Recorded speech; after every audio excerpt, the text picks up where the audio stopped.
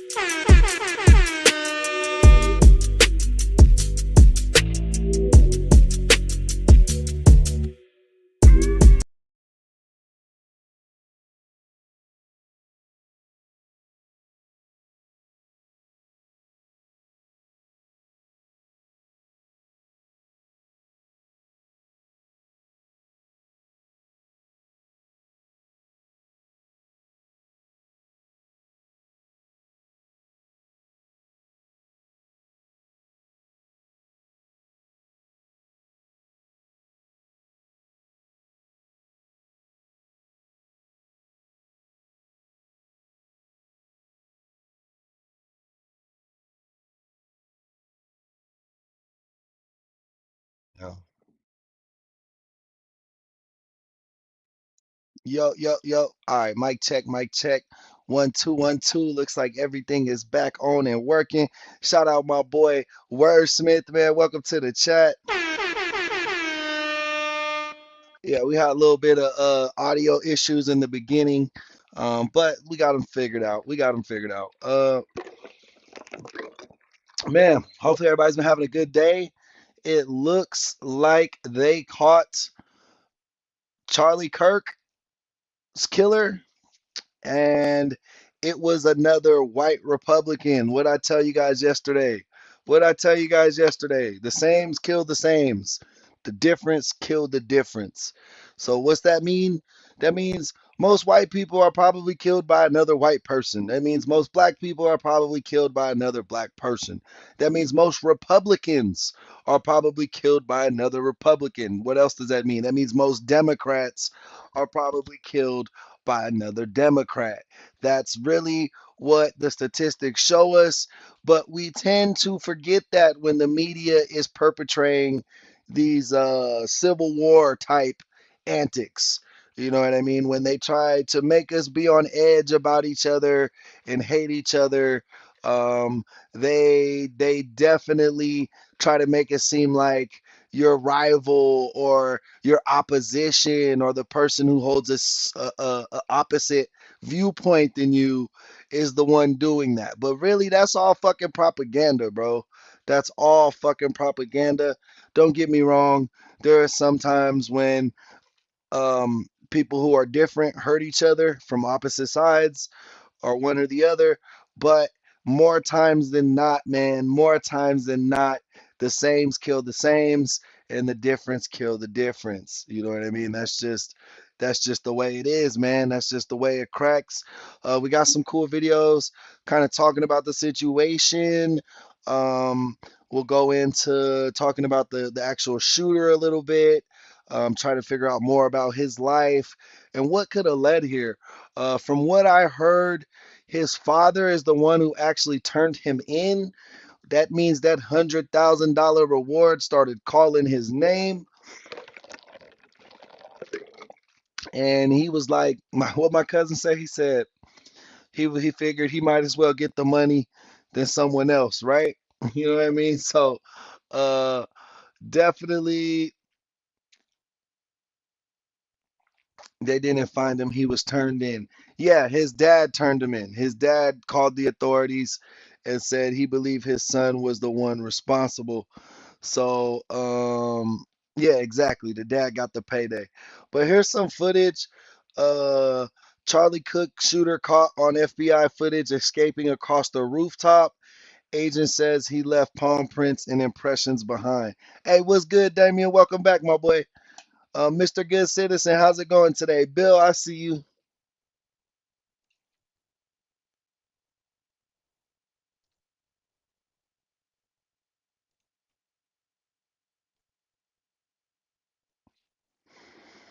All right, so you can see him. I don't know. Can y'all see that on there? Look on the screen. I'm going to rewind it. He's going to come from like over here. You'll see him right here where my mouse is, and then he's going to jump down.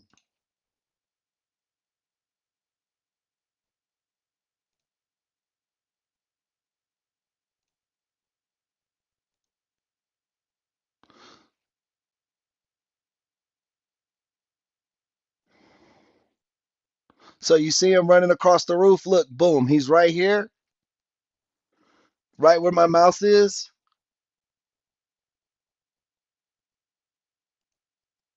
And then he's going to jump. You see him running? You see him running? Camera zooming in. He's going to jump down from this building. I believe he left the gun up here. I think that's the gun right there. Then he's gonna run through the grass and he gone.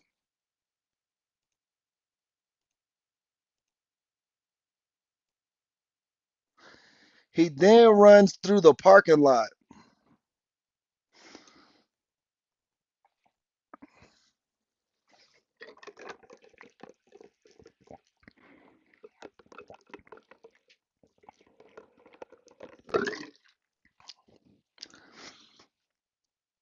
I would say his dad.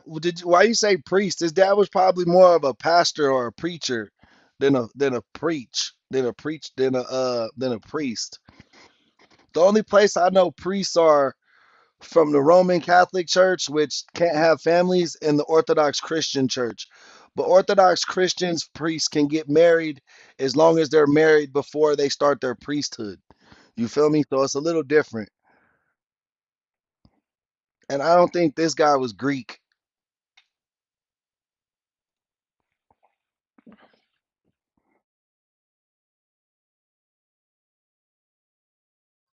Bro literally just walked off campus like nothing. Nobody's stopping him, nothing.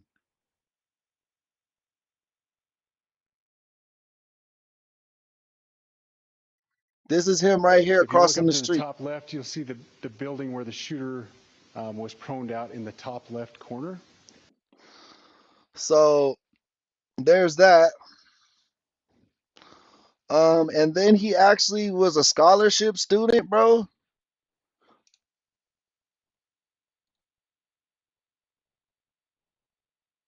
The value of this scholarship is approximately $32,000. So this is the kid. This is the kid, and this is his dad. This is how they found him. One of the ways they found him. Bro is out here wearing the same Chuck Taylors. Look, the same Chuck Taylors that he did the murder in. He has the same shoes on Facebook. Congratulations, you have been selected to receive the Resident Presidential Scholarship from Utah State University.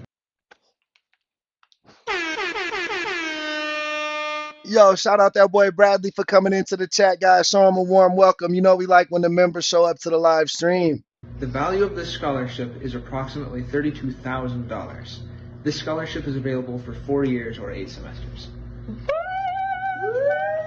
family member, Robinson mentioned Charlie Kirk was coming to UVU. They talked about why they didn't like him and the viewpoints that he had. The family member also stated Kirk was full of. The family member. Investigators identified an individual as the roommate of Robinson. Investigators interviewed that roommate, who stated that his roommate, referring to Robinson, made a joke on Discord. Investigators asked if he would show them the messages on Discord. He opened it and showed several messages to investigators and allowed investigators to take photos of the screen as each message was shown by Robinson's roommate. All right, so he was bragging on this shit too. He was bragging on this shit. I think he told his family members that he did it. I think he had been making jokes about this shit beforehand.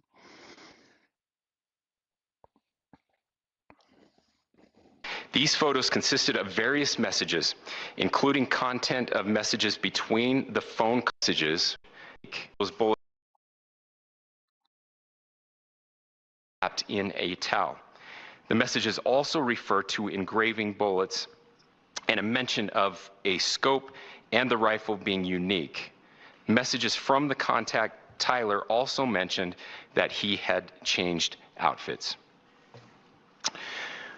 I know there has been speculation as well as to the writing on those casings, those bullet casings, and I believe we have that as well.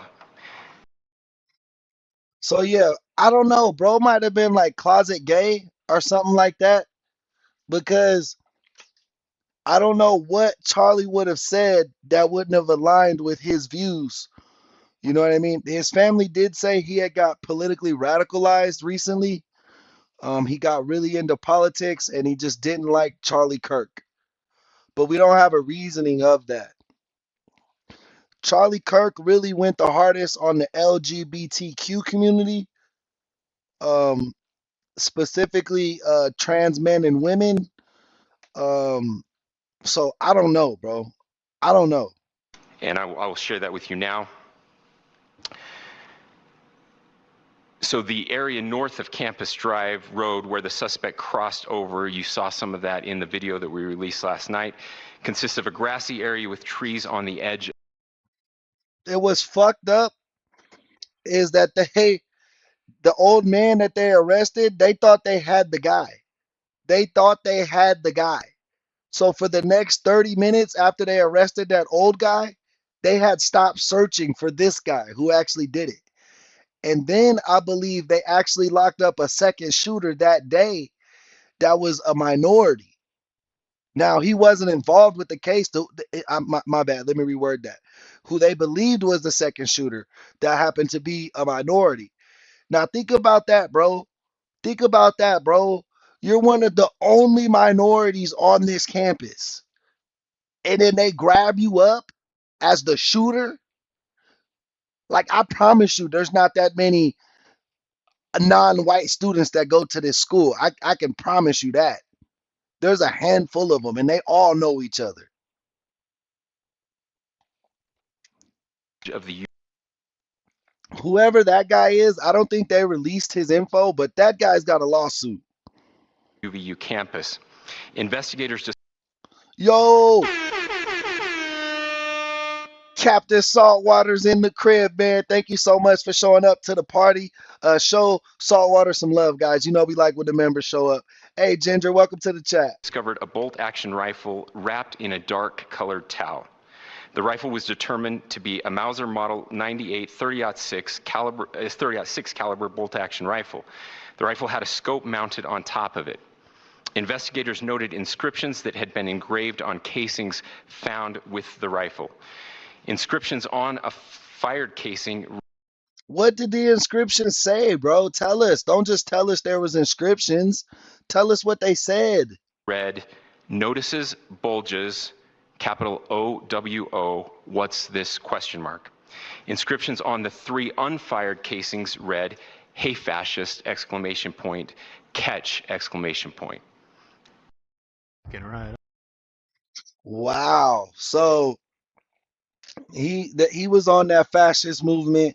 Bro, the news really needs to stop saying shit like that. The news needs to stop calling people Hitler. They need to stop calling people socialists. They need to stop calling people fascists. They need to stop calling people Nazis.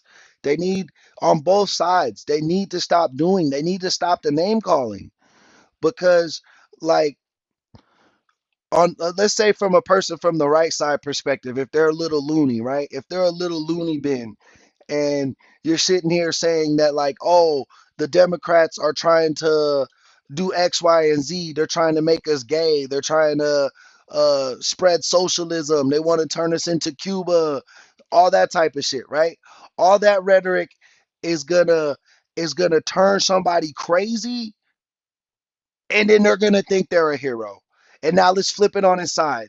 Now let's flip it on. Let's flip it to the left side.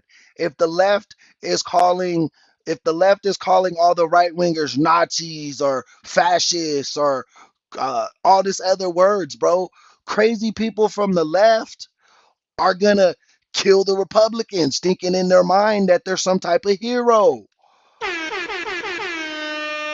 Shout out Monica for keeping it 200 in the chat. But you know what I'm saying? Like you guys are putting people's lives at risks. You guys know the population, especially here in America, has a problem with mental health, bro. Not only that, a lot of people got fucking main character syndrome. Main character syndrome. So if you got main character syndrome, you're gonna be like, oh, if he's a fascist, he's the enemy of the state, he's the enemy, he's holding my country back, he's making everybody sad. Well, I'll sacrifice myself to do this. And then you get dumbass shit like this. Nobody wanted this. Nobody wanted this. Whether you like Charlie or not, you didn't want this. Like I said, I don't agree with Charlie's views, but nobody wanted this shit, bro. Nobody asked for this. Here's some more footage of the guy on the roof. Hey, Lisa, welcome back, Miss Cook. Good to see you in the chat. Love when the members show up. Triple Z, welcome to the chat. Don, welcome in, welcome in. Monica, welcome in. Getting right up. Yeah. You think he'd already be in place? You would think that. So there's somebody on the roof right there? Just saying. Sure. He just ran from, Damien, I agree. I agree. They But what I was gonna say is, yeah, man, I don't know. Like, I think he, like, that's the only thing I could, like, why is he going so hard? Why is he going so hard on Charlie? Like, he had to be closeted gay. Like, that had to be it. where's my finger? Well, from over there, ran in, and now he's right there. Just saying, just.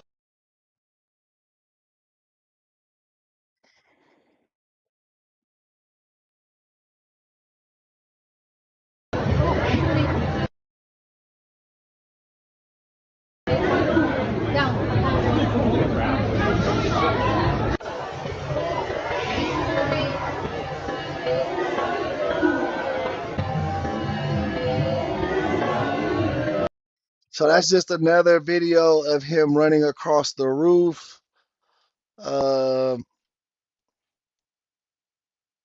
This Rampage Jackson, let's see what he's got to say.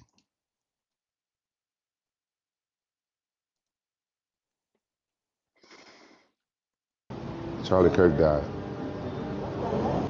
It's sad. What? He died? Oh, he died, Chad. Charlie Kirk died.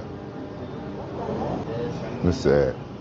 For having an opinion about things. Like, the guy went to colleges and was having opinions.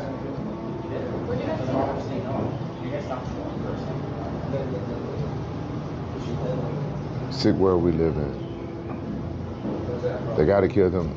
That's the true animal. And update. Yeah, that's true. I agree. I agree. Um,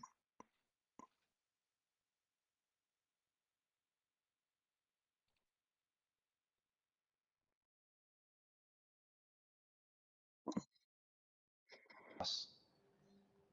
What do you mean by that? We no longer live in any kind of civilized political discourse.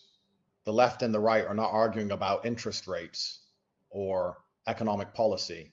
This is a complete different worldview. These people lack spirits and souls, and they believe that anybody who disagrees with them or says a word counter to their narrative deserves a bullet in the neck. See, that's what I'm talking about. Like, everyone thinks they're like some type of fucking hero, bro. They all think they're fucking Jason Bourne now. You know what I'm saying? Like, nobody can have an opinion that opposes your opinion, because if so, you're intruding on their life, bro. Like, that's a little extreme. This is no longer political discourse. This is a divide which is much larger than most divides, which caused endless wars across the planet. And Charlie Kirk was killed for being the good guy, for being the nice guy. He hasn't been nearly as inflammatory as I have with many subjects. And they believe we deserve death, and they celebrate the death of Charlie Kirk in a disgusting, inhumane manner. Let's not forget, because it's easy to forget, attempts. Not only did they try to kill Trump, but we forget it because they were unsuccessful. They tried to kill Nick Fuentes. We forget it because they were unsuccessful. Did you even know they tried to kill me? I didn't know they tried to shoot Andrew Tate. I don't know if he tried to just throw his name in the hat, but I didn't know they tried to assassinate Andrew Tate. But I was thinking that last night, bro. I was thinking that last night. Y'all know I'm non-political, bro. You know, I've took my hat out the ring along, like, at the beginning of this presidency. I took my hat out the ring. I said I'm not voting no more. I'm not. I don't know who to trust, who not to trust. You know what I mean? It seems like I told you before, it seems like when I look at the candidacy, it seems like each candidate, Republican or Democrat, has a few peanuts to the elephants type um, things to run on. But in reality, both parties are here to protect the rich corporations and billionaires. You know what I mean? So the Republicans might be like, well, we're doing this for the people. And then those Republican people are going to be like, oh, he's for the people. And then the Democrats will do this for the people. And then they'll be like, the Democrats are for the working class. But in reality, behind the scenes, all these politicians, bro, it's like WWF. Like, it's WWF. Andre the Giant and Hulk Hogan was probably homies outside of the ring. You know what I mean? Like in the ring when the cameras are on, it's like, oh, they hate each other, but all their kids go to the same private schools. They all eat at the same fucking restaurants. They all have the same fucking personal trainers. You know what I'm saying?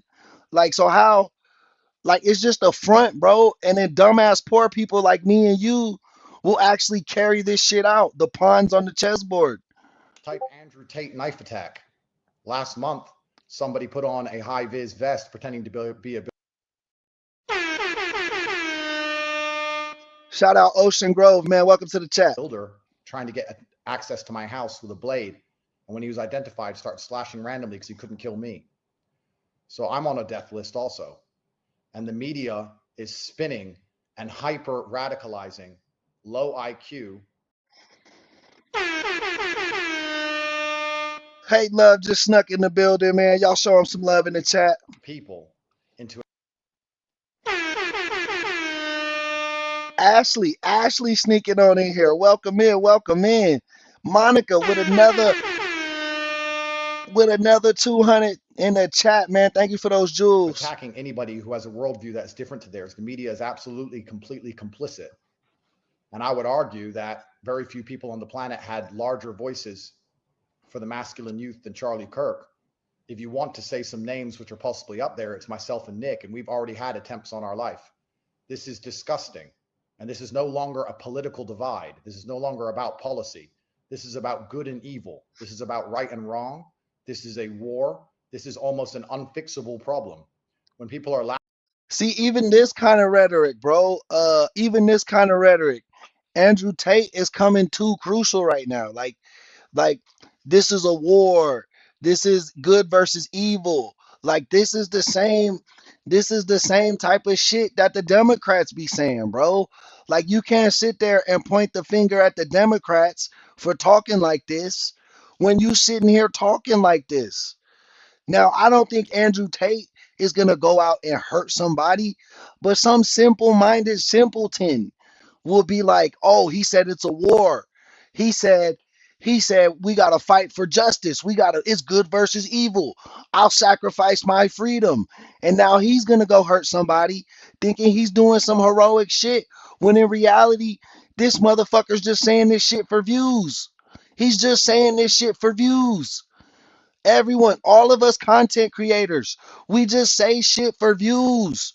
Every click is something positive towards the momentum of their channel, of their movement. Laughing and celebrating. Hey, living life, welcome back, man. A father dying in front of his children because he disagreed with their worldview, especially when their worldview is wrong. Let's analyze as professionals. If you're going to sit and tell the world that men can be women because they put on a wig, and they believe you deserve a bullet in the neck the second you disagree with them, they are fighting objective reality. You can't agree or disagree with these people.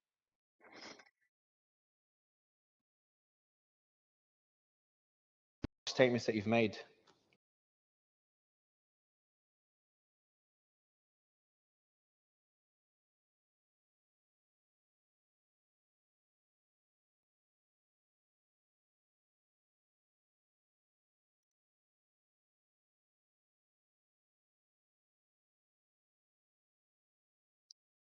All right, this is Joe Rogan's reaction. So this just happened. We just found out that Charlie Kirk got shot. It's fucking awful. And is he dead? I told you as soon as I saw that video, chat, when they were saying they weren't confirming if he was dead or not, I told y'all, chat, he was dead, bro. Like, that was one of the most gruesome things. I was sitting there in bed last night thinking, like, damn, what if that bullet hit Trump's neck and not his ear? You see how turned up the country's getting for Charlie Kirk, bro. He was just a political activist, bro. Imagine if they shot the fucking president, bro, if that shit would have been successful, chat. I'm so glad, and I'm so glad he didn't get hit just for that. Trump didn't get shot like that just for the country, bro. Even if you're a Trump supporter or not a Trump supporter, bro, you can't want your president, the president at the time, to get shot on national TV in front of the whole fucking world. That don't look good for the rest of the country, bro. That don't look good for our branding, the home of the free, land of the brave, or whatever it is. You know, First Amendment, all that shit that we be telling to the rest of the world, that we say, hey, this is why we're the greatest country in the world. Well, look at what that fucking got our guys, bro.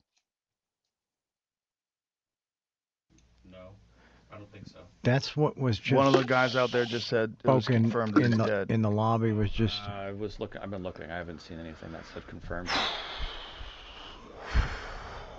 Whoa.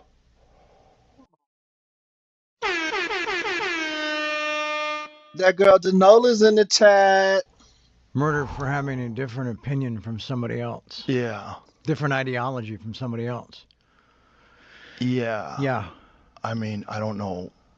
Beliefs that didn't align. Did it or... Yeah. I'm sorry? Dead? Yeah. Rest in peace. Fuck. Jesus. 27 years old, maybe? 30? Saltwater starting off the show with a super chat. Thank you, Saltwater. That's the triple crown. Not only is he a moderator and a member, but he's also a super chatter. And that's how we keep the business open. That's how we keep the lights on over here. So give him some love for that. Even have a suspect? I don't know. Well, that's why I don't. I'm literally trying to track it all on Twitter, and it's all. Fuck. Nobody deserves it. He doesn't deserve that. Nobody deserves that. So, were you saying that MSNBC had a crazy take on it? Mm-hmm. What was their take? I'm literally just reading Twitter, so I didn't see the. Your AI coding agent is only as good as the prompts and the.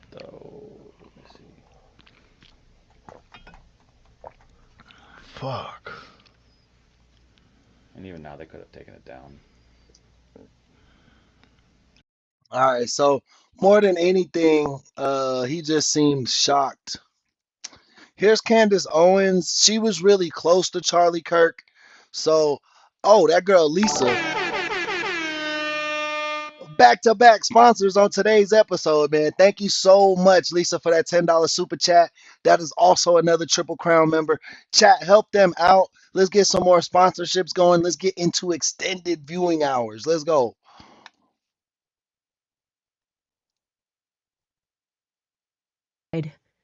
Our relationship was forged in our relationship was real. We were brother and sister. You know, we were fortified. Our relationship was. Elijah, what was digitally altered? What are you talking about? What was fake? What was digitally altered? My bad, I missed it in the chat. Forged in fire, the fire of politics. I knew him. I knew Charlie, the real Charlie. And Charlie knew the real Candace, you know? I think in the end, Charlie was going through a spiritual transformation. I don't think it, I know it. He was going through a lot and there was a lot of pressure.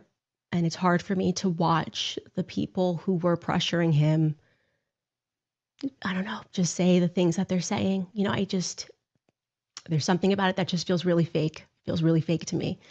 And they would have allowed. They're saying, but Elijah, I would say at some point, like I said earlier in this episode, that usually the sames kill the sames, bro. Right when the shooting happened, I don't know if y'all remember yesterday, but I told you, this kid is probably from Utah, and he's probably white, and he's probably a conservative, or comes from a conservative background. So, and I could tell by looking at his dad was a Trumper. You know what I'm saying? So, like, like he might have not he might have recently switched alignments, or I don't know. It seems like he just had a problem with Charlie Kirk. You know what I mean? So, and that's what I say. The sames kill the sames, and the difference kill the difference. If you're white, you're more likely to be killed by a white person. If you're black, you're more likely to be killed by a black person. That's just the way the cookie crumbles. Allowed him to lose and wanted him to lose everything for changing or even slightly modifying an opinion, and then to see them doing what they're doing today, it's hurtful to me. It's very hurtful to me. But I don't want today to be about anything other than you guys knowing that Charlie really was an amazing person. You know, he was like, we were really close. And he was my best friend and my brother. And I will never unsee the footage of what I saw, the violence of it. I pray for the people who took any pleasure in that. I would never, there's not a single person in the world that I would wish that on. And least of all, someone with a heart like Charlie's. He loved his family, he loved his wife, he loved his country. You going back to Maz? And you going back to Maz? He didn't deserve that ending. You know, he's really young. Okay, love you. But I know that we will carry the torch. I will never allow the memory of Charlie to be forgotten, obviously, because there is no Candace without Charlie. Bro, that's real shit. They came up together. Like, I remember seeing her around the same time Charlie started popping off. You know what I mean? I had a feeling they were friends. You know, we came up in politics together, and so I don't know what else to say, guys, other than a lot of pain right now. And I love you, Charlie, and I'll see you when I'll see you. I love you very much. Thank you, guys. Damn, that's heartbreaking. That's heartbreaking. So yeah, looks like they got him in custody. Hold up.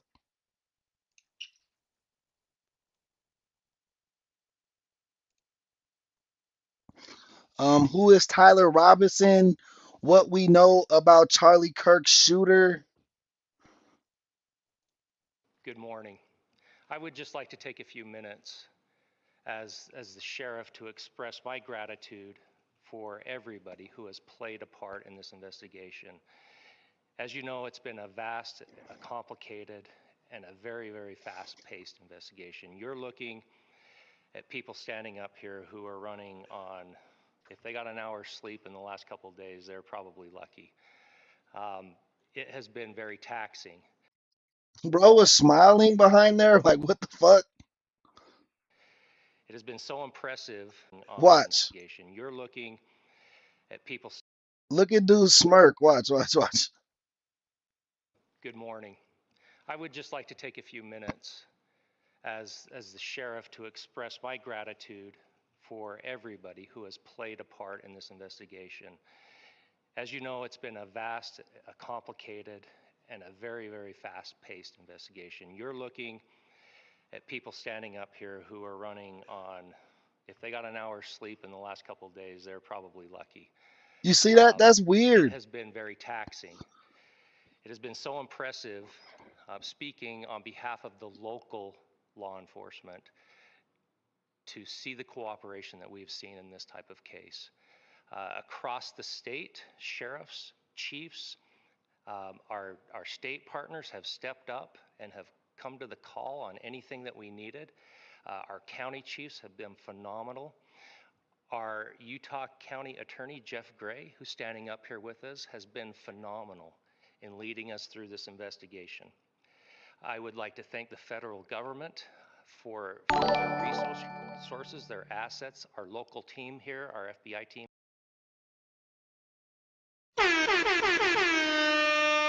Hey, thank you, Saltwater. I appreciate that compliment.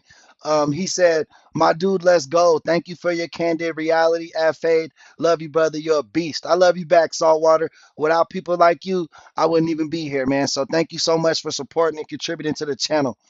Has been extraordinary in helping us work through this and bring this person to justice. Most of all, I would like to thank the public, and specifically, I would like to thank the public who turned to prayers and who turned to positiveness for us. I would like to thank them on behalf of the law enforcement community, because we needed those prayers. That's what we needed to get through this. We needed your support, and you gave it to us. We needed your patience, and you gave it to us. And I would like to thank you for the Kirk family, because that's what they need, is your support and your prayers, and that will get us through all of this. So thank you, everybody, for everybody that have stepped up. We've had such a phenomenal response to this. Thank you.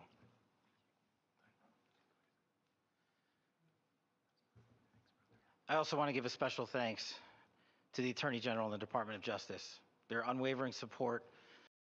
Don't this guy work for Trump? Am I tripping? And their commitment to justice is shown true here. And without AG Bondi and Deputy Attorney General Todd Blanche and the resources they brought to bear, we would not have been able to complete our mission. And I just want to say special thanks. It's an honor to be a part of the Department of Justice. Thank you again to our incredible law This the guy that was smirking. This is the guy that was smirking.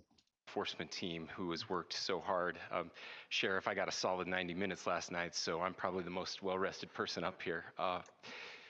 Ladies and gentlemen, I get the microphone, so I hope you'll permit me a moment just to share a few more thoughts about where we are and how we got here, and maybe a little bit of where we go from here. I don't want to get too preachy, but I think it's important that we, with eyes wide open, understand what's happening in our country today.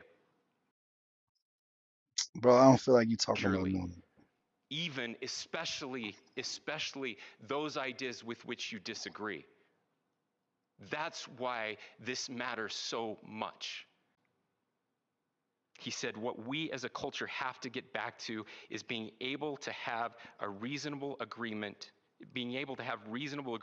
where violence is not an option.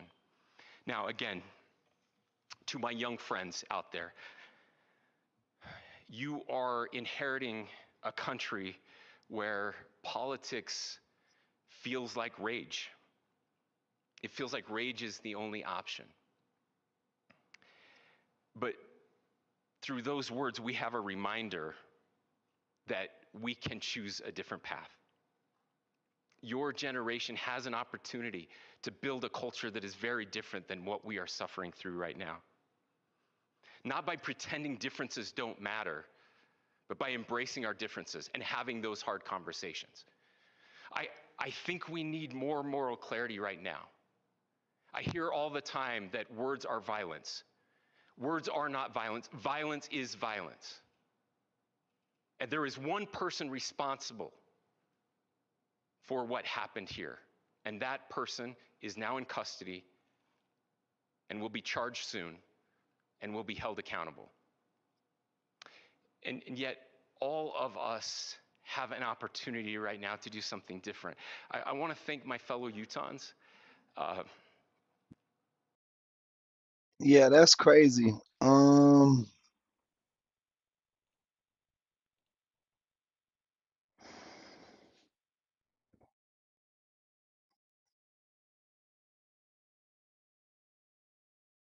Hold up, I gotta do something real quick.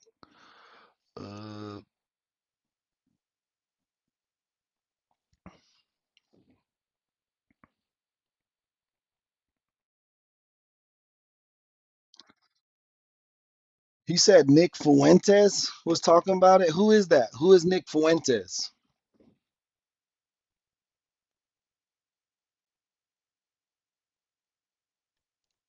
Charlie Kirk never had a kind word to say about me in his life.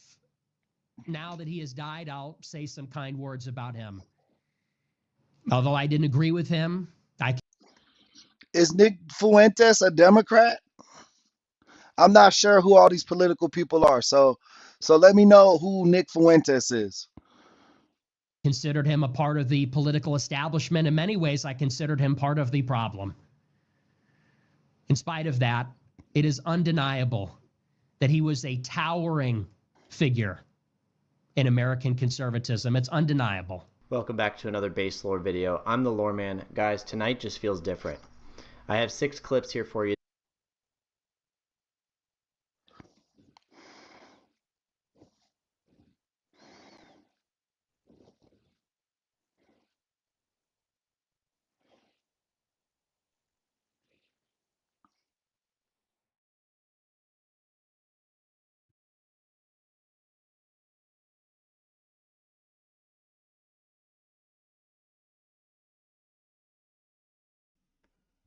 I can't find his channel. Let me find his channel.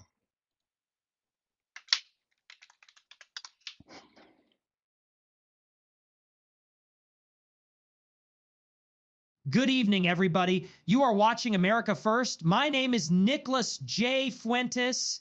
I am joining you tonight under some very dark circumstances. Normally, a civil war.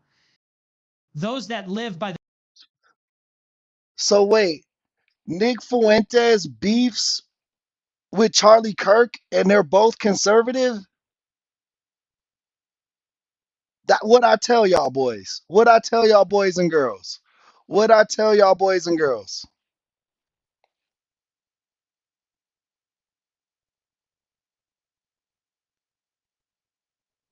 sword will perish by the sword. Remember what Christ is. Our past debates prized in a culture where... Now, this is not a call to violence, because taking up arms against these people, what will that do? What do you mean a call for violence, bro? It was another Republican, bro. It was a Republican family that grew up with Republican values. This kid was still crazy. This might be AI. That's crazy. Well, I don't really want to give Nick Fuentes a platform, bro. So, for like I said, I don't know his political views. If they're saying he's radicalized, I don't fuck with anybody that's radicalized, man. I'm sorry. Like, if you're too far one direction, I can't rock with you.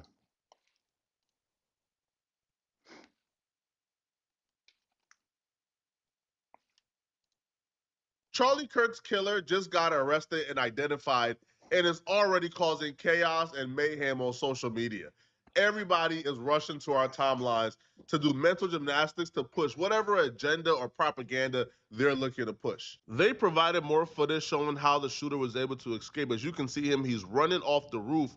Now, when he gets to the edge of the roof, he then hops off. And when he hops off, I didn't see too many people running frantically, especially for an active shooting situation.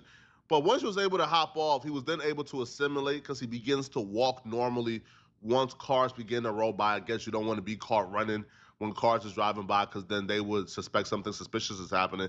So he pretty much, yes, videos of the signs. This morning, President Trump seemed to suggest that a person close to Tyler turned him in. What I'm hearing from one federal source, I just got a note from, is that this suspect's father turned him in last night in southern Utah.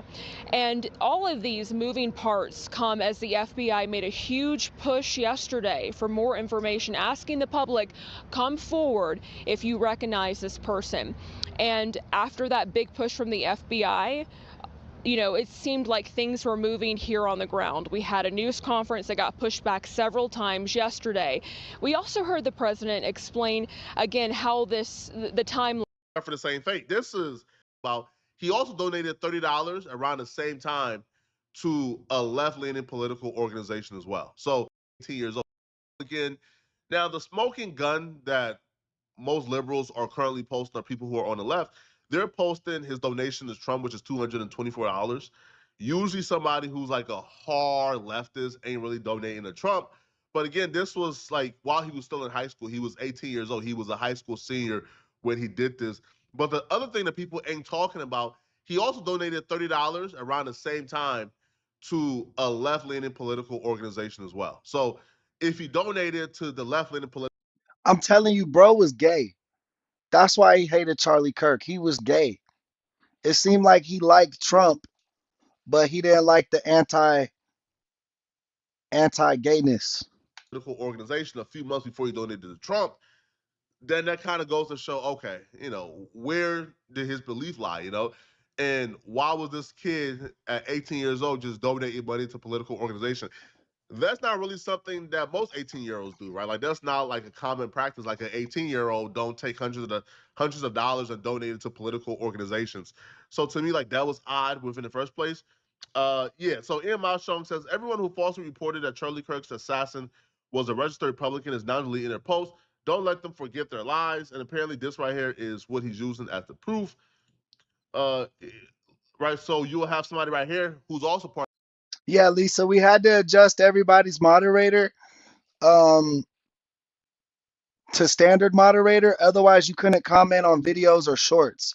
Like it would block you from interacting with the community. On the left, and they'll say, not black, not trans, not Muslim, not an immigrant, not a Democrat. Meet Charlie Kirk assassin Tyler Robinson, a white Christian conservative Republican male with a gun again. Now, y'all know where my affiliation lies. I really don't have none. I'm probably as centered as it gets. And yeah, I know. A lot of y'all consider people who are inner-centered cowards, who are too afraid to pick a side. Listen, bro, I just have conservative. He grew up in a Mormon household. He grew up with conservative parents. But I do believe that see, bro, once Tyler got to college and he got the opportunity to find himself, to do some, you know, some introspection, he found a crowd that fits him. He found a crowd that he believes he best identifies with. And I do believe that Tyler found himself, that Tyler, you know, came out as LGBTQ. Now his parents is Mormon, so they probably did not accept. Oh no, Lisa, what happened? What had you in the hospital bed? I hope you're feeling better now. Hafton, welcome to the chat. But I do believe that Tyler grew a foundation of what he believed his identity was. He made friends who were probably LGBTQ. He himself was probably LGBT.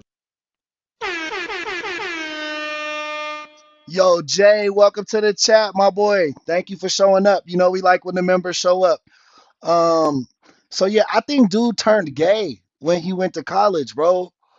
I think he found, like, in his house, he couldn't explore his sexuality. So he thought he was conservative, but then he got to college and no chicks didn't like him still. Like in his brain, he was like, man, it's only like 10 girls at my high school. That's why they don't like me. And then he went to college and realized he still wasn't getting no bitches. So he turned gay. And then this happened. That's my theory. That's my theory. LGBTQ. And I do believe that after 4 years of being in college, that Tyler was no longer that 18-year-old Second Amendment toting hard right conservative, and that he probably at the very least was now in the middle, was now unaffiliated with a slight lean towards the LGBTQ community, a slight lean to liberal ideologies, because these were the people he loved and wanted to protect. And I do believe that 4 years of indoctrination, 4 years of being told that people like Charlie Kirk, that people like Donald Trump, like people like the far-right conservatives were coming after his liberties and his freedoms, and they were coming to oppress people who he identified with. And I do believe, like people who are on the spectrum, it was very easy to convince him. And once he was convinced, there was no looking back, and he was going to harm somebody one way or another. The only reason why I even addressed her, I think it matters, because for better or for worse, people feel strongly about this, and people are identifying anybody or any group of people who has something to do with this as their enemy, and they're willing to go to war with them. So if you're willing to go to war, I do believe there should be at least some clarification of who you're going to war with. Now, do I believe that war is the answer? I don't. Do I believe that inner turmoil is the answer? I don't. I do believe that at the end of the day, man, red, white, blue, or green, right? We are Americans. And That's fact. I wish we could come together as a country. It don't matter if you're gay, it don't matter if you're a minority, if you're white, if you're liberal, if you're conservative. We need to come together under our flag, bro, and realize that we are getting way too out of hand. Like this social media type of lifestyle, bro, always one upping each other, always trying to be the guy who wins the war. Like that shit is not helping the country, bro. Like that shit is not helping the country.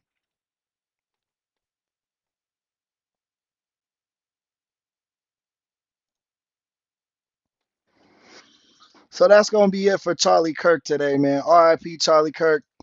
Sorry to his friends and family.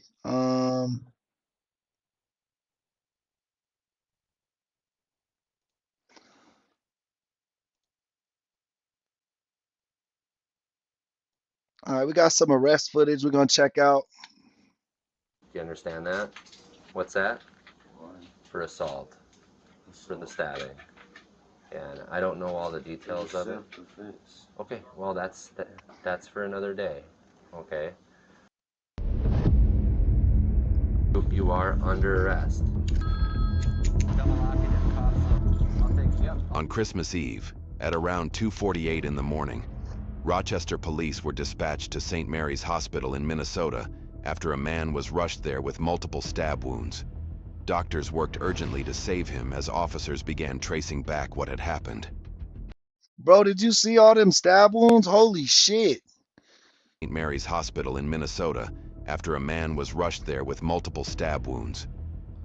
Look at his shirt, bro. All these little spots of blood, bro. I'm assuming that's where he got stabbed.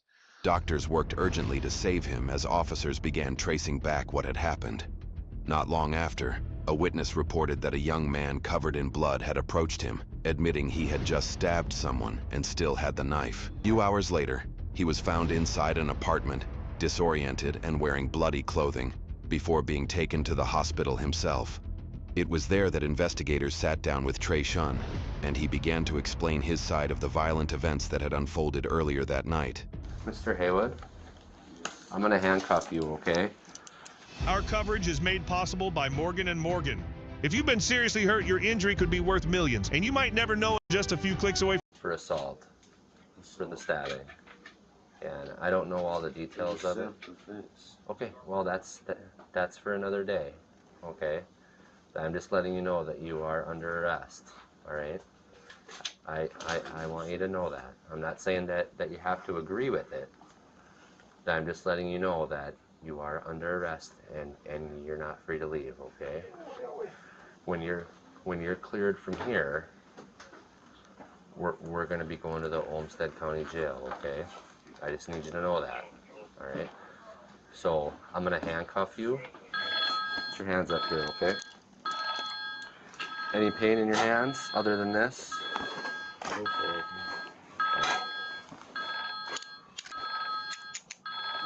Okay, Sean. So since you're under arrest, you're not allowed to make any phone calls at this point, okay?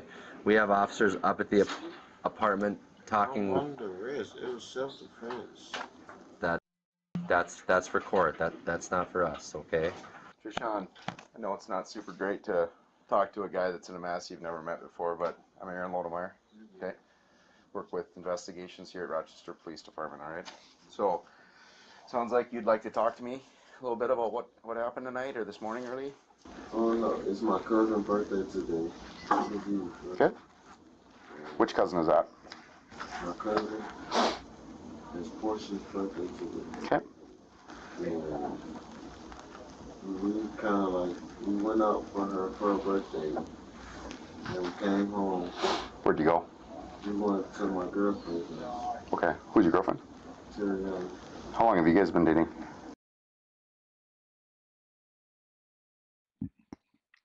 This guy stabbed another guy.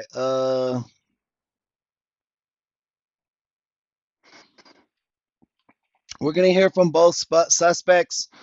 So earlier in the video, a guy came into the hospital about 3 a.m. With a whole bunch of stab wounds and life-threatening injuries. This guy, that same night, told somebody he just stabbed somebody. He then ran home, and then he later came to the hospital. After he came to the hospital, the police came and told him he was a suspect in that stabbing. But he's saying it was self-defense. Oh yeah, boy. Okay. And we went over her house. And her brother came there. Her brother? Okay, and who's her brother? Huh? Who is her brother? Tommy. Okay. So he comes over. Who else is there? I think, I just remember him coming over there, like, yeah, I just remember just him. And I think my cousin was.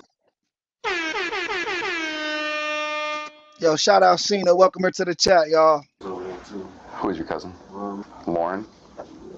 So you got Lauren, you got Tommy, yourself, Tariana, and Portia. Portia wasn't there. Portia wasn't there at all? No, she wasn't there. Like, after we left from, like, going out, like, okay. We went to my girlfriend's house. And okay. We came over to her house. Okay. So you guys went to a bar before you went to your girlfriend's house at Washington Village? Was it a bar? It was kind of, it's like a little restaurant. Oh, got it. Okay. So you go out to eat for Portia's birthday. Come back to Nah, lead video is always the name of the stream. Tariana's place, which is at the Washington Village there, right? Okay.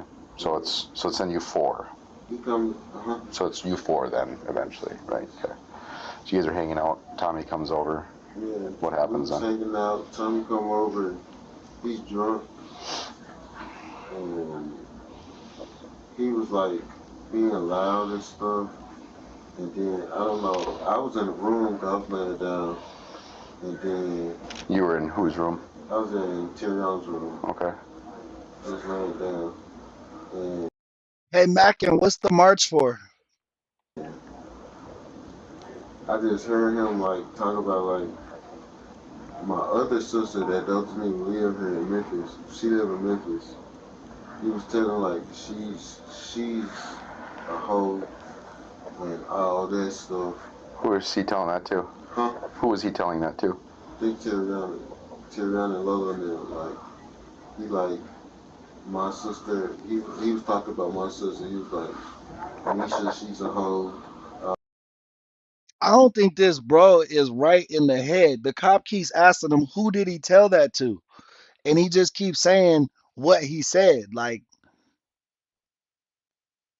all that stuff.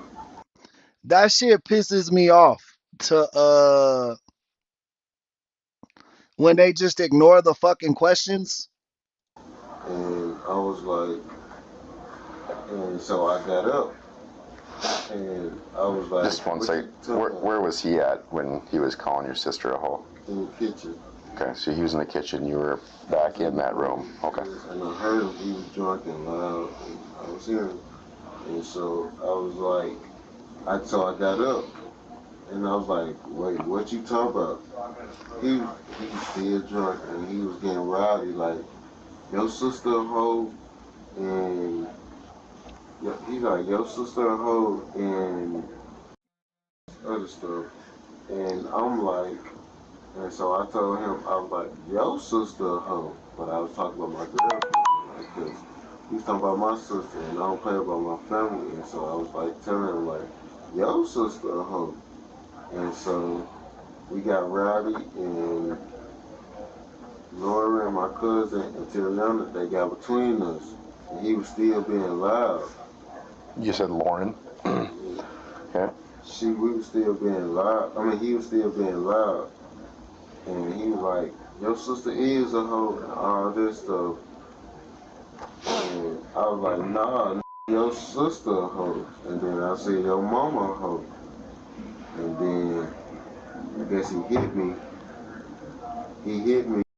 Hey, good catch, Damien. Yeah, he don't have an IV, so there's no hospital drugs being ran. Like, I was going back to the room, and he, like, hit me from, like, the side. Okay. Where'd he hit you at? Right here at this. What do you mean? Whatever this knot is. Okay. He hit me right here. Okay. And so... How did he hit you? Huh? How did he hit you? How did he hit me? Yeah.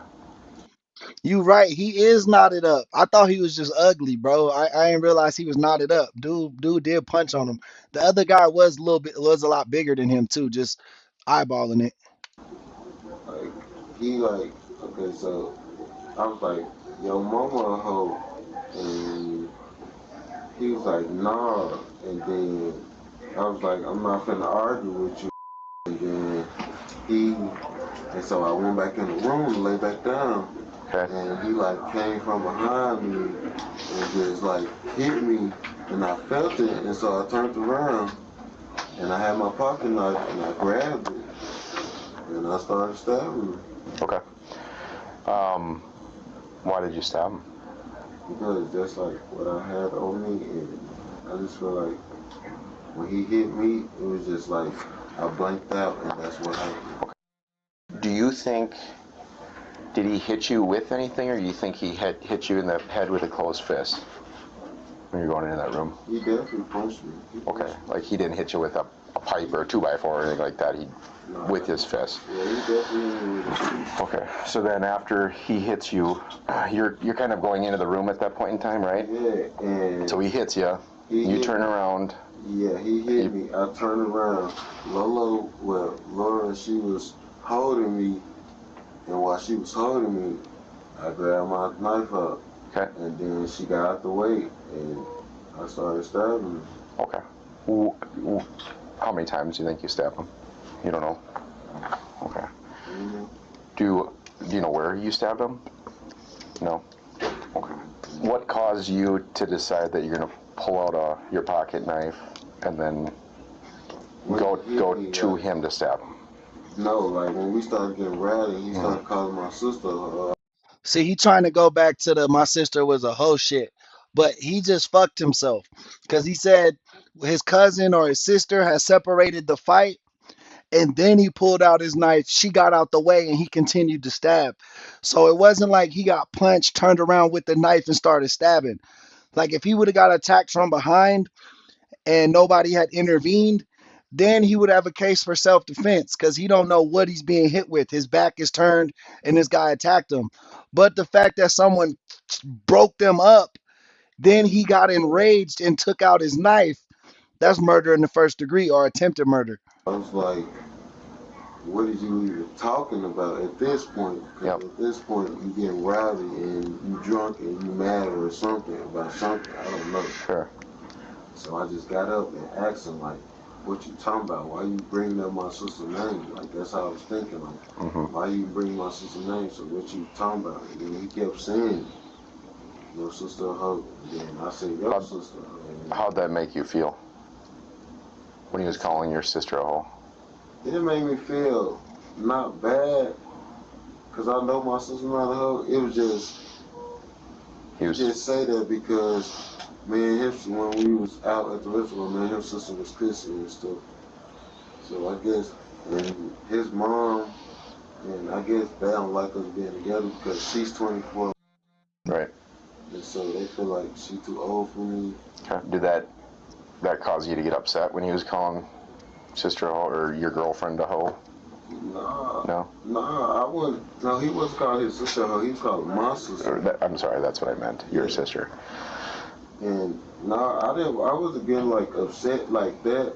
It was just like the principle of it, like why you even bring it up in the first place, and why y'all even talk about my sister in the first place. Sure. And so I was just thinking, like, why would you even bring that up?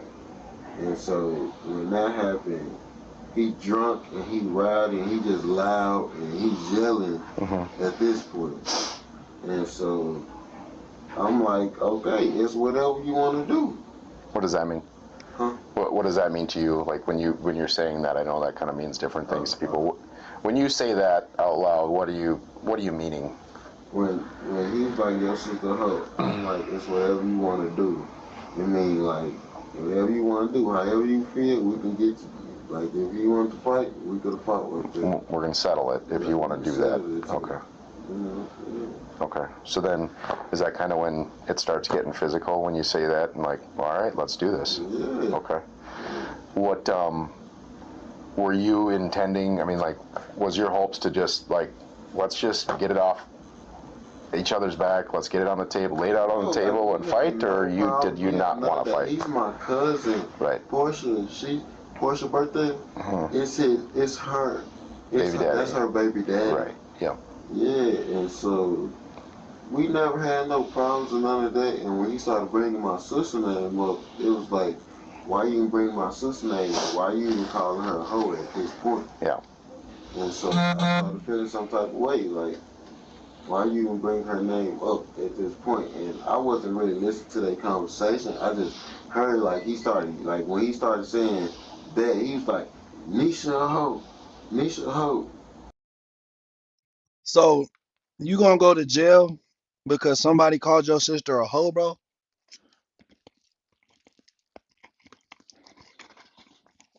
That don't seem like a very smart decision, my boy. That's my sister, and he calling her a hoe and type.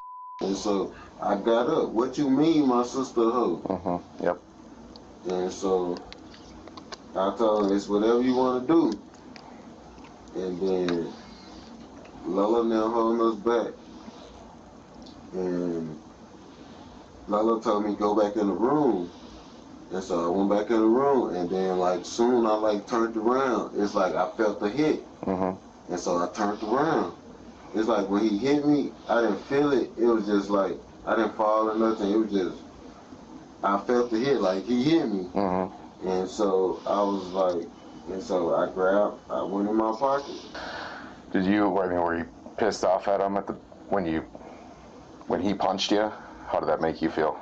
It made me feel like you really just put your hands on me, and I ain't had nothing to do with y'all conversation. And you talking about monsters, and I came in there to see what y'all was talking about.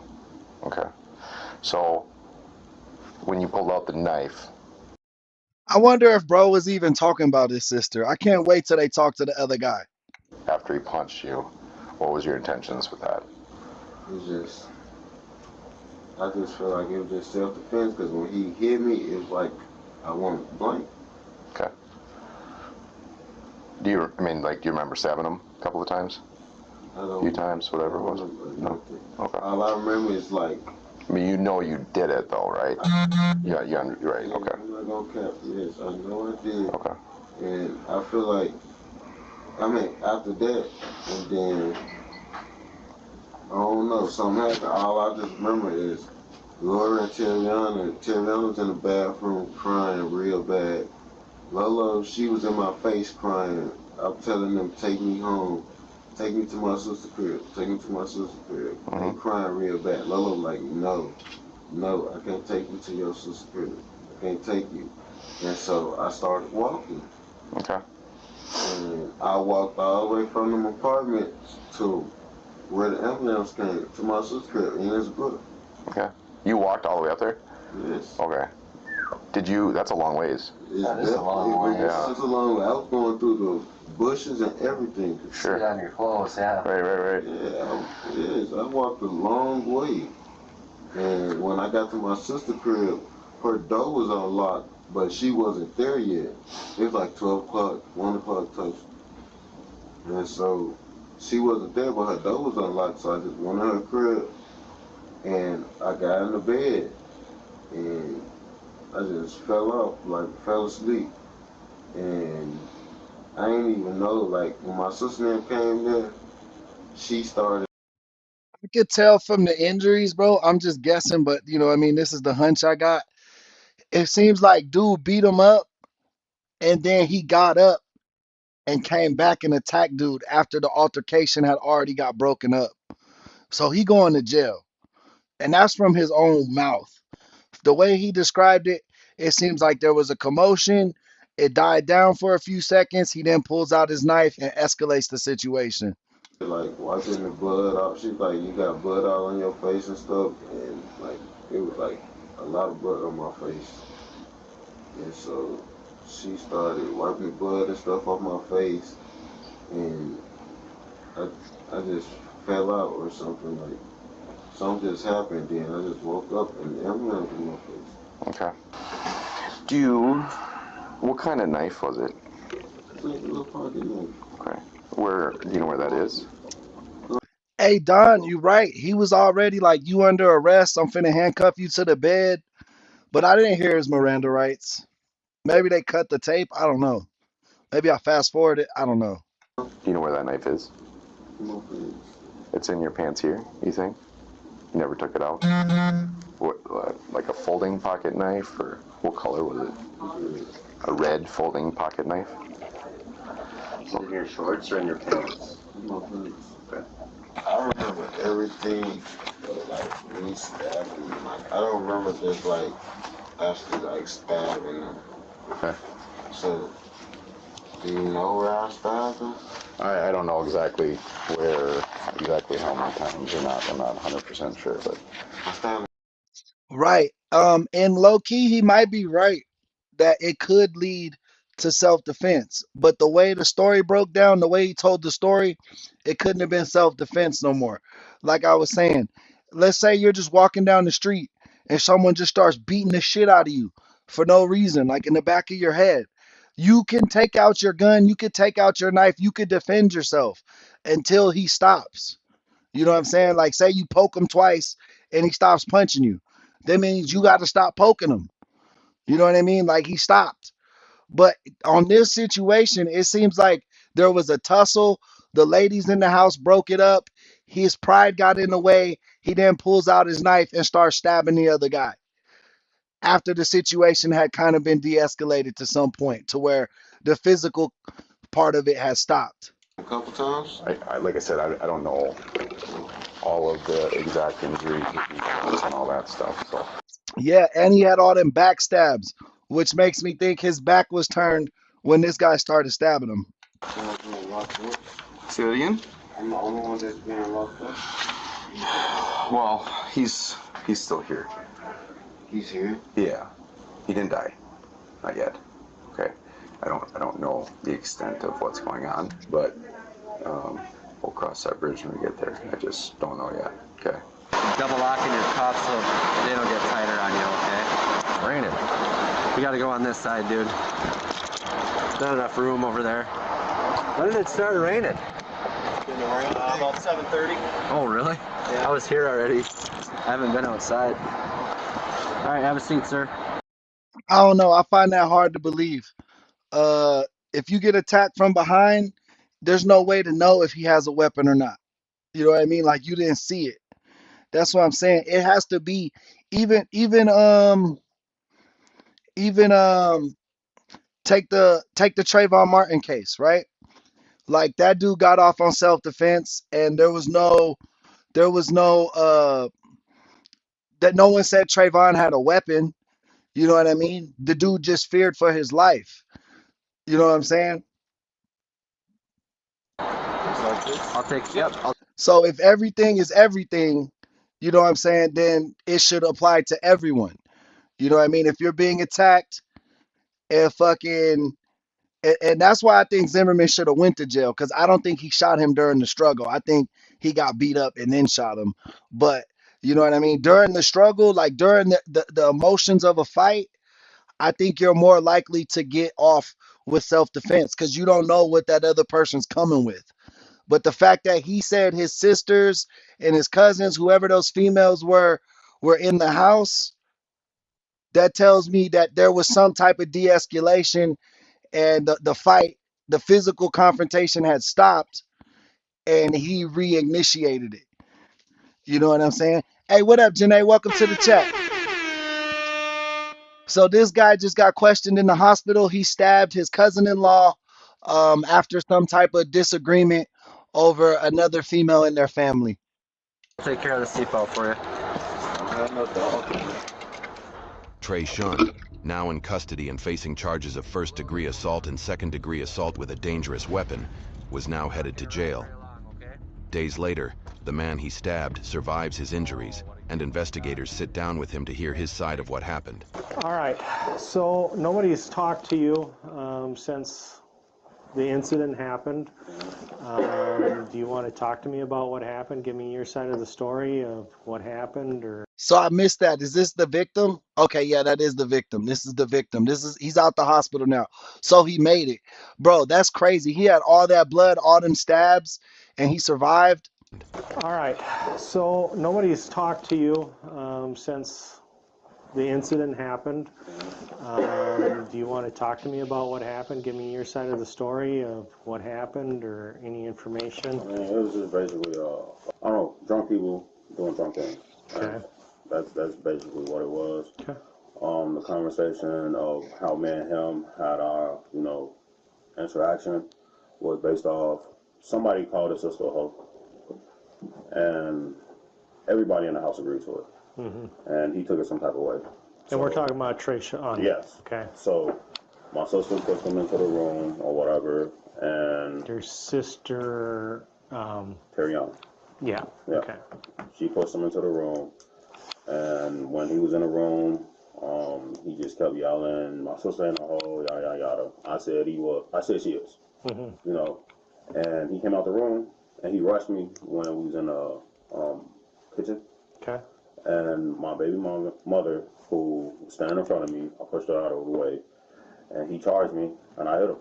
Okay. So after that, it was just back and forth. I didn't know I was stabbed until I woke up in the hospital with a bunch of cuts. I understood what was going on because there's blood everywhere. Mm-hmm. But as far as the incident, I don't know when he cut me. You Okay. know what I mean? So I don't know. Okay. Your baby mama is Portia? Mm-hmm. Okay. See, the way even then, dude couldn't be self-defense because he rushed him. So even in both stories, there's no self-defense. There's no self-defense here. He got his knife out and rushed dude. How you get beat up while you stabbing somebody, bro? That's crazy. That's crazy work. This dude's a monster. Good shit, bro. Way to defend yourself. And your current girlfriend is Kayla. Okay. And Portia. Hey, Janae, you couldn't have said it. TGIF, girl. And tomorrow is Saturday. We got Canelo Alvarez versus Bud Crawford. Oh, I cannot wait. Portia took you to the hospital, and she was there when this was all going down then, and all the whole stuff. And the initial incident happened in the kitchen area. That's when he came at you? Yeah, it was 2 accidents. It was in the kitchen, and then it was in the bathroom, and then a room. Do you remember? So there was blood basically everywhere. Yeah, trust me, I know. Do you? Yeah. Hell no. Maybe in Discord we could all listen together. But you know what I'm saying? I'm not gonna put that on YouTube. They're gonna take my channel. I imagine. Do you remember coming back to the kitchen afterwards, and that's where that blood came, or That's gonna be on Netflix, y'all. could that have been from the initial? It could have been from the initial. Okay. It could have been there because I know for sure it started in the kitchen. Okay. This is for sure. And so you don't remember seeing the knife? You just. I don't remember seeing a knife. I just once. Janae, have you joined our Discord yet? Make sure you join the Discord. That's where we do some different stuff in there. It's pretty cool, man. Everybody's real chill in there. I'm in there all day, every day, chatting and talking with everybody. You know what I mean? It's just a real cool place, a really great community. So definitely check it out. Once Portia was like, we gotta go, and I'm looking down, you know, I'm blacking out, but I'm seeing the blood, so I grabbed my arm, and I was like, I'm okay, I'm okay, and she was like, no, you're not okay, he stabbed you in the neck, he did this, he did that, and I'm like, man, I'm fine, and then I started falling, and then they got me and took me out the door, and literally all I can remember was, I don't remember walking to the elevator, but I remember being on the elevator. I don't remember walking outside, but I remember being in the park. Okay. So, so suffice it to say, you probably didn't drive to the hospital. No, I didn't drive. Portia drove. Yes. Yeah. Okay. Because I mean, I got blood on the passenger side of my door and my car out there still. So. Okay. And where was your car at? That was out next to Portia's. Yeah. Okay. All right. So let me ask you this.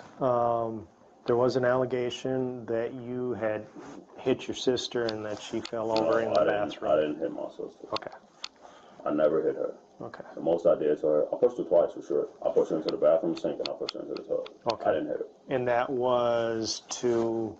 That was to get her off of me. Just, okay. Yeah, so she was attacking you to she was protect her? me. So, we was in the room and she was like, get the out of my house. That was, I think that's what she was. She was like, get the out of my house. And I was like, tell him to get the house. He the one that started. And, you know, she started, I don't know, hyperventilating something. And then she started pushing me and we ended up in the bathroom. And I was like, stop pushing me. And I pushed her into the sink. She pushed me again and I pushed her into the tub. And she got up. She had something in her hand. I don't know what it was. And she tried to hit me with it and I ducked and I smacked it out of her hand. But I don't know what it was. I just know it was something big and black. Okay. So she was defending Trayshawn. Yeah. I didn't want to say this at first, but I feel like I need to say this. My sister stabbed me too. She did. Okay. Is his sister Trayshawn's girlfriend? So his sister's Trayvon's girlfriend. Trayvon's cousin is his baby mama. That's why his sister stabbed him too. That's why it was a screwdriver and a knife. Somebody said they thought it was a screwdriver and a knife, or they heard that. That makes more sense now. This dude was fighting off two attackers. She did this. She did the back. Yes. And the one on the back of my neck. Okay. But and when she you said say I need to die, she need to be in this. Okay. So when you say your sister Terriana. Yes. Okay. So she stabbed you on the back of the right arm. And in my neck. And the one high neck in the back. Do you have any idea if it was with the same knife or? I doubt it was with the same knife. It might have been with whatever she tried to hit me with that broke. Okay. It could have been that, or it could have been something else. You know what I mean? But I know it was once we came out of the bathroom, because he came into the bathroom when I pushed him into the tub. And I turned around and he charged me again and I hit him.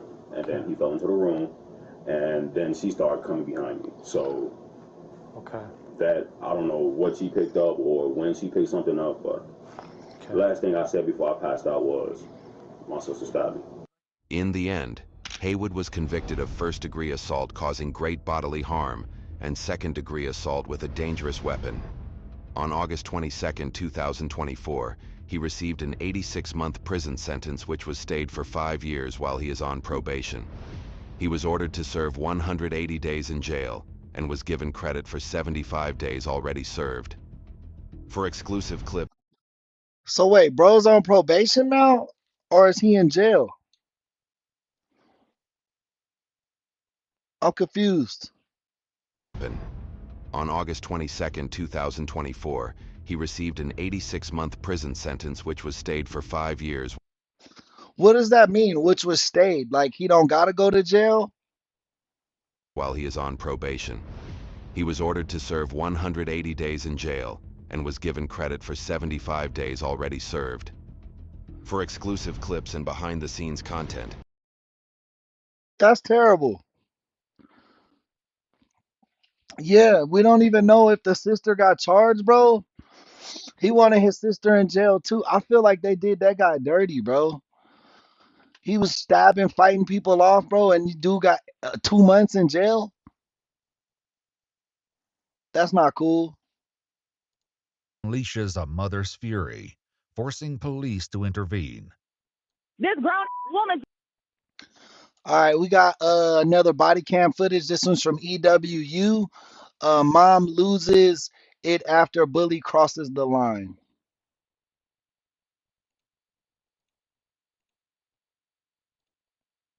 This grown woman just stopped my 11-year-old daughter in her head. She has an entire lump on the side of her head right here. And she's going to tell me it's because your daughter ran her mouth. Okay. All I did was smack her in the face and start smacking her around. You didn't do nothing else? No. Bro, look at this sack of potatoes. Look at this sack of potatoes. Who is fucking that? Bro, that's disgusting. I told you it's all on video, and I just watched it. A woman's savage assault on an 11-year-old girl at a playground unleashes a mother's fury, forcing police to intervene. With the incident caught on camera, they step in. Yeah, usually we go at noon and 6 o'clock. 3 o'clock Eastern, 9 o'clock Eastern are the times. But I think next week we're gonna switch it up. Make sure you join Discord so you know our times. Cause sometimes sometimes I oversleep and shit. I'm not gonna lie to you. And to arrest the assailant, but her parting words spark a confrontation that quickly spirals out of control. She thinks she's so cute. And I hope your daughter dies. Watch this, getting my car up. Go ahead, hit. Stop! Hey, hey, hey! The following is based on official police records, and most of the footage has never been seen before until now. Please note that all persons charged with a crime are presumed innocent unless and until proven guilty in a court of law. On April 18, 2025, dispatchers in Canton, Ohio, receive a frantic 911 call. 911, where's your emergency? Yes, ma'am. There is a bunch of people standing outside my house trying to fight me. Okay. I'm scared for my life. We're going to be sending them. Do you know how many people are outside? How many? 5. Okay, males, females? There's 6 people. One of them is a big black male, and he will not leave until he puts his hands on me, he said. And do you know any of their names? I feel threatened. My name is Destiny Scott. I feel...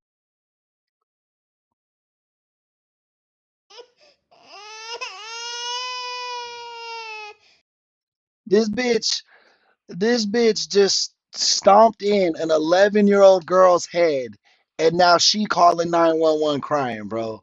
The fucking irony, bro. The fucking irony. I think this is in the Midwest.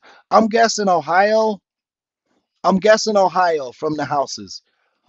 What? Okay, just calm down for a moment. What did you say your name is? Destiny Scott. I have a record, but they don't understand it. I feel threatened right now. They are literally sitting on my property. And there's a bunch of kids out there, too, with them. Around the same time, a separate call reaches 911 dispatchers, one that offers a different perspective on the unfolding situation. This grown woman just stopped my 11-year-old daughter in her head. And I have it all on recording, too. Her and her daughter, while they was carrying a little baby with them, stopped an 11-year-old little girl at the park. Oh, you gonna kill me? She just said she gonna kill me when she's out of jail. Please do, honey, because you don't need all the police you want. Please believe me, baby girl. Call your brothers, your dad, granny, call everybody you need. Come to my house now, sweetheart. I'm right here, baby. What you waiting for?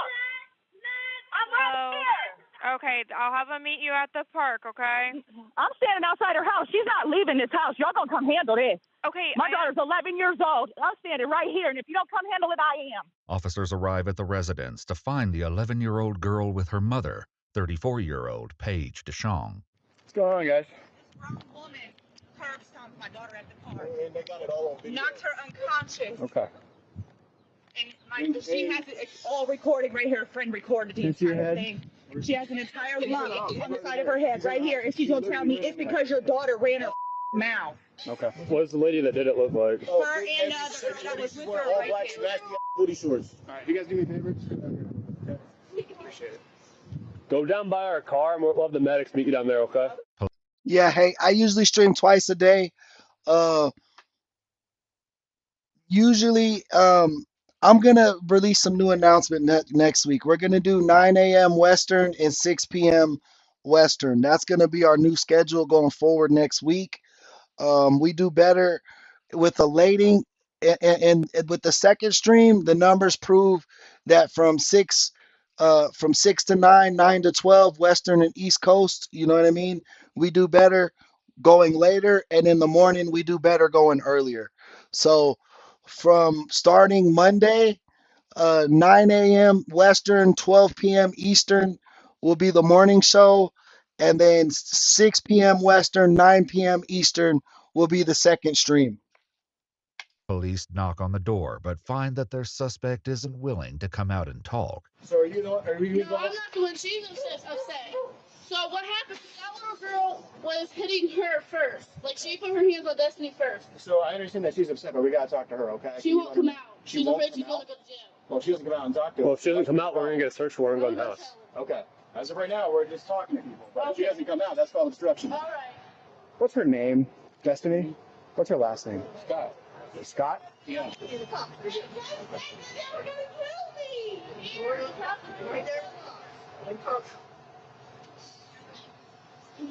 Are you Destiny? Yep. All right, Destiny. I need you to tell me what's going on, okay? Little girl started running her mouth, Mm-hmm. and she hit me, so I ran up on her and hit her back. Okay. Miss, How stupid do you gotta be, bro? How stupid do you gotta be that you think that's a defense? The little girl ran her mouth. Even if an 11-year-old punched me, bro, that shit wouldn't even hurt. Like that, bro, these lowlifes, fucking thug. This lady's a fucking thug. This lady's what's wrong. You see these people? This is what's wrong with the country today, bro. Dumbass people. happened at the park? Mm-hmm. What did she say to you, and then how did she hit you? I need you to kind of break me down the whole story, okay? Like this, and then she was sitting there calling her, and then sitting there calling us both. Everything out of the book. And then that's how it went down. And then she came up to you, slapped you in the face. Where? In my face. In your face. Open hand. Open hand. Okay. And then you struck back, and that's kind of what happened. Mm-hmm. While one officer remains with Destiny, the other tracks down the recording from the playground, about to witness the brutal encounter for himself. They said some lady curb stomped this kid. Do you guys get the video I can see real quick? And there's a police camera at the park as well. Take her. All right, that's where one of you guys want to come. You want me to go? That's fine. The officer reviews the footage, which begins with the 11-year-old and several other children on a playground structure. Whatever, ignore her. You can even talk to her. Only. I'm in California. But only thing funny here is that face and that ugly. How can I laugh? It's literally not. She said, I'm gonna smack you. I said, come do it with me. She never came up here. But she can't get up here. Or you could have said, be quiet, tootsie roll, be quiet, jelly roll. She's literally a whole. Literally a whole. So, yeah, these little kids was not mad. That lady was yelling at these kids for something. They called her a fat jelly roll, and that shit escalated the situation. I can already tell this lady that hurt this child has the mental capacity of like a 6-year-old. What? Huh? What? Still running your mouth? Yup, to my friends. Not about my friend. Mm-hmm. No, because You're a whole adult. Go ahead. Run your face. You're a whole Run your adult. face. You're a whole Run your face adult. and I'll block the slide. Go ahead, run your face, sis. On this side, that's me. Run your face, sis. I didn't do nothing. Call the cops. Call the cops. They're Oh, you a snitch? Y'all gonna snitch when you're a whole Oh, because you're a snitch and you're scared of Yup. I didn't do. That's all I'm saying. All I'm saying is I didn't do nothing. I have no part in it. There's a whole police camera right there. Oh, that's your child? That's your kid? He's cute. Now, what are you talking about? Now what? Now what? Now what? You gonna keep running your suckers? Huh? Huh? You gonna keep running your suckers? She's talking to an 11-year-old like that? That's crazy. Hey, but that 11-year-old, um, that 11-year-old should have just ran. That fat ass lady wasn't gonna catch her. I would not have let that lady catch me if I was that girl. I'm 11, agile, young, jukey. That lady can't even walk fucking a mile. Tell me no. Tell me no. Tell me no. All right. Who's recording this? Here. She ran up there and was stomping my daughter. That's her? That grown big lady. Alright. So what happened? So she's saying that she was running her mouth to them. They started yelling back and forth. She slapped her. How old are you? 19. She's 19? Bro, I thought she was like 34. I thought this lady was 34 years old, bro. There's no way. There's no way she's 19. So the kid hit you? Yes. Okay. What happened after that? Where were you guys We at? started playing. We was up at the park on the thing, and I ran up to her because she was talking my so I talked my back. She hit me and I hit her back. That's all How'd you hit her back? All I did was smack her in the face and start smacking her around. You didn't do nothing else? No. What if I told you it's all on video and I just watched it? So you're gonna be under arrest. Stand up and put your hands on your back. Bro. Stand up and put your hands on your back. Look at her laughing and smiling. Just know people are coming after you, ho. No people are coming after you. No people are coming. How stupid do you gotta be to threaten these people in front of the police? And nobody is gonna support you, bro. Look at this bitch's chin, bro. What the fuck? It's like, what is that, bro? Look at this neck, chin area. It looks like a ball sack hanging off the front of her face, bro. That looks like a scrotum, bro. Oh. I would recommend not saying anything to further incriminate yourself. She needs to shut the fuck up. Nobody asked her to run her suckers. Nobody asked you to run your suckers. And that girl snitch on and still threatened and killed me too. Oh, I'll die in jail and you'll make sure of it. You sound so happy for You set yourself. her up before I get involved in that. Yeah, We're she going to needs to advise shut right up now. before she gets smacked. Smack you. That's how you feel about that. As officers escort her toward the cruiser, Destiny unleashes a cruel taunt that pushes Paige over the edge. She thinks she's so cute. And I hope your daughter You dies watch yourself fast. in my car up. Go ahead, hit. Stop! Hey, hey, hey! He really, she did it.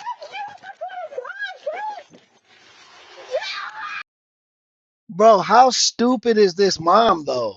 Like, how stupid is this mom? You really thought you was gonna get some punches in? You really thought she was gonna get some punches in? Bro, you dumb as hell.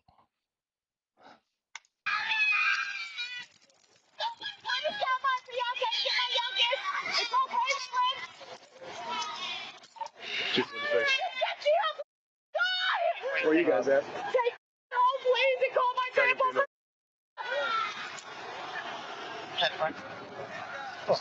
Over here? Really though? She just said, you don't like going to go? I hope we go to the same pod. You can't try to assault someone in front of the police. Sorry. You're right. I'm not saying what you said was right. She curbed stop my daughter, and I understand. I'm trying so hard. I'm sorry. I'm trying so hard. Bro, y'all had already won. Y'all already won. Your daughter got all her teeth. She didn't curb stomp her. She probably stomped on her a few times, kicked her. But a curb stomp is when, like, we all know from the movie American History X, you gotta bite the curb and then you stomp on their head. It breaks their teeth. Like, She didn't do that to your daughter, bro. Just be pressed for now, okay? We're just going to sit you down here. My youngest is right here. Do you have anything on you? No, not at all. Nothing illegal, no weapons, right? No. Okay. Yeah, both these bitches some middle class suburban Ohio thugs. That's what I'm thinking. It's Ohio. No socks on, for Christ's I sake. understand. Go ahead and take a seat, okay?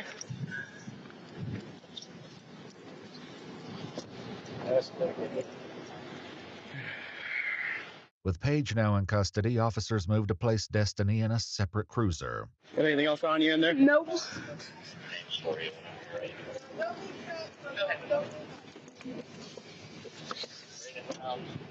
What the is going on? Meanwhile, a new problem presents itself as paramedics need a parent to go to the hospital with the young girl. Yeah, she's gonna get charged. Okay, where's Dad? They just went that way. Did they take the kid with them? Daughter's back here. I'll go see what I can find. Saw him walk that way, but now I can't find him, so I don't. Dude, I just called my safety officer. I'm gonna see if she knows his phone number to call, or at least an address. As far as I know, besides Mom, no. But Mom, did you guys see what she did? Yeah. No. So this the lady we have in cuffs was talking, so Mom decided to charge and. Are you arrested, Mom? Yeah. Can't do it. Let me. I might be able to cut her a summons, but still. Over at the residence, Destiny's family argues with officers over her arrest. All I know is that she admitted to fighting the girl. It's on video. My partner saw what he saw, so she's currently detained and in custody, most likely under arrest, okay? And then she tried to assault her, and that led to what it led to, and you saw that, okay? We're handling what we're handling today. You don't think she's going to get anything? Why is that? She's mentally disabled. She can't go to jail. But she'll be put in jail. She can't go to jail because she's mentally disabled? That's what the doctor at Altman said after the Camp Police beat the hell out of her last summer. Well, I think she's going to jail today. According to police records, Destiny was arrested by Canton police in May of 2024. During the arrest, she reportedly attempted to kick the officers and was sedated at the hospital and given a spit hood when her attempts to resist continued. What's she diagnosed with? She has bipolar. She has ADHD. Okay. She has a depressive disorder. Okay. And she has a mood disorder. Okay. It is all documented. Mm-hmm. That girl Janae just went crazy. The biggest gift of subs we've seen so far. Janae just gifted 10 new memberships in the chat. Thank you so much, Jay, for doing your thug thizzle, helping us keep the lights on here. Man, I really appreciate that. I really appreciate that, guys. Show her some love in the chat. That is huge. Hey, Tristan got one, man. I like Tristan. He be popping up every now and then. Well, She goes down. all those reasons. There's no reason for you. But that woman. She can't go to jail. Right, but that woman. That is going to jail. The one who just got cuffed and placed in the car. She's not going to jail. She just tried to fight with cops. She's going to jail. She's inside his cruiser. He's about to take her there. Yeah, we know. She'll Okay. be out by today. We know how y'all are. All right, ma'am. How we are, it's not us. We're taking them to jail because they ran. A sergeant arrives on scene and is given a rundown of the situation, and a decision is made for what to do about the girl's mother, Paige. Dude. I was going to say, I just came back because it sounds like the kids turned into adults being children. The lady we have arrested saying, I hope your kid dies, so Mom got all pissed. Charges at her. So I kind of pushed her against the car, and they're like, you can't do that. So I think we're just going to give her a summons for obstructing and disorderly conduct so she can go to the hospital, and then we're going to take her for the assault. That's fine. So, yeah, sounds good with me. So, thanks, Sarge. Paige was ultimately given a summons and allowed to go to the hospital with her daughter. According to news reports, the 11-year-old girl suffered a concussion following the incident at the playground. 34-year-old Paige DeShong was later charged with obstructing official business and disorderly conduct, both misdemeanors. She entered a plea of not guilty, and her trial is set for September 17, 2025. As for 19-year-old Destiny Scott, in June of 2025, she was indicted on a charge of endangering children, before ultimately pleading guilty to a reduced charge of felony aggravated assault. She was sentenced to 18 months in the Marysville jail, with 98 days credited for time served. On June 18, 2025, while her felony case was still pending, she was arrested again on a separate misdemeanor assault charge. She pleaded no contest, was Damn, this chick, violent as hell. Found guilty and received a sentence of 180 days in jail, with all but 15 days suspended on the condition that she maintained good behavior for 2 years. So basically, she not going to jail. If you'd like to see select new videos, Damn, bro, they be letting people out like man, motherfuckers ain't gonna learn their lesson, bro. Motherfuckers ain't gonna learn their lesson if you don't like penalize them, bro. Like she literally feel like she got away with this shit. You know what I mean? It's so random. Oh no, hey, thank you so much, Janae. Thank you again. Yeah, Scouser, you have to have gifts on. Go to your settings and make sure that you're allowed to accept gifts on your YouTube settings. And then two, it's done. YouTube selects, the algorithm selects it by activity on the channel. So like if you comment on the videos a lot, or you're in the chat a lot, or you have a lot of watch hours on the channel, those people get, that's who YouTube chooses to get the gifts. It's not like the person who buys them can like select who gets them. Yeah, Janae, the system's broken, bro. Like, no matter what, this mom is gonna have to live with that lady in her neighborhood, bro. In 2015, police in Illinois were asked to All right, this one says killer stripper thinks she can get away with murdering client. Full interrogation video. do a welfare The crime scene is the YouTube channel. check on 68-year-old Danny Taylor. When they arrived at his home, officers found Danny dead. He had a neck laceration and multiple stab wounds, and appeared to have been dead for at least 48 hours. As detectives investigated the homicide, they learned that it could be tied to Miss Kitty's, a gentleman's club that Danny had been a customer at. Investigators honed in on one dancer at the club, Eva Heisch, and her boyfriend Jesse Worley. Police believed that Heisch and Worley could have robbed and murdered Danny if they had known where he lived. While police are trying to establish if the couple had ever been at Danny's home, Heisch requests to speak with detectives. She claims she's heard she's a suspect and wants to address that head on. It's 1:56 on January 13th. Interview with Eva Heisch, part of the request to meet with us. Yeah, when I Googled it, or when I looked it up, it says it's done by activity on the channel. So it could be by commenting on uploads, being in the live stream, liking videos. Like, the more you interact with the channel, the more likely you are to get the gifts. That's what YouTube said. There she goes. I can't walk in these damn heels.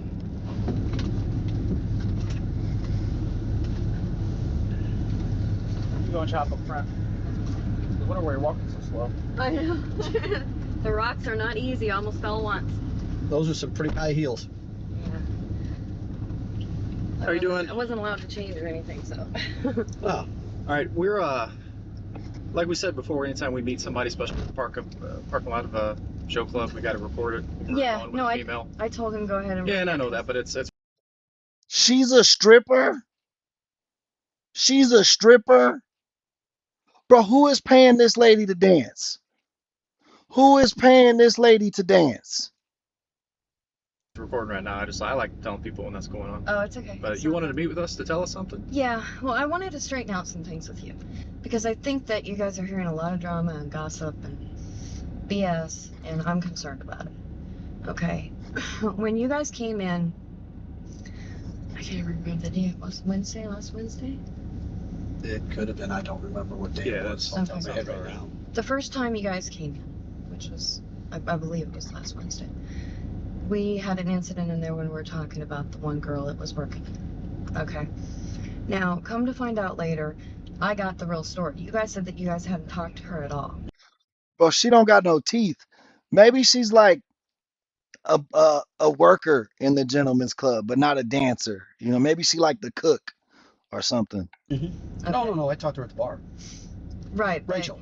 Right, but you hadn't told her what she said. Oh, no. Right. Chit-chat. So I got that later. Michaela, I guess, the bartender, talked to her. And she said that she had heard all that down at Kitty's. Apparently what she heard at Kitty's was that some girl, blonde girl that worked at Kitty's, her old man got out of jail and shot some guy in the head. Okay, and that she thought it was me because they were showing the picture. Oh, she don't work there. She just know the people that work down there. Okay, so that's what happened there. Okay, but I want to clear a bunch of things up with you because I'm really concerned about what's going on, you know, with all the gossip and everything like this. Okay, Jesse's very upset because he doesn't like police. Okay, you obviously saw he didn't want me talking to you at all yesterday. Okay, and I said, well, Jesse, you heard the conversation, you know what I was talking to them about, you know, and he's just concerned. I understand his point. She be gumming it, Don. You wild as hell, Don. You funny as hell. Shout out, Don. Of view. He's facing some very serious charges right now. Okay, but what I'm concerned about most is everything that's going on and the fact that it's impacting my daughter. Okay, I don't want to lose my daughter over what's being said, and I'm upset about it. So her daughter works at the strip club. That makes more sense. That makes more sense. Yes, Janae is a legend. She gifted 10 memberships. That is the most gifted memberships by one person we've had. Okay, well, it wasn't you guys that came down there that night, down to Park Hills. Okay, the police came down there that night, and they questioned me, they questioned Jesse, did the car, trailer, and everything like that. Okay, we got a text message the next morning from his mother saying, Jesse, who did you kill? Or, no, actually it said, who did Jesse kill? Like, she thought that she was texting me. Okay, so what we understand, we don't know from his mother if it was the police down Park Hills or if it was you guys. Okay, and I brought this up with one of your detectives the next night when they showed up. Okay, it's wrong for you guys to go around and say that, or whoever said that. If it was the police down in Park Hills that said that listening to you, that's fine. But we got that night the same thing. You know, and we're getting this constantly. You guys are wondering why we don't want to talk to you. This is why. This is what we're getting. Okay. So I'm concerned about it. Why did you have to meet with us in person to tell us this? Why couldn't this be over the phone? You're good, hey love. I understand you were just making a joke, brother. Because Jesse doesn't. And why does Jesse not want to be around for this? You wanted to meet us without Jesse around. Why is that? Right, I wanted to meet you without Jesse around because he does not like you guys. He doesn't want to be around you guys. Well, he wouldn't have come. And I understand that. I mean, my 6-year-old does not like police. And that's fine. Now, Why would a 6-year-old not like police, bro? That means you're teaching them not to like police. 5, 6-year-olds. I think I wanted to be a police officer at that age. You know what I mean? The kids love police. Hey, Chris, welcome to the chat. there's a lot of people who don't like the police, but why did you have us meet you here? And they don't want you in here, and that's concerning me too, because you guys are coming in here, and what I hear yesterday, you know, the manager coming to me and saying, you know what, the owner's done with it. The FBI has been in here and everybody. FBI? Right. The FBI came in here the day, I'm trying to think. I can't think about days. I don't know anything about what happened the day. She for sure a meth head, bro. She talk about the FBI. The cop is like, the FBI, bro, I'm investigating this shit. Like, what you mean the FBI? I think it was probably about 3 days ago.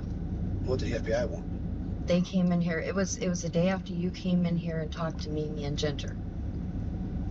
They came in here and they were looking for Ginger. Okay.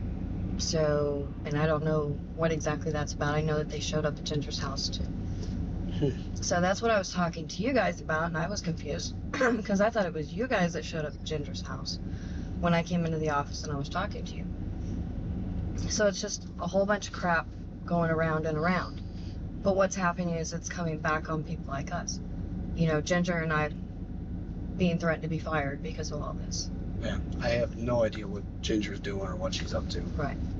All I want to tell you guys is that, you know, I understand that you guys have to do an investigation.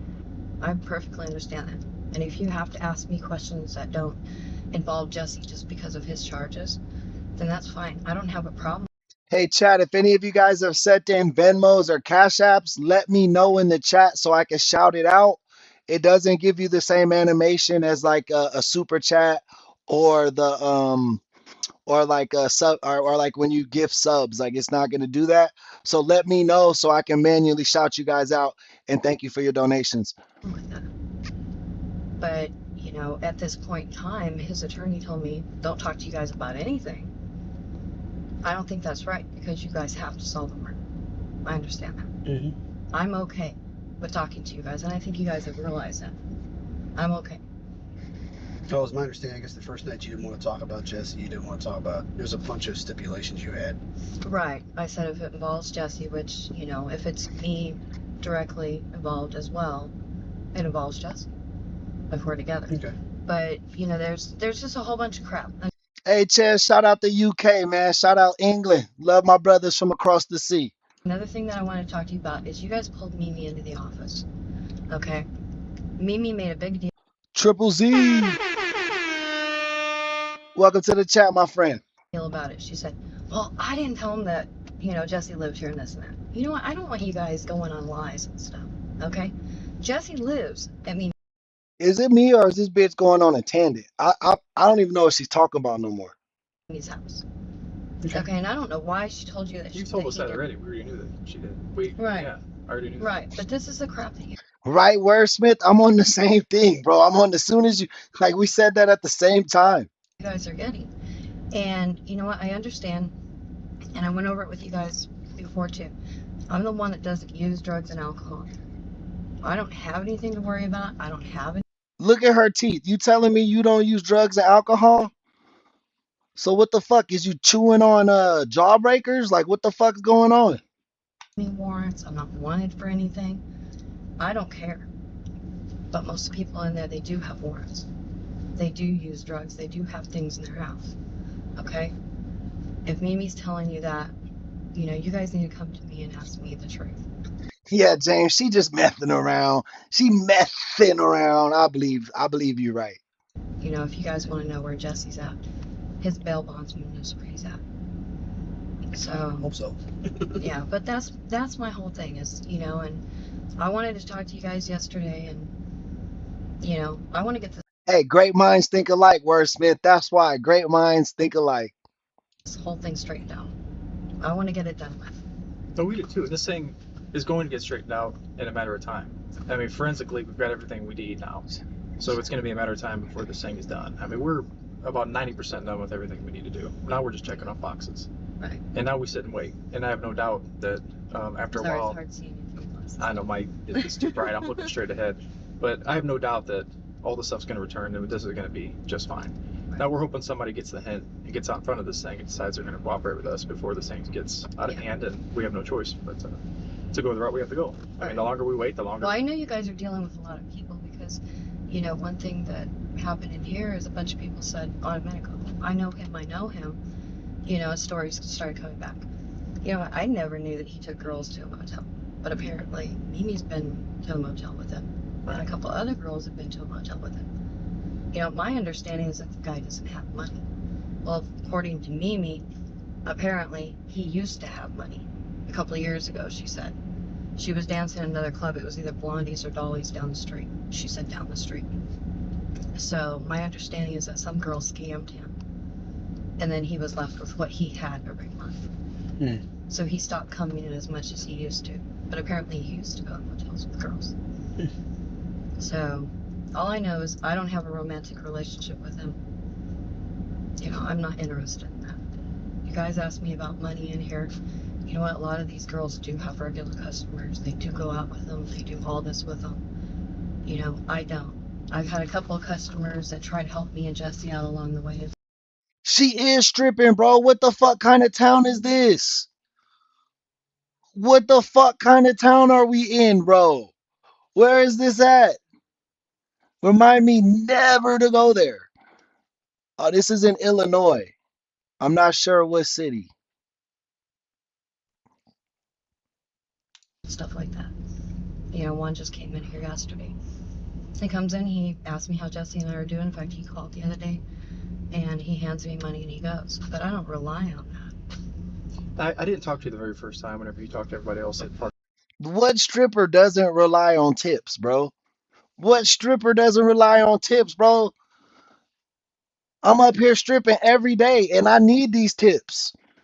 What? Where's she getting paid an hourly wage to strip, bro? Where's this at? Park Hills.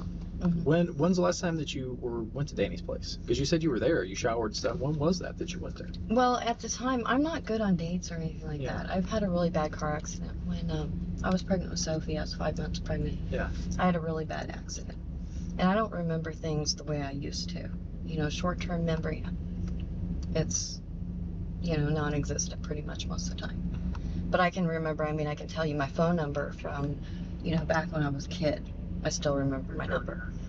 But when they came in, I told them I think it had been about 2 weeks. From the day that they were talking to you. Right. Right. But I wasn't exactly sure. They also asked me when he had come in and seen Teddy and gone back to the VIP room, the private room way in the back. Right. And I didn't remember when he had done that. So. You silly hate love. You know. And just to clarify, because I didn't talk to you again, I'm getting this from second, third hand info because I haven't talked to you. This is the first time I really talked to you. You said Jesse's never been to Danny's place with you. You never once ever came over? No, Jesse has been to Danny's place with me. We were friends. See, I was under the understanding that Danny had never been over to that apartment at all, to that trailer, to Danny's trailer. Jesse had been. You mean the trailer? The trailer's ours. No, I'm talking Danny's trailer. No, Jesse's been over there.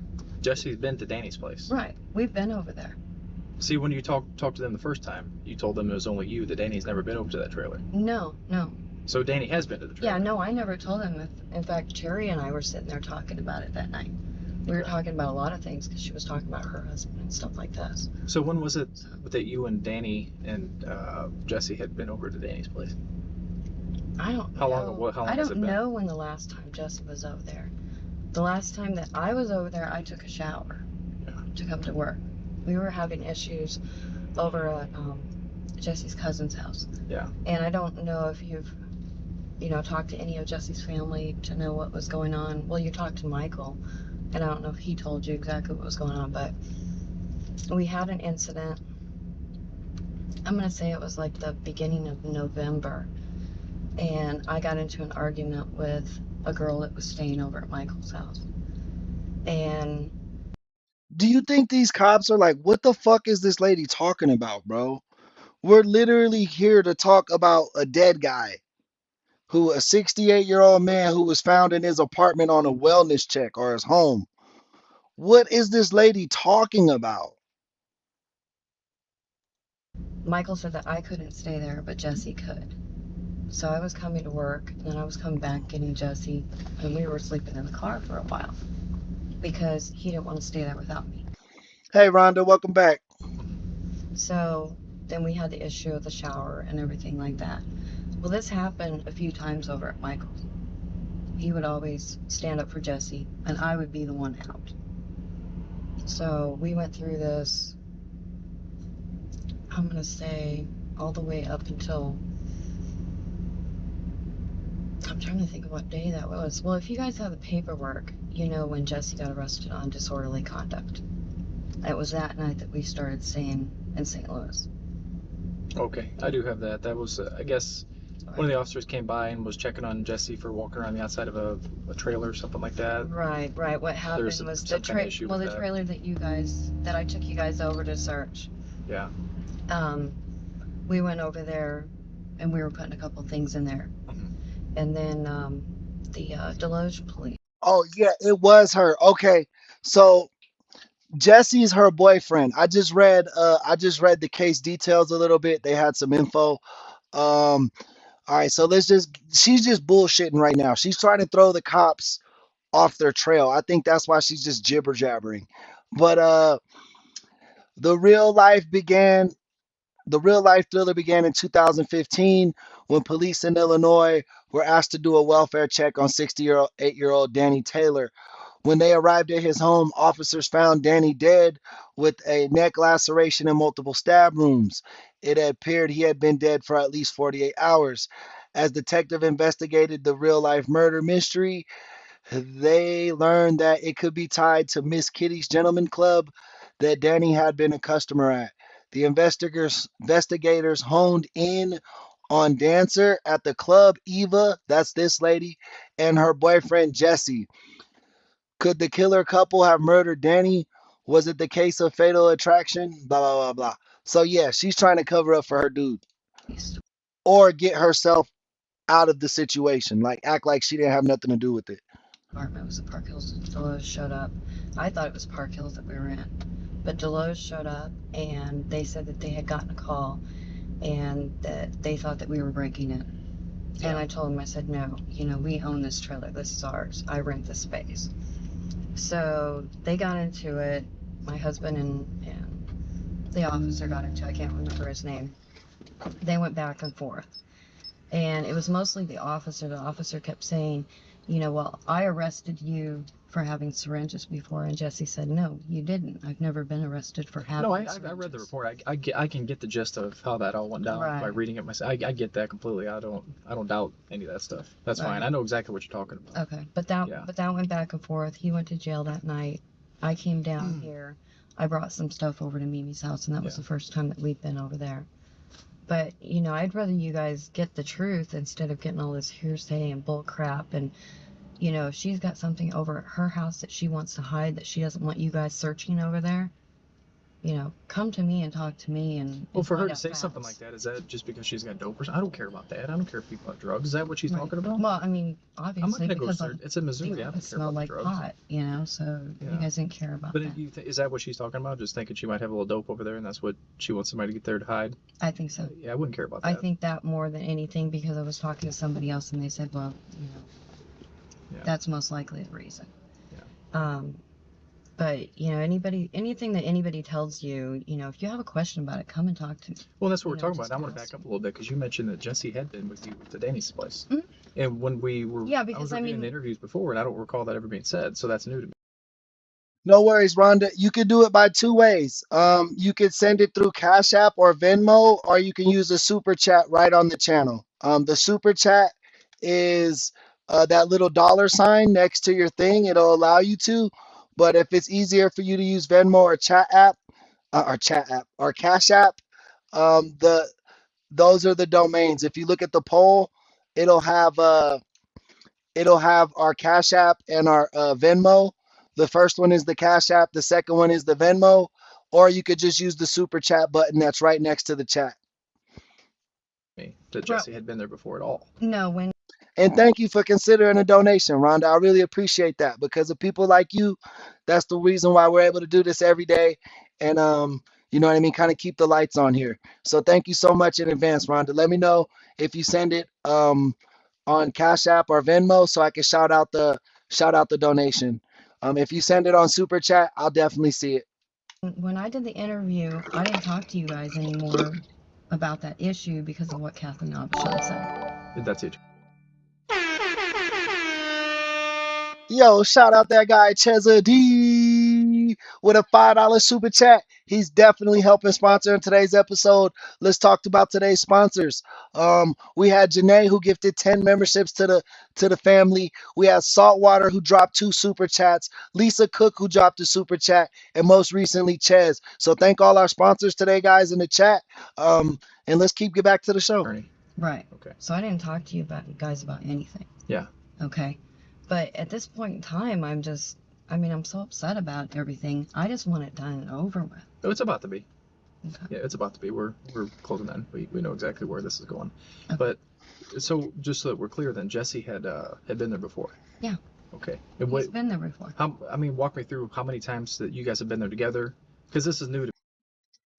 If you have Zelle, that's fine, Rhonda. Just join. Just use the same name on you see crypto fees.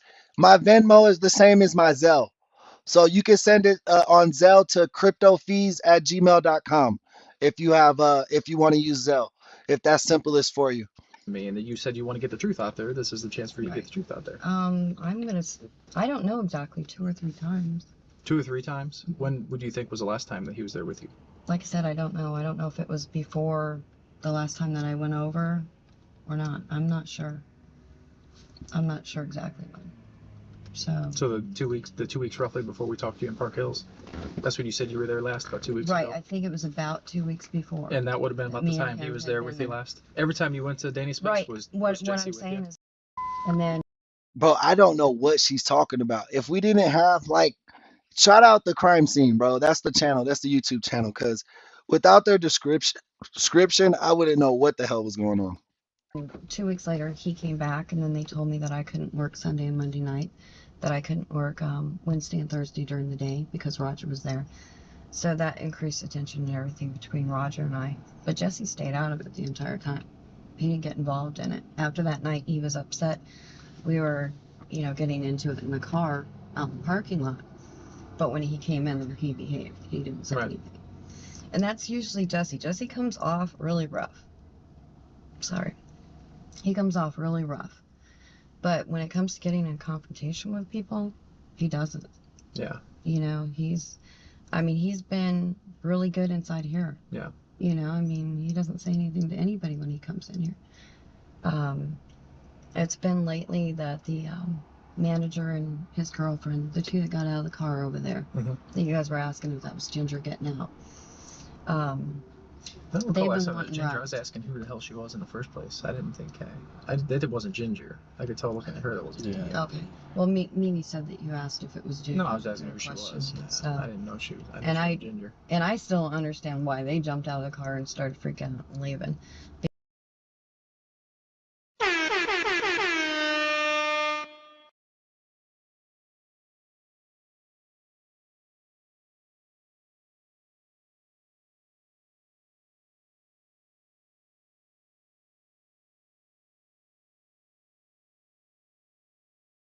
Because well, reason I want to know who they are, we came back and I don't know if they had something to hide. Yeah. Wondered why I was being called back to the police station or something, or if it was because Jesse and I were arguing. I gave you guys a message that I was coming back to pick him up. He didn't get that message, so he thought, well, she left me. She's just gonna make me walk. He thought I came back to work. My bad, I hit the mute, but I just wanted to say what's up to our boy Tristan, man. Welcome to the chat, Tristan. Janae gifted you a membership today. She actually bought 10, and you are one of the ones that received it. So be sure to give Janae a big thanks, man. And we're happy to have you as part of a full-fledged member in the family, bro. He walked down here, so he was upset. But the whole thing is, we've been giving them rides. We've been giving Mimi rides. We've been giving Ginger rides. And frankly, I'm getting a little bit tired of it. Where does Ginger live? What? With Mimi? Ginger lives, if you go down this road right here, and you go all the way to... No, Tristan, you got it today. You got the membership today from Janae. When she donated 10 to the community, you got one. Where Foodland is, you make a right. I don't know much about the area. I drive all over freaking Illinois and Missouri, and I don't even know where I'm at. You go straight out that way. I think it's like 20 miles. There's a bunch of refineries. Oh, God. South Roxanna? They said that they're like gas refineries or something. I see signs for Roxanna on the way. So is she still here, or did FBI take her out of here? No, she didn't show up today. And in fact, the owner's coming in to check the cameras because somebody stole a bunch of money and they think that she did it. Oh. So it's a whole big drama scene. Sure it is. But we had an incident last night, and this is the first time that we've ever had an incident with Jesse being in here. And that was because he came in, and for some reason he thought that he handed me the keys to the car, and he didn't. So he got really upset and accused me of taking the keys.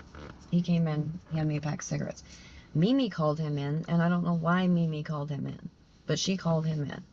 So he shows up, he hands me a pack of cigarettes, and thought he handed me the keys. In fact, he locked him in the car. So we had a big issue here last night, trying to get into the car, and him and I going at it over it and everything else. And that is going to take me back to what your question is. Does Jesse have a problem with other men? Jesse had a problem with a guy, but not for the reason I thought it was. You know, Jesse, he doesn't have a problem with men because we have a relationship where, you know, I approve of him even going out with other girls. Right. I'm okay An with open that. relationship. Right. Right. And like I said before, you know, when they were asking me something about Danny in the colony, and I didn't know anything about Danny, like in the colony or anything like that, but I said, you know, Jesse and I wanted to try it. So that tells you kind of where we're at with that. But Jesse did have a problem last night, and I finally figured out what his problem is. It's not with men. It was the fact that when he walked back into the club, a black man apparently was standing a little bit too close to me.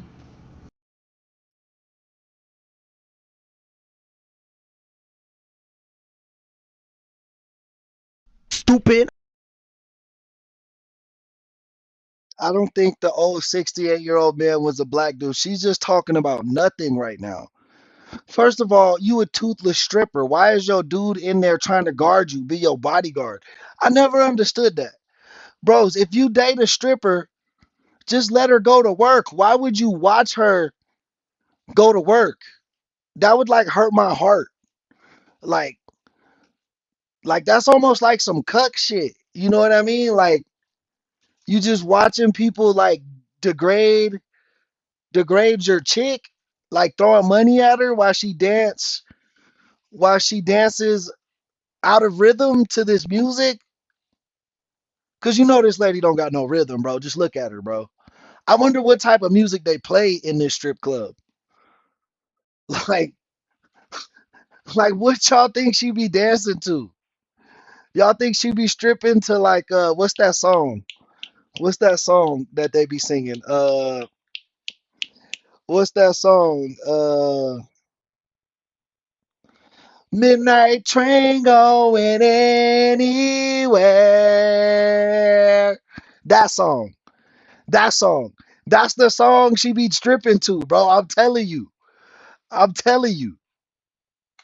So even though it's okay for Jesse. I'm just a small town girl living in a lonely world. That's the type of shit she's stripping to, bro. I'm not going to a strip club that plays that music, bro. To be with black girls, and he likes black girls for some reason. He's got something about black men.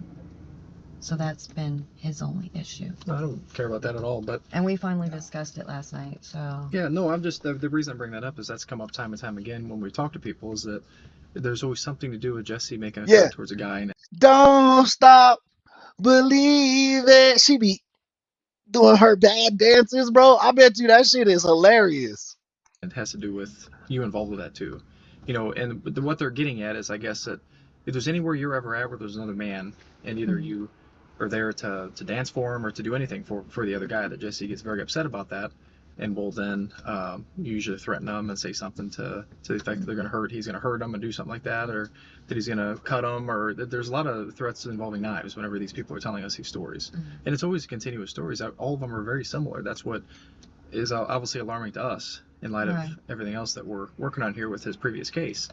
That's alarming to us when we hear the same stories over and over. And I'm not feeding you a lie here. I'm just telling you that people are telling us this stuff. Right. As far as I know, the only customers that Jesse's had any contact with whatsoever. Bro, that's not a strip club jam though. So like if you playing that in the strip club, I know your strippers are bad, bro. I know I don't even want to see them stripping. Is Danny and then Bob. Okay. So, I mean, Fred, you know, he wasn't a customer. He drove up here with me that night because I didn't know where I was going when I first started Kitties.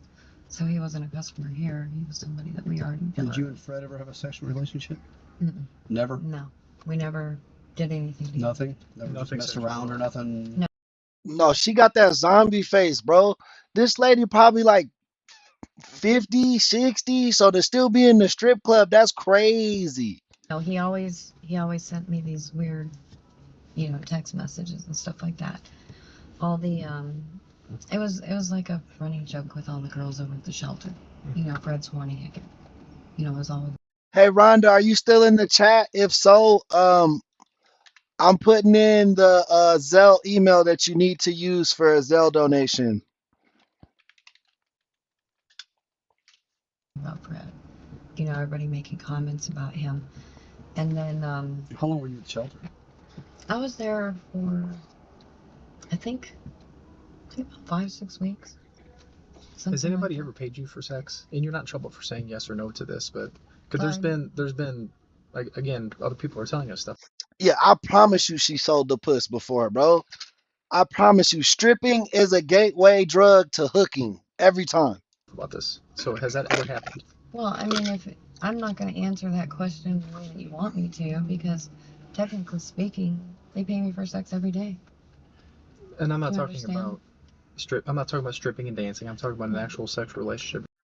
James, no way she's 27, bro. No way. Where someone pays you money for you to have sex with them, whether that be At some time in the oral past, sex. yeah. That's happened before, that's what I'm At some saying. time in the And past, I don't care about that, but that's come up time and time again from other people. So, I mean, if that's something that you're being honest and truthful about, then I Yeah, just want I to know. mean, at some time in the past, yeah, but, you know, according to me, in my opinion, I'm doing that every day. Yeah. I mean, what's really the difference? I really am. Well, and I'm not getting into a moral discussion over that. I'm not judging you either way. I could care less. But what I'm doing is corroborating what other people have told us. And if there's truth to that, then there's truth to that. And you're Well, being honest about it. I think, you know, I mean, I don't know. I mean, So did Fred ever I pay don't you know. for sex? I have a different way of thinking than a lot of people do. I mean, Did Fred ever pay you for sex? Mm-mm. And you said you never had sex with Fred? No. How about Danny? Did Danny ever no, pay he you for sex? offered to. But he never did? He tried to. No. Did you ever have Oh, yep. She's the setup chick. He offered to. That means he offered. You said for sure. Y'all went to his house. You told your boyfriend. Your boyfriend then robbed and killed the old man. Case closed. sex with Danny? No. Did you ever Danny, have, never. Did you ever have any kind of sexual contact with Danny at all? No. Never. And I'm talking nothing at all. No. Except in the club, yeah. Outside of dancing at the club, you never had any kind of sexual contact with him at all? No. I don't think I'm Danny's type. Okay. I don't think Danny wanted me like that. You know what I mean? He didn't get dances from me. When he came in, he wanted to be with other people. So that's understandable. Certain men have, you know, certain things that Preferences. turn them on, yeah. And I'm obviously not that person. You know, like I said, I think that I might have, I can't remember for sure, but I think that I might have danced for him one time in the beginning. But I don't do anything else with him. Right. You know? And that's fine. Did you ever, and some of these questions are personal, I understand that, but did you and Jesse ever have sex on Danny's bed? No. Never ever had sex over Danny?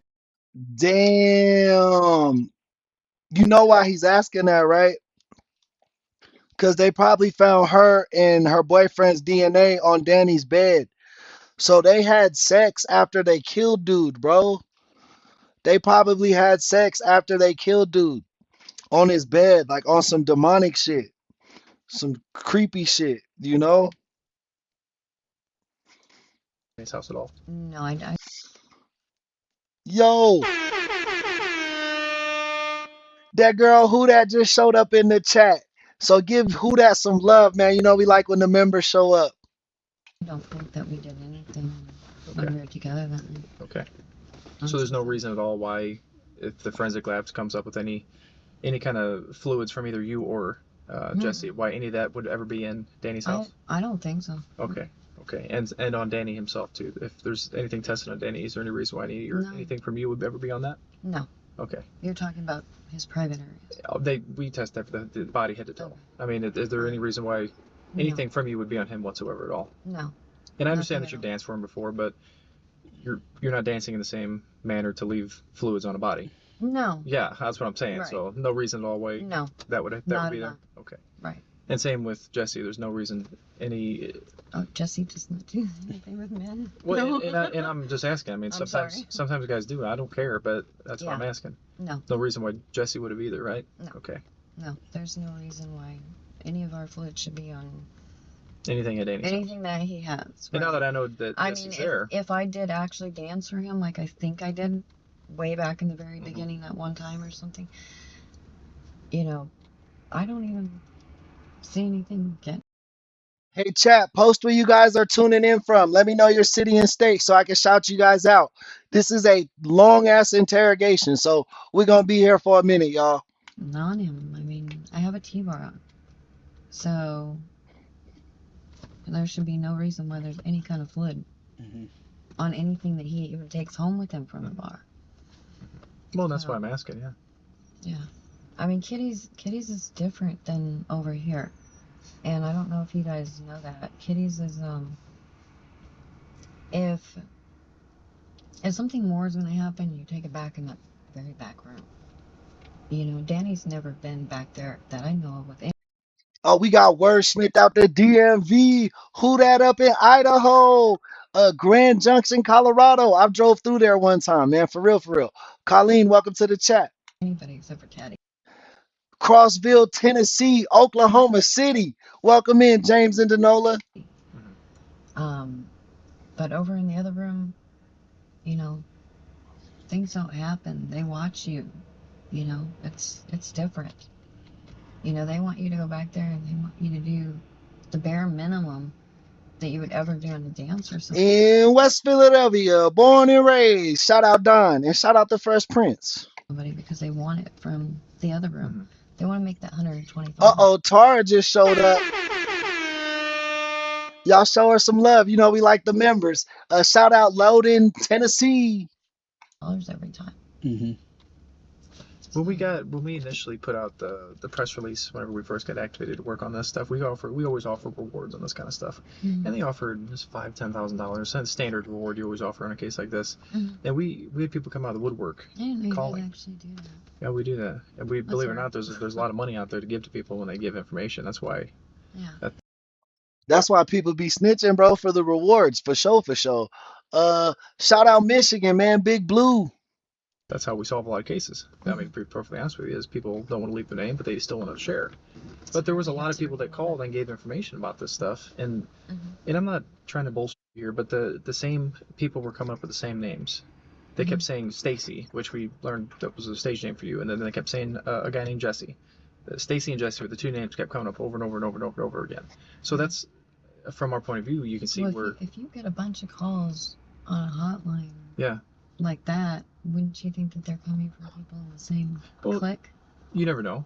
Yeah, you never know. But I'm just saying, though, that there was a lot of people that called. Yeah. And there was even some that have come in recently claiming to have seen, and I'm not getting into details because it's a lot of the stuff is anonymous again, and I'm not going to say anyways. And just as what you and I speak about, I'm not saying to anybody else we talk about either, especially sexual stuff. That's nobody's business, but all of us talking in here. But at the same time, there's people claiming to have seen, you know, someone leave that trailer right around the time when this all occurred. Hey guys, we are on the road to 10,000 subscribers. So if you haven't subscribed to the channel already, this is my plea to ask you to please do so. Every subscriber matters, and we're on the road to 10K. We're over 5,200 now, approaching 5,300. If you want to help us out with that goal, man, just hit that subscribe button. It's absolutely free and a really cool way to support the channel. So, Danny's trailer. Oh, Not I don't even consider. That's where I'm getting confused with what you're saying. It's a I'm trailer. thinking that we're talking about the other trailer. No, I'm talking about Danny's place. So okay. There's callers that have been within the last few days that I are claiming to consider have it seen. like a home. Yeah, and there's people claiming to have seen people. Shit, Wordsmith, I would snitch on everybody. I'm getting $40 every time I go to the court office. I seen all the crimes, bro. I'm telling on everybody. Leaving that trailer, and that's something we're going to follow up on, obviously. But is there any reason at all why it would be you or Jesse that these people are identifying when we go to talk to them?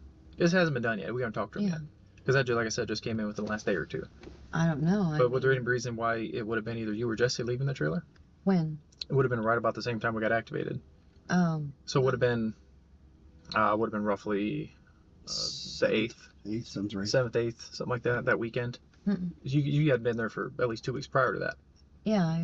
Is there any reason you're not remembering something correctly if we go to talk to them and they you know, because we'll do photo lineups and all that kind of stuff. Is there any reason why they would pick you or Jesse out of that at all? Any reason at all? Maybe you forgot something. Maybe you went back for anything at all. And again, you're not in trouble for this, but I just want to be able to understand this correctly. If someone says that, yeah, I saw this person there and they identify you or Jesse, I want to be able to know why. So is there any reason why you would have forgotten something and decided to come back and maybe not even gone in there, but maybe would have been on the outside looking for something? Is there any reason why that would have happened? Not that I know. So no reason at all why you would have been there at all. No. Right around that time. Okay. No reason at all. I mean, I'm like. And we're happy you found us, Cheza D. Welcome to the chat, man. Welcome to the community.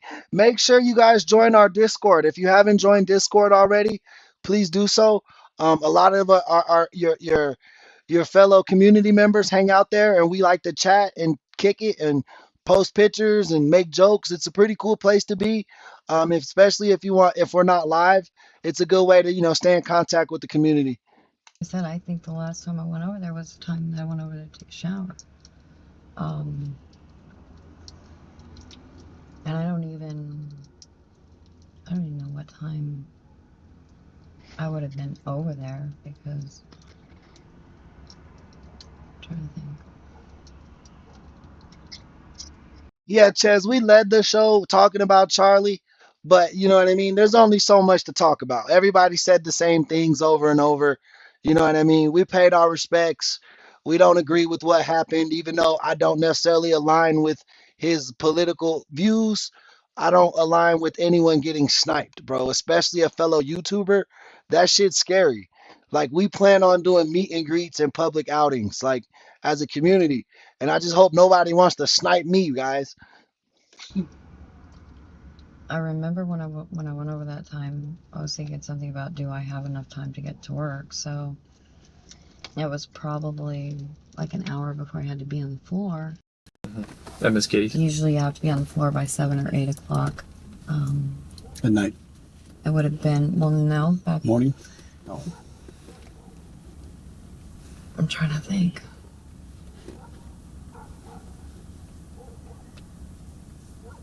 I'm thinking there was still some light when I went there. When I came out, there wasn't. But I'm not sure.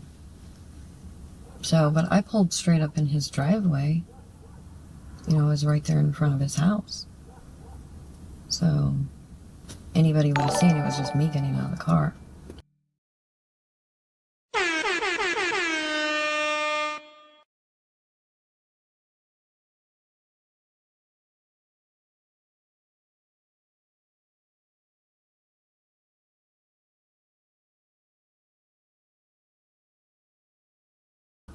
You know, whether it's night or day, my car lights up. And when you went over there, it was always in your same car? That same green car? Mm-hmm. And when you and Jesse would come there, it's always in the same car, right? Never any other cars you guys ever went there? Right. Well, that's the only car that we ever The got. green car. Is our The green car. whatever one you have out there, the one with the sticker on the front of it, right? Okay. Yeah. Pink Transformer or something like that? Yeah. Yeah. You guys ever rent a car? Mm-mm. Okay. No. We always drive our car.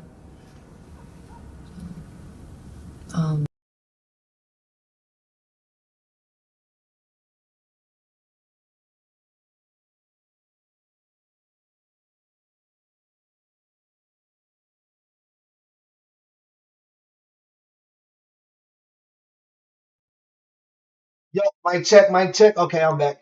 But yeah, thank you, Danola. She hit us with the $5 super chat on the way out the door. Thank you so much for helping keep the lights on here. Duly appreciated. And we hope to catch you on the nighttime stream. Jesse, I don't know if you guys realize Jesse doesn't have a license. So. Do you? Yeah, I have a license. I don't really care. I don't care. I'm just I have a asking for. license. Jesse doesn't, so. As you can see, we don't run people, especially when we're That's coming one to thing places. he was supposed to do today is go down and get his driver's license. Yeah. You know, so. But the last few days, he's been bringing me in here to work, and usually when we stay over at Caseyville, he brings me to work too, and then he takes the car. Tell him not to get caught. The car will Yeah. be in the back of a tow truck. That was the whole thing over in Caseyville. There's a lot of police pulling people over. Mm-hmm. You know, whenever he's driving over in that area, you know, he is real careful. But, you know, like I said, I try not to go there with Jesse. You know, we have situations with the car, you know, and I don't think it's going to change until either we decide that it's my car or it's his car. You know, I think Jesse just wants to feel like he owns something, or he just wants to have control over the car. I don't know what the issue is. Sounds like it's the bail bondsman's car now. Until Well, that gets settled. Yeah, I mean, until the $20,000 is paid, it's a bail bondsman's car. So, and I don't see that title coming back anytime soon. The agreement was, you know, when I reach a certain amount of money, the title comes back. Well, it hasn't come back, and I know I'm at that amount of money. So. What? Something else I was going to ask you too is why didn't you want to tell who's the place you're talking to about you getting your daughter back? Is that the Family Services or whatever in Missouri? DFS. Why wouldn't you tell DFS where you've been staying at? Well, they just want an address, and we've been giving them the mailing address. Yeah, but I remember And talking then- to one of them that said that when they contacted you, they asked where you're living at right now, and you were not wanting to tell them where you're staying at. You just wanted to use the address. They said you were being very cryptic about that. Oh, no, I talked Where you're to refusing to give them where you're living at. No, I talked to Angela, and I told her that we were staying up here in St. Louis because of the incident with the... Yeah, and I understand with that the too, but Deloche you wouldn't give her the address of where you're staying at in St. Louis. I'm just wondering why. Oh, she didn't ask me. She just said, do you want to still use the other address? And I said, yeah. See, we were talking to her, and she was saying that she asked you for the physical address of where you're staying at in St. Louis. Oh, no. And then you were saying, I don't want to give that out, I just want to use the mailing address. And Oh, no. I mean, I don't care who knows where we're at, because like I said, the bail bondsman knows where we're at all times. He's had all the addresses where we've been at. All right. Because she's saying that you refuse to give that address out whatsoever. Okay. No. And see, that's what we need to clarify with you guys, is all that crap like that.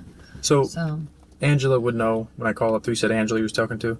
Angela. Angela would know what address you're living at in St. Louis? No, she... Yeah, Tristan, I agree with you, bro. That's what makes this country great, is you're allowed to voice your opinion and debate what you believe is right or wrong. You know what I mean? But yeah, violence should never be the answer if you disagree with someone. I 100% agree with you. She's not going to know the address that we're staying at St. Louis, because she Mimi's wasn't... address is probably what we're talking It about. didn't seem like she was worried about that. It seems like she wants the mailing address more than anything. And she said, well, if she's... it was kind of like, you know, what are you guys going to do? And I told her, I said, you know what, until the 20th, I think we're going to stay up here, because I just want to keep him out of St. Francis County. I'd rather keep him closer up here. And she did mention something. You said something about the police looking after him or being after him or something like that. Yeah. Were you talking about over in St. Well, Francis I because of his case? kind of broke down on the phone with her, and I can't tell you everything that was said because I was upset. And I told her, I said, Angie, I said, this is what's happening. I said, it seems like everything that happens, for some reason, everybody wants to point their finger at Jesse. You know, and if you guys look back at the Park Hills. Sounds like Jesse's the town fuck up, right? Like everybody knows he's the criminal in that town. Thing, okay, that you guys ended up talking to me that night because you guys didn't call me on the phone. You just showed up when I was trying to file a complaint. Okay, that whole thing with Richard Barks, you know, the finger somehow got pointed back at Jesse. Richard Barks is somebody that I know from the past, and I was living in the basement apartment down underneath his house. Okay. So, that incident right there, you know, him coming after us with an axe in the middle of the road when I'm driving back from Odax, you know, there was no reason for it. I wanted him arrested finally because he just keeps harassing us and keeps harassing us. He's the one that did all the damage on Sophia's trailer and everything else. So, but that night when... That's good to hear, Chaz, because I've been hearing online that like UK citizens or English citizens have been getting locked up for like talking against the government or something. Is that true? When I called to talk to the police about it, the officer got really nasty with me and started trying to point the finger at Jesse. And I said, you know what? I'm tired of this. Park Hills? Right. Okay. In Park Hills. I said, I'm tired of this. You know, everything's always going to be somebody else's fault and you can't go out and do your job. I said, you know, it's on tape. It's on camera. How can you, you know, just sit here and refuse to go and look at the camera and find out what really happened? When is Jesse's But trial? it happened again, you know, with the Deloche police. Right. So, you know, and then we got pulled over. They were out looking for drunk drivers. We got pulled over. And it seemed to be happening again. As soon as they took Jesse's ID, then they come over and they told Jesse to get out of the car and, you know, get up against the car and search him and everything like that. It keeps happening. You know, Well, I and, mean, and I think it's always going to happen down in St. Francis County. So I wanted him away from that. well, he's going through a trial right now for the allegations of stabbing a man in the face. Mm-hmm. And I read the report. It's essentially what it's involving. Whether he did or didn't, I don't care. I'm not involved in that case.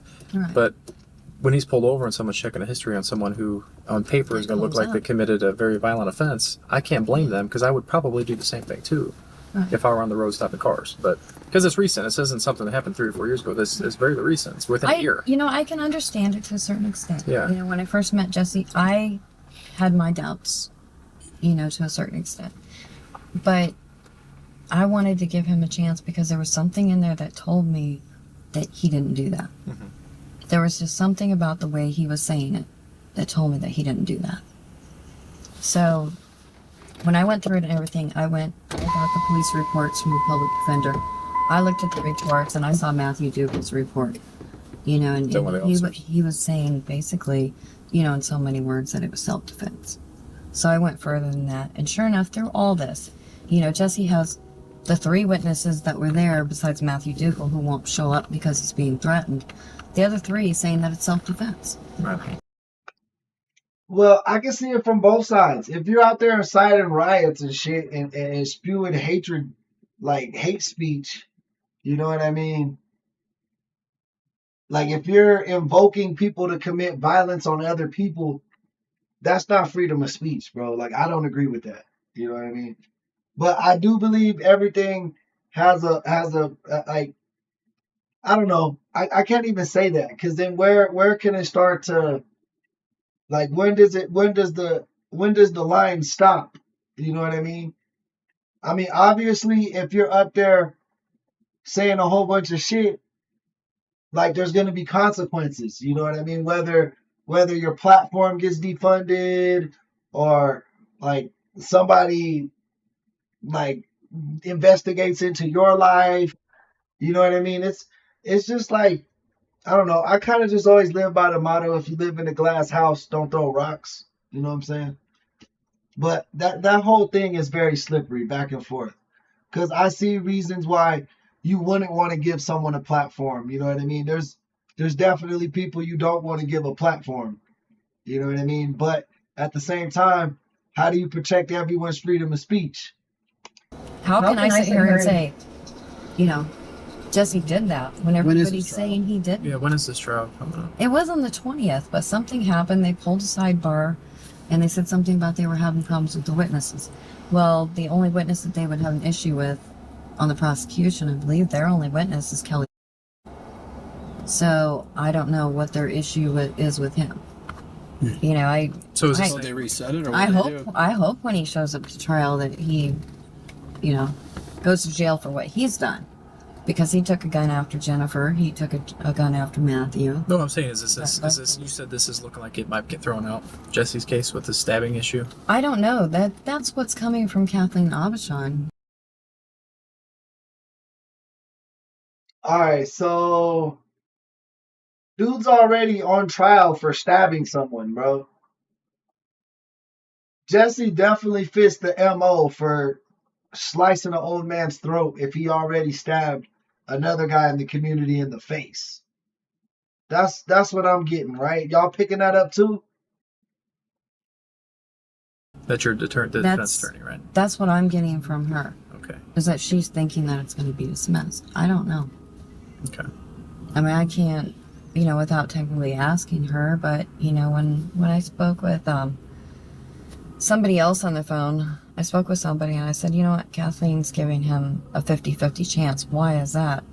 And they said, because no lawyer will ever give you more than a 50. Bro, I knew the UK was hella racist. Like, I low-key kind of knew that because, like, everyone says, like, America's racist, right? Like, everyone claims, like, America's so racist. Now, don't get me wrong. There's definitely a lot of racist people in America. But, like, as whole, I feel like the rest of the world is way more racist. Like, in London or the UK, like, they be throwing bananas and shit at African descendant against black soccer players.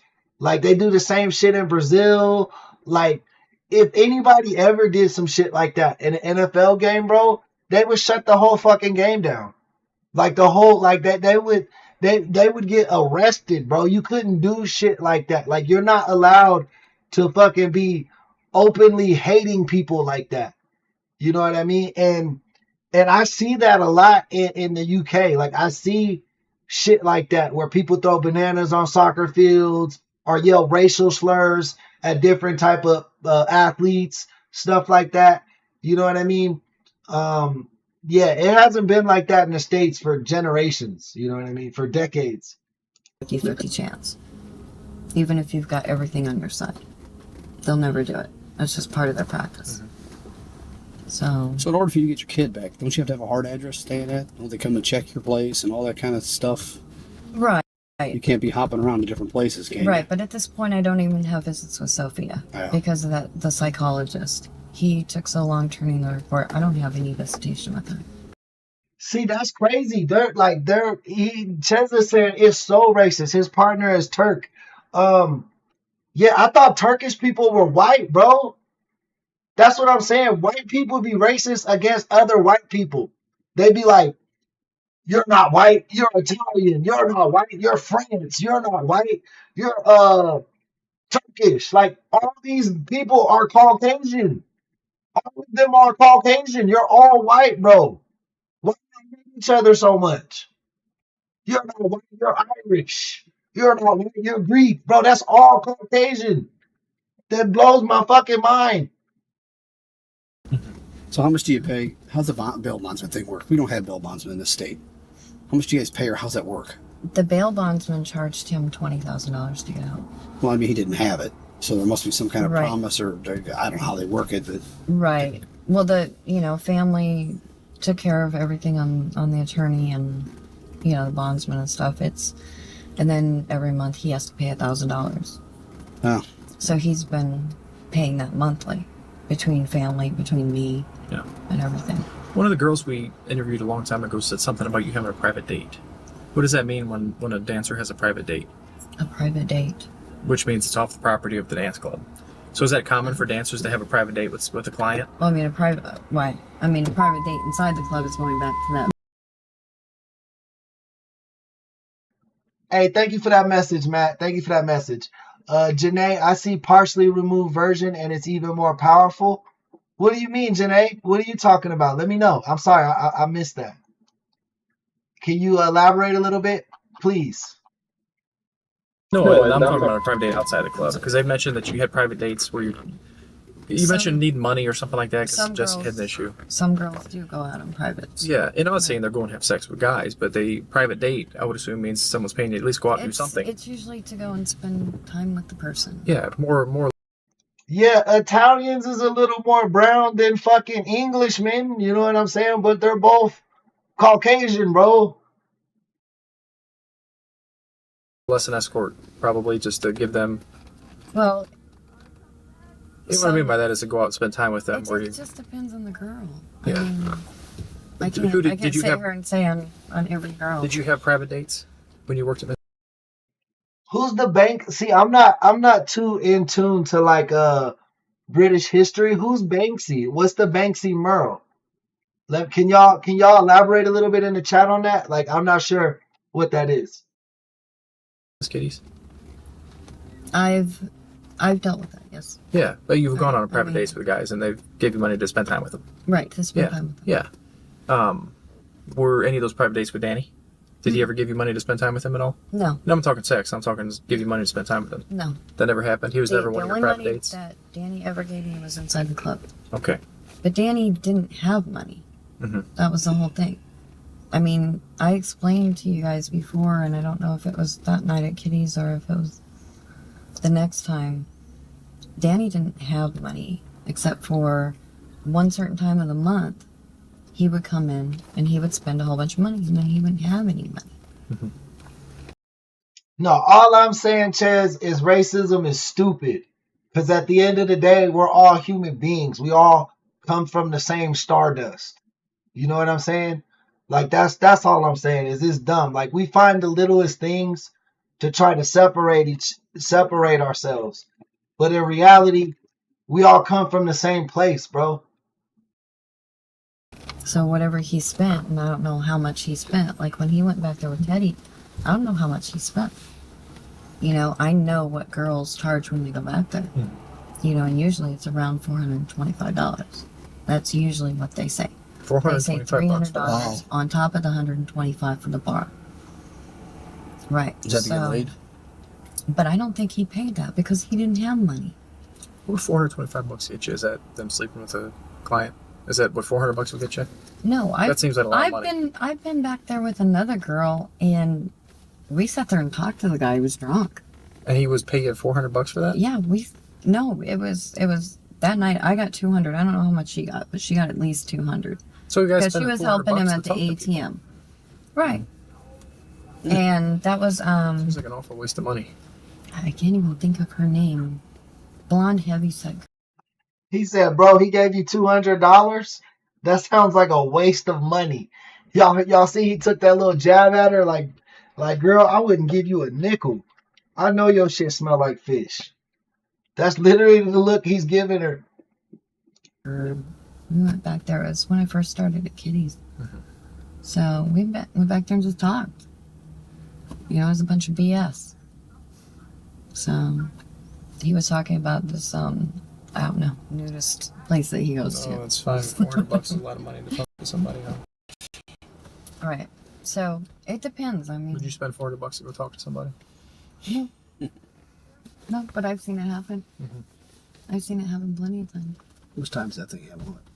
No, that's plenty. Yeah. Okay. Bro, who's paying for this? Look we finally got a full view. Think of her name. Blonde, heavyset girl. We went back there. It was when I first started at Kitty's. So we went back there and just talked. You know, it was a bunch of BS. So he was talking about this, I don't know, nudist place that he goes to. No, it's fine. $400 is a lot of money to talk to somebody, huh? All right. So it depends. I mean, would you spend $400 to go talk to somebody? No. No, but I've seen it happen. I've seen it happen plenty of times. Which time's that thing happen? No, that's... Look at her, bro. What the fuck? What the fuck? Look at this dude. She looks like a dude. He's a dude. She's a dude. We're dudes. No, that's plenty. Yeah. Okay. Yeah. Anything else, Chuck? No, is there anything else you want to tell us? No, I'm just, like I said, I just wish that you guys would come to me and ask me and. Well, I mean, because I'm hearing a lot of crap coming from as of every right direction. Now, we probably won't be talking. You know, to you for a I know that Ginger was freaking out because, I don't know, Mimi told her that you guys were asking Ginger's if that was nervous. her getting out of the car over there. Yeah, Ginger didn't want to be in there to talk to us. She's extremely She's really freaked out. Actually, she knows that they're police. She knows that they're police.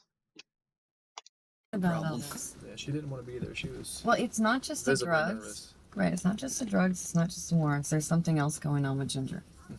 And she's scared of you guys. She was not scared of the FBI. She was scared of you guys. So, I don't know. Go figure. Because she was really worried yesterday. You know, when I was talking to you, I didn't hear you say anything about coming back in the club and talking to the other girls. But for some reason, Mimi thought that you said that. So she went in there and she ran her mouth, and Ginger got really nervous. And all of a sudden, she wanted to go home. She never ended up going home, but she freaked out. And she wanted to go home. Well, I thought it was weird. You approached me yesterday or 2 days, whenever we did the search warrant with Jesse. Was that yesterday? 2 days ago? Whenever that was. Yesterday. You approached me and offered, or said that you were told that I wanted to get a search warrant for Mimi's phone. Yeah. Who told you that? She said that. I never once even mentioned She Mimi's said phone to that her. you guys were talking about coming in here and taking everybody's phone, getting search warrants. Yeah, never. But there's a whole bunch of issues going on with Mimi, and I don't know if she's completely here. I don't know what. Well, I never once said anything to Mimi about. I talked to the detectives outside that night, and I told them. She was just making up lies about. She was just making up lies about Mimi, and she tried to cover it up by saying, "I don't know. She might have some mental issues." You know, that was her play. I said, you know what? I'm tired of hearing about the crap with my brother because DFS has brought up, you know, that maybe I was involved in it because I went to prison with him. Right. But you know what? I remember writing back and forth to my brother a couple times when I was in prison. And then somewhere along the way, it stopped. And I didn't hear from my brother until I got a phone call from my mom saying that he was out and he wanted to talk to me. And I don't remember if I called him or he called me. But he arranged to come down and see me and my kids down in Tucson. We were living in Tucson at the time. He came down.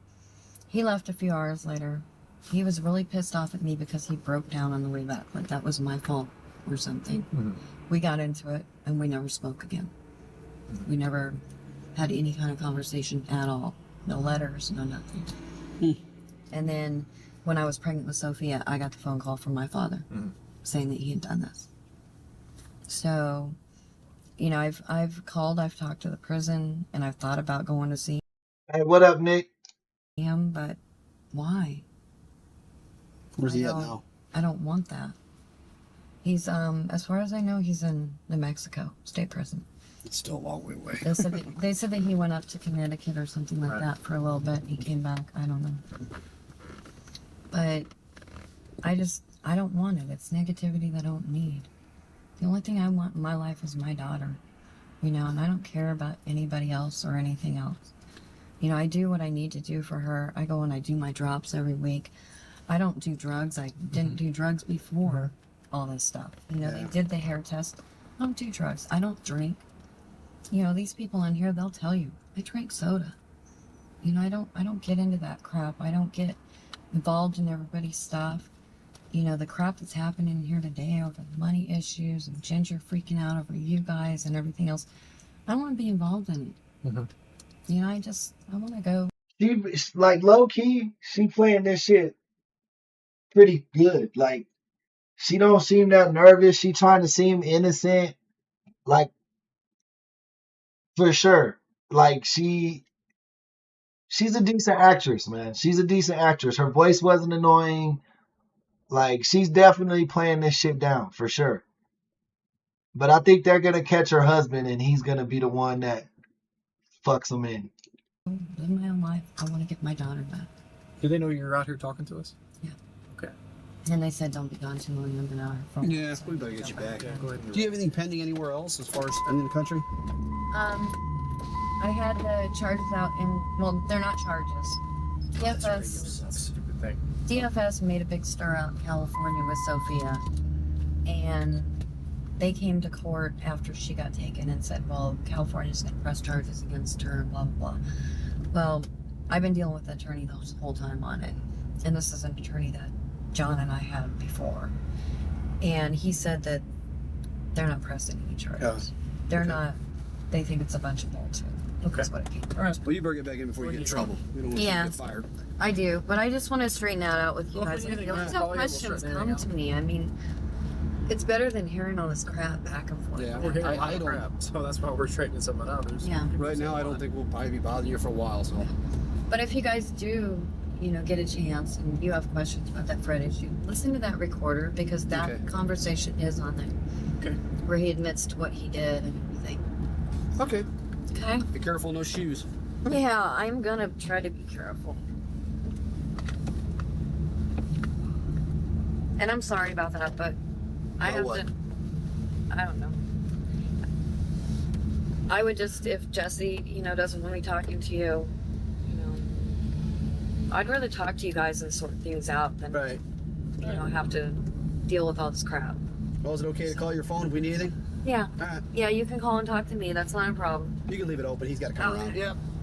I need it to hold on to right now. Thank you guys, though. All right. As police continue building their case, Eva Heish and Jesse Worley have an argument. Believing that Jesse could come forward with information, Heish meets with police again to do damage control. Convinced that Heish is turning on him, Worley comes forward, asking to speak to investigators himself. Police decide to use Heish's and Worley's paranoia about... Oh, they're so paranoid that they started ratting on each other. They were probably going to get away with this. Like, the police weren't even pressing her that hard. No, I didn't bet, but if I was going to bet, I would take Canelo by decision. It's plus 500. That's the play tomorrow. Canelo by decision, plus 500. It's easy money. I'm just broke. What each Send in some. If somebody sends in a Venmo, a Zelle, or a Cash App, I will bet that shit on the game tomorrow. So send it in. other might Or say on the fight. to unravel what happened at Danny's home the day of the murder. Just go ahead and sit right here in the gray chair. That's all we got to work with in here. That's all we got, man. This didn't agree no video being recorded. What I'm saying. Huh? I didn't agree to no video camera being right here. Okay. Well, we're doing statements, so. No, I'm just telling you. I'm just going to tell you that what she told me, but I'm not doing no camera. I'm not writing it down. Okay. Well, you don't have to write anything down.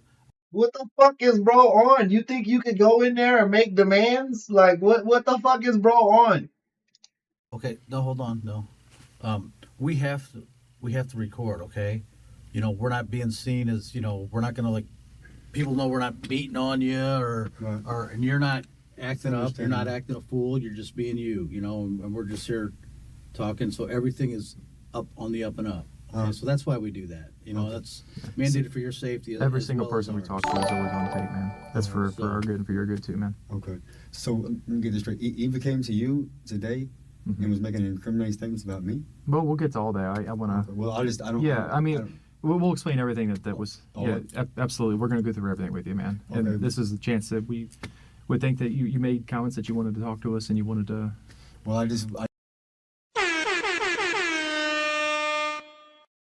Connor with the $10 Aussie. Is that Aussie? Shout out Australia, man. I think that's Aussie. Shout out Australia, man, for the 10 Australian dollars.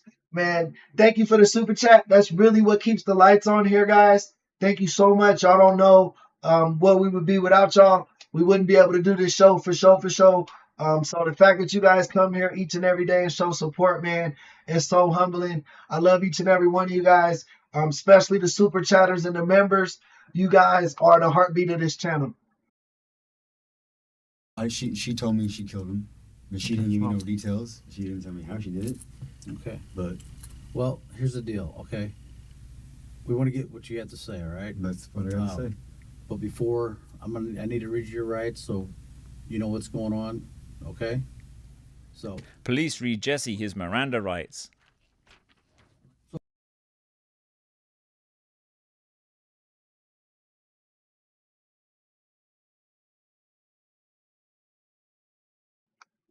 Man, was I fucking muted? My bad. Shout out Connor, man, for that $10 super chat. Brought in the Aussie $10, man. I appreciate that. Shout out Australia. Razakai said ICE just killed a man in Illinois. Triple Z said the suspect tried to drive into the agents. Man, bro, that's crazy, man. That's crazy. That's crazy, man. RIP to the guy who died, and I hope all the officers were also safe inside of that. But that's what I'm saying, bro. Shit's just getting too crazy. So, I mean, if you got something to say, that's what I just go right ahead. That's what I said. She told me she did it, but I don't know details or how she did it. Or what did she say she did? She said she killed him. That old man used to come into her club. Okay, so now he's snitching on her because he found out she was in the car with them police at her job. But she didn't snitch on him. She didn't, but he thinks she did. So he's snitching on her, saying she did it, which is probably going to cause her to flip all the way over on him. Okay. Does he like to spend his money on her? Okay. Where did she say she did this at? She didn't say. Well, I guess she did it at his house. She didn't say she did it. You guess she said? She didn't say where she did it at. Okay. I'm guessing she did it at his house. Okay. But she probably was going over to make house calls or something. I don't know. She said she makes house calls. I thought the gang members in Chicago were saying the National Guard. I didn't know they was beefing with ICE. Is the National Guard helping ICE now? Like, I don't know, bro. Trump's getting too wild with this shit, bro. I'm going to be honest with you, bro. Like, he's getting too wild with this shit, bro. You can't be combining. You can't combine all these forces, bro. Like, just figure one team out and have them handle that shit. Like, National Guard, if it's getting to riots, send National Guard in. They handle the riots. You know what I mean? That makes sense to me. If it's immigration stuff, send in ICE. Let them handle that. But don't start combining teams to do that shit, because that's what's gonna confuse people, bro. It's the same reason why I believe local law enforcement should not handle immigration. Because let's say you're a fucking undocumented grandma and somebody robs you. Now you're afraid to call the police because you think you're gonna fucking get deported. Like, that's not what the police handle. The police don't handle immigration. They handle crime. ICE and lawyers and the courts, they should handle fucking immigration. That's not street level justice. You know what I'm saying? Shout out that boy Connor, man. He just gifted a membership to the chat. Kyle got that shit. Or goes to motel rooms like that. That's just fun, man. Do you know where this guy lives? No. You don't know where he lives? Okay. I don't know. I've never met him before in my life. Okay. Have you ever been into the club? Which Miss Kitty's, where she used to work at? Yeah. I've been inside the Best of You. I've been to the bar a couple times before it opened. Okay. So, I mean, are you sure? How do you know you didn't meet him? That's what I'm trying to get at. I've never really talked to anybody at the club except for the managers and a couple of girls that worked there. I've never really talked to none of the customers that come in. I'm not allowed to be in there when the customers are. Boyfriends and husbands aren't allowed to be in there. Right. Okay. So you're saying that you don't know anything about him. Okay. When they say the gang Cheza, it's a broad statement. So gangs don't work the same way they used to. Like, gangs, maybe in California they still got like an old gang structure where there's like leaders and things like that. But in the Midwest and in the East Coast, mostly nationwide, bro, gangs don't operate the same way. Gangs are what we used to call sets now. Like, back in my day, the major league bangers was gang banging. They banged like the shit that everybody knows: Crips, Bloods, GDs, all that type of shit. You know what I mean? And then you would have sets that would be like Baby Gangster Crew off Avenue 9. I'm just using generic names, but you know what I mean? And now they wouldn't be a gang, but they would be a set. That would be 5 to 10 people that were dangerous and rode like a gang, but they didn't have like the backing of a big gang, right? But now in Chicago, New York, like, you know what I'm saying? Mostly outside of California, everywhere outside of California, there's no lineage in the gangs. Like, it's really just sets. So like, groups of teenagers, groups of young adults will grow up together and they'll be a set, but now that's the gangs. And when they say like the gangs are calling out the National Guard, that's what they talk about. It's not like one gang or a particular gang that's calling out the National Guard. It's just all the sets of different young men around the city that indulge in that criminal lifestyle, saying that, hey, if the Federal Reserve run up on them, they got something for them, type of thing. Had you ever been to anybody's house? Anybody's house that any of her clients from any of the bars? I wouldn't go to people are giving her money for whatever they're giving them. I don't know if she's just beating on them or talking bad to them, or if she's actually having sex with them. I don't know what she's doing exactly, but it's for money, and no, I'm not going to their house. Never. So there'd be no reason for any of your things to be there, or any of my DNA, hair, or fingerprints that you guys got the search warrant for? No, I wouldn't think so. It shouldn't be if I've never been there.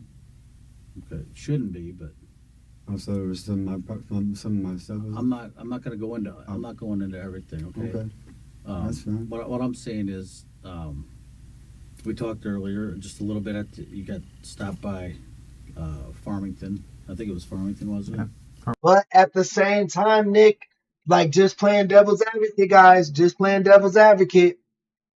What is literally the Second Amendment for? It's to stop against the government.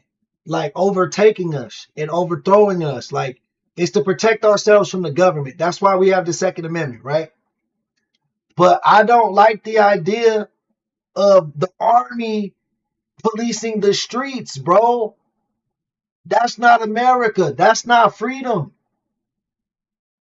Should we bolster our police forces? Yes. Should we go to actual military shit, bro? I don't know. I don't agree with that, bro. I don't agree with that. Because it's like a chicken before the egg thing. I feel like these cities are enticing Trump to bring that shit to them.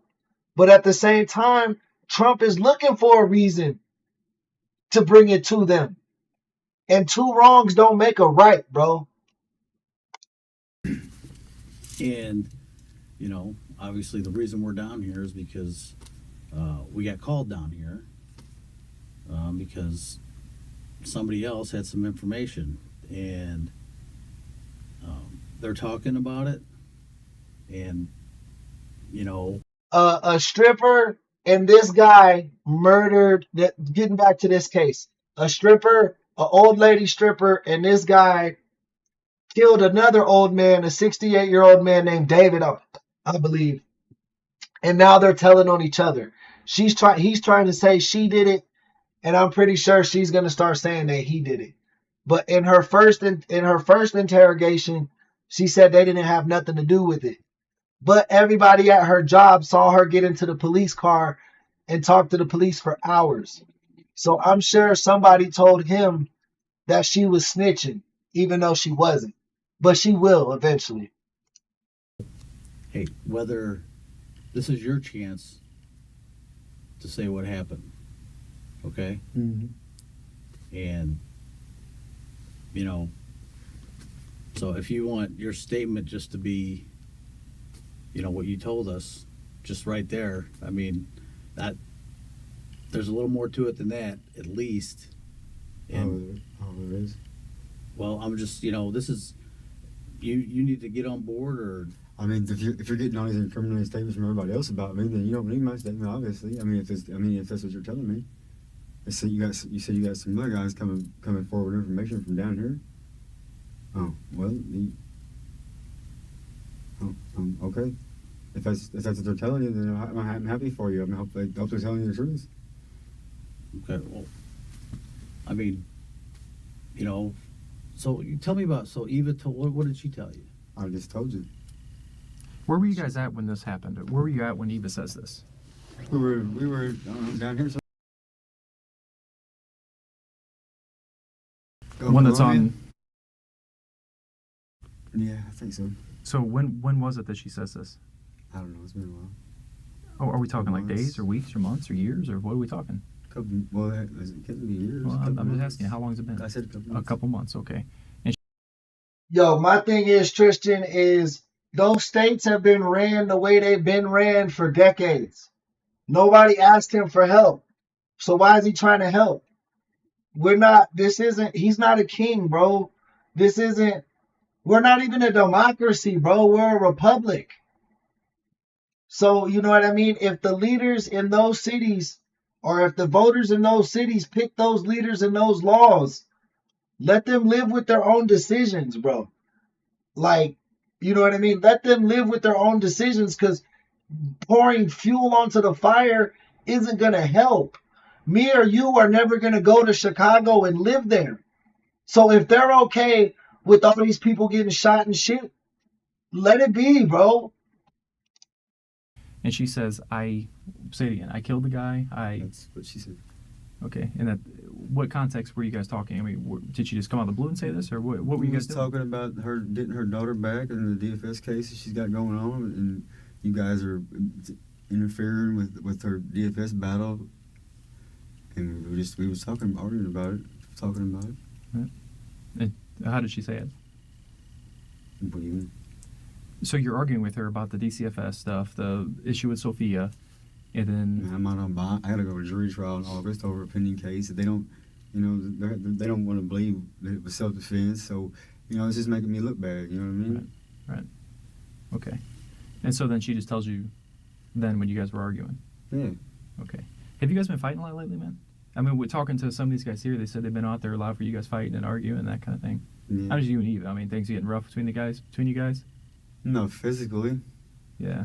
A little verbal confrontation. Oh, we've all been dating or married at some point. I get it, man. I know Right. that shit happens, man, when you've been with somebody for a long time. How long have you been with Eva? A year and a half. Well, it's been long enough to be fighting like cats and dogs from time to time, Yeah, probably, right? I mean, yeah, she bonded me out of jail. Yeah. When was that? In October of last year. October last year. Okay. So when you guys were arguing, then was it an argument that prompted her to tell you this? Yeah. Were you guys arguing at the time? Let's be honest, Chicago's always been a mob town. Before gangsters, like in the 20s when gangsters were white, Chicago was the same way. When the mafia was running shit, Chicago was the same way. But y'all wasn't afraid of Chicago then. I'm just saying, what changed? What changed? If Chicago's always been like this historically for over 100 fucking years, why does it matter now? Time. Do you remember what you guys were arguing about? I just told you we was arguing about About Sophia, but is that it though? With the whole situation. Okay.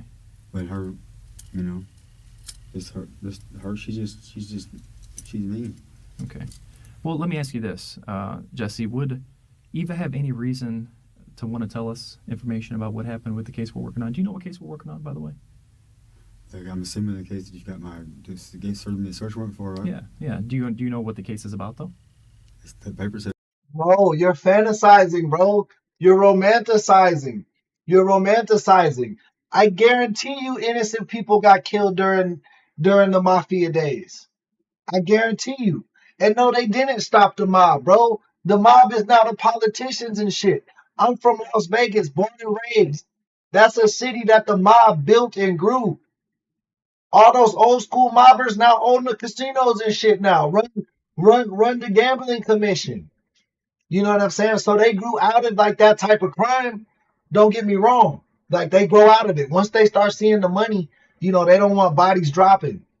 But what I'm saying is Chicago's always been lawless, bro. Said homicide. Yeah. Did you see it in the paper? I seen it in the paper you gave me. Yeah. Yeah. Okay. Well, you said a homicide. Did you see who the person was that was involved in it? The victim? She's told me his name, but I didn't see the name of the victim. Okay. Do you remember what that name is by chance? I think it was Danny something. Danny something? Okay. Well, yeah, that's exactly what we're working on here. And it's a case involving a homicide, and the victim's name was Danny. Now, is there any reason why Eva just out of the blue would call us, ask us to come down here and talk to us for at least, 2 hours?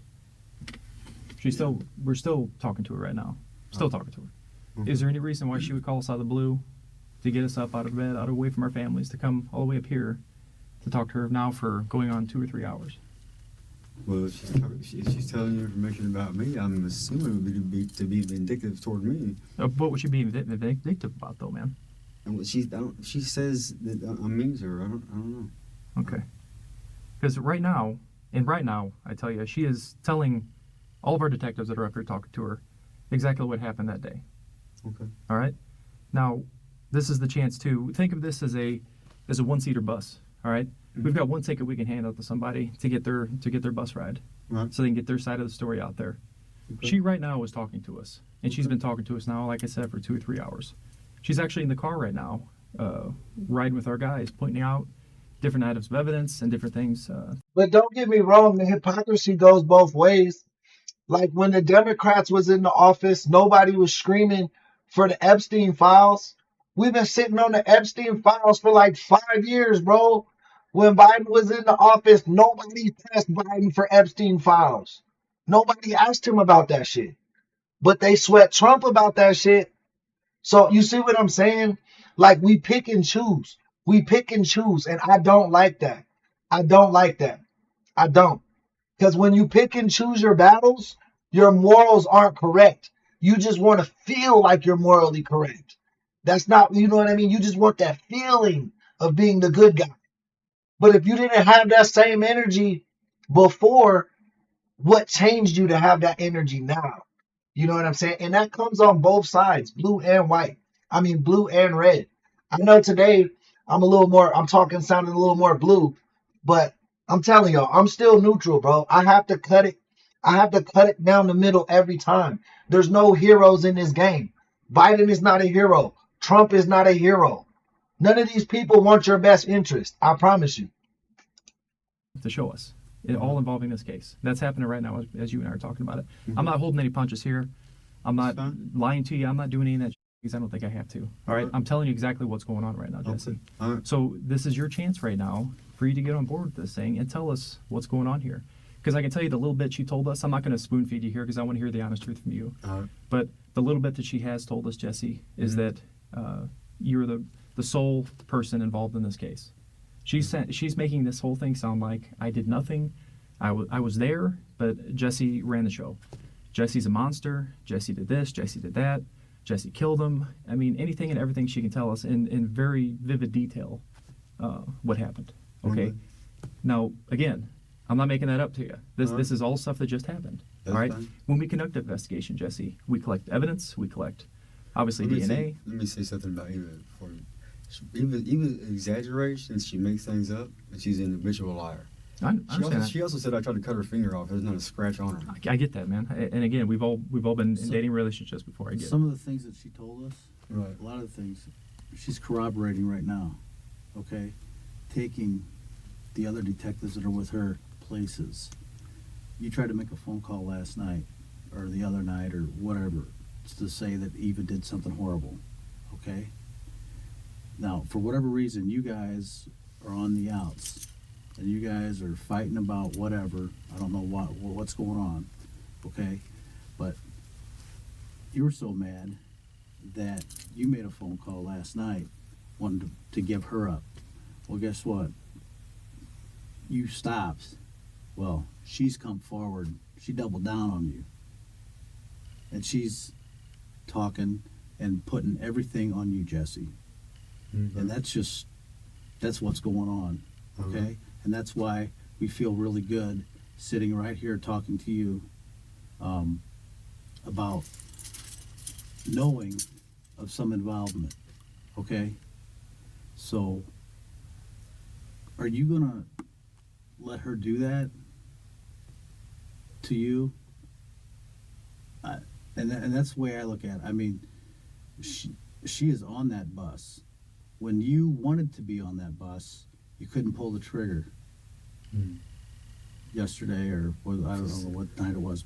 So you're telling me it's a question of my manhood. I'm holding back information. I'm not saying that. No, I'm not. That's not at all what we said, I'm not questioning your manhood at one No, bit. not at all. No, what I'm saying, you had second thoughts. Maybe I shouldn't do this. She did not have second thoughts about it. She saw an opportunity, and she's running with it. Okay. Can I tell you what I think about Eva? I think Eva thinks she's running the show. I think for the whole time you guys have been together, she thinks she can string you along like a puppet. She can control everything you're doing. I remember the last time we talked, she was trying to tell you what you can and can't say, what you should and shouldn't do. I was standing there with her and she's doing it, man. I listened to her. Yeah. And I've been in relationships like that before too, where someone is so fucking controlling that they can't even help themselves. And I'm not trying to front out your woman, man, but, she seems like she's a control freak out of this world, and she's trying to run anything and everything she can. Am I wrong? No, yeah, she's a control freak. Yeah. Obviously, she's not my woman. She's had me arrested for trespassing. I get it, man. I'm not. I'm saying that term loosely, but right. I know what you mean. Yeah, she's a very controlling person. Right. Yeah. But again, she's there talking to us right now, and I'm not lying to you about any of that stuff. She's there talking to us, and we've been talking to her for a long time. Okay. So I want to get an honest statement from you what happened that night, because I think based off of how controlling she is and how much she's the one that's always wanting to run the show, she's pointing the finger at you. Okay. And I think that's probably a far cry from what probably actually happened. But for you to sit there and say, I don't know what you're talking about, what person, what night, I don't know nothing about nothing, that's not going to cut it. That's not going to fly. Okay. Based off of anything and everything that we've got so far right now, we know that not to be true. Okay. And again, I'm not bullshit. Not hold punches. I'm not going to sit here and lie to you, because I know what we have and what we don't have. Okay? So that's where we're at right now. Where are we going to go from here, Jesse? We're trying to give you an opportunity to tell us what happened that night. Okay. And I don't think you're quite understanding the gravity of what's going on. Oh, I mean, I totally understand. I understand. So do you know what night we're talking about? No, they never told me what night. Okay. So was it night? The night we're talking about, yeah. The night we're talking about. What exactly? I mean, what happened? Did somebody break in his home, or did somebody? You know, we're past that stage. Oh. We're past Right. we're past the stage of I don't know anything. I don't know. When you couldn't say something yesterday, she doubled down on it, and she's doing it, and she's talking, okay, and corroborating, and you know, this is like, is Jesse going to be left holding the bag from this controlling person that's trying to control everything that he does? Now she's going to control your whole fate for the rest of your life. She's going to control my fate. I didn't do nothing. I don't know the guy. I never met him from my life. Have you ever been in that guy's house? No. See, that's the problem I have. I have a major problem with that. Okay. All the evidence and everything we're looking at, I know for a fact that part is a direct lie. Uh-huh. So every single time that you're lying to us right now, based off the evidence that we have, somebody else see me in the house? Based off the evidence that we have, we know for a fact that you have at least been in that house. If my DNA's at the crime scene, why are we having this conversation? I'm telling you that we know that you've been in that house. I'm not going to sit here and go over all the DNA, all the stuff. He's like, bro, I'm not about to go back and forth with your ass. I already know you was in that house. Protect yourself. And I guess she got wind of that. And so now she jumped ahead of you. And is with her manipulating head that twisted yours all up, trying to put you under the bus. And she's on Hey, Sarah, welcome to the chat. Welcome back. it. She's trying to put you under it. I mean, She already puts herself there, right? She puts you there with her. She already says what happened inside of the place. yeah, she's not trying to say that you did it by yourself. You know, but she knew that we were getting close and that she thought it was in her best interest, or I believe that she probably thought that you were going to turn her in as well, because you just, whatever, you guys broke up or you got tired of it or you just had enough of her ways that she thought you were going to do her. Well, like I said, she jumped ahead and she's on it. That boy Chris Watts. Happy Friday, Chris. Are you ready for the fights tomorrow? Are you going to be watching the fights on Netflix, man? And not only that, man, we got Naoya Inoue. I think Naoya Inoue is probably the pound-for-pound best boxer in the world. He's this kid from Japan. He'll be fighting at 1 a.m. in the morning on Facebook.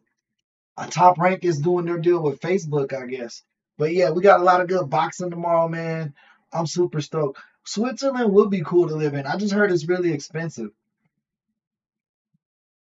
I want to go live in like Thailand or check out Vietnam, some shit like that. You know what I mean? And these other people that overheard these conversations we told you about said very similar stuff too. They said that you even made a comment to her that, hey, I'm not going down for the alone.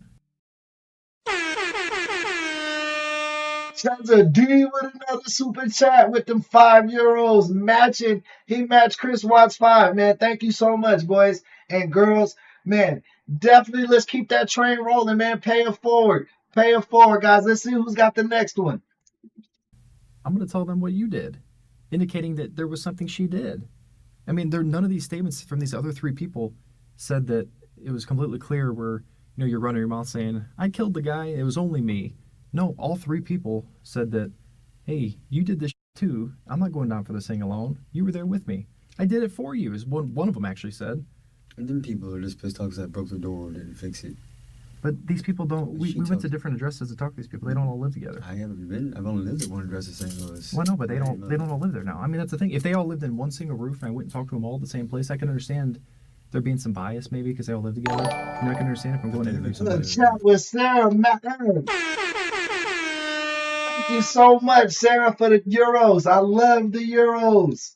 Thank you so much. Thank you for the super chat, guys. You know our super chatters and our members are the heartbeat of this channel. They're the reason we're able to do what we do each and every day, 6 to 8 hours a day.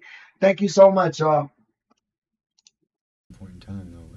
I mean, I'm assuming At one point in time, but I mean, there's 3 separate people that have no contact with one another. So we checked. We made sure they have been contacting each other, haven't been calling each other, haven't been discussing this. But at the time, and we're talking 6 months later that we interviewed them, and their statements are so similar that you can't ignore that. I mean, we're not interviewing them a day after they hear this, Jesse. That would be a little suspicious. I'm just saying, at the time the door was broken. No, man, I just got a passport, and I wanna see parts of the world I've never seen. I've been to Mexico twice. Now I want to go to Greece. I want to go to Thailand.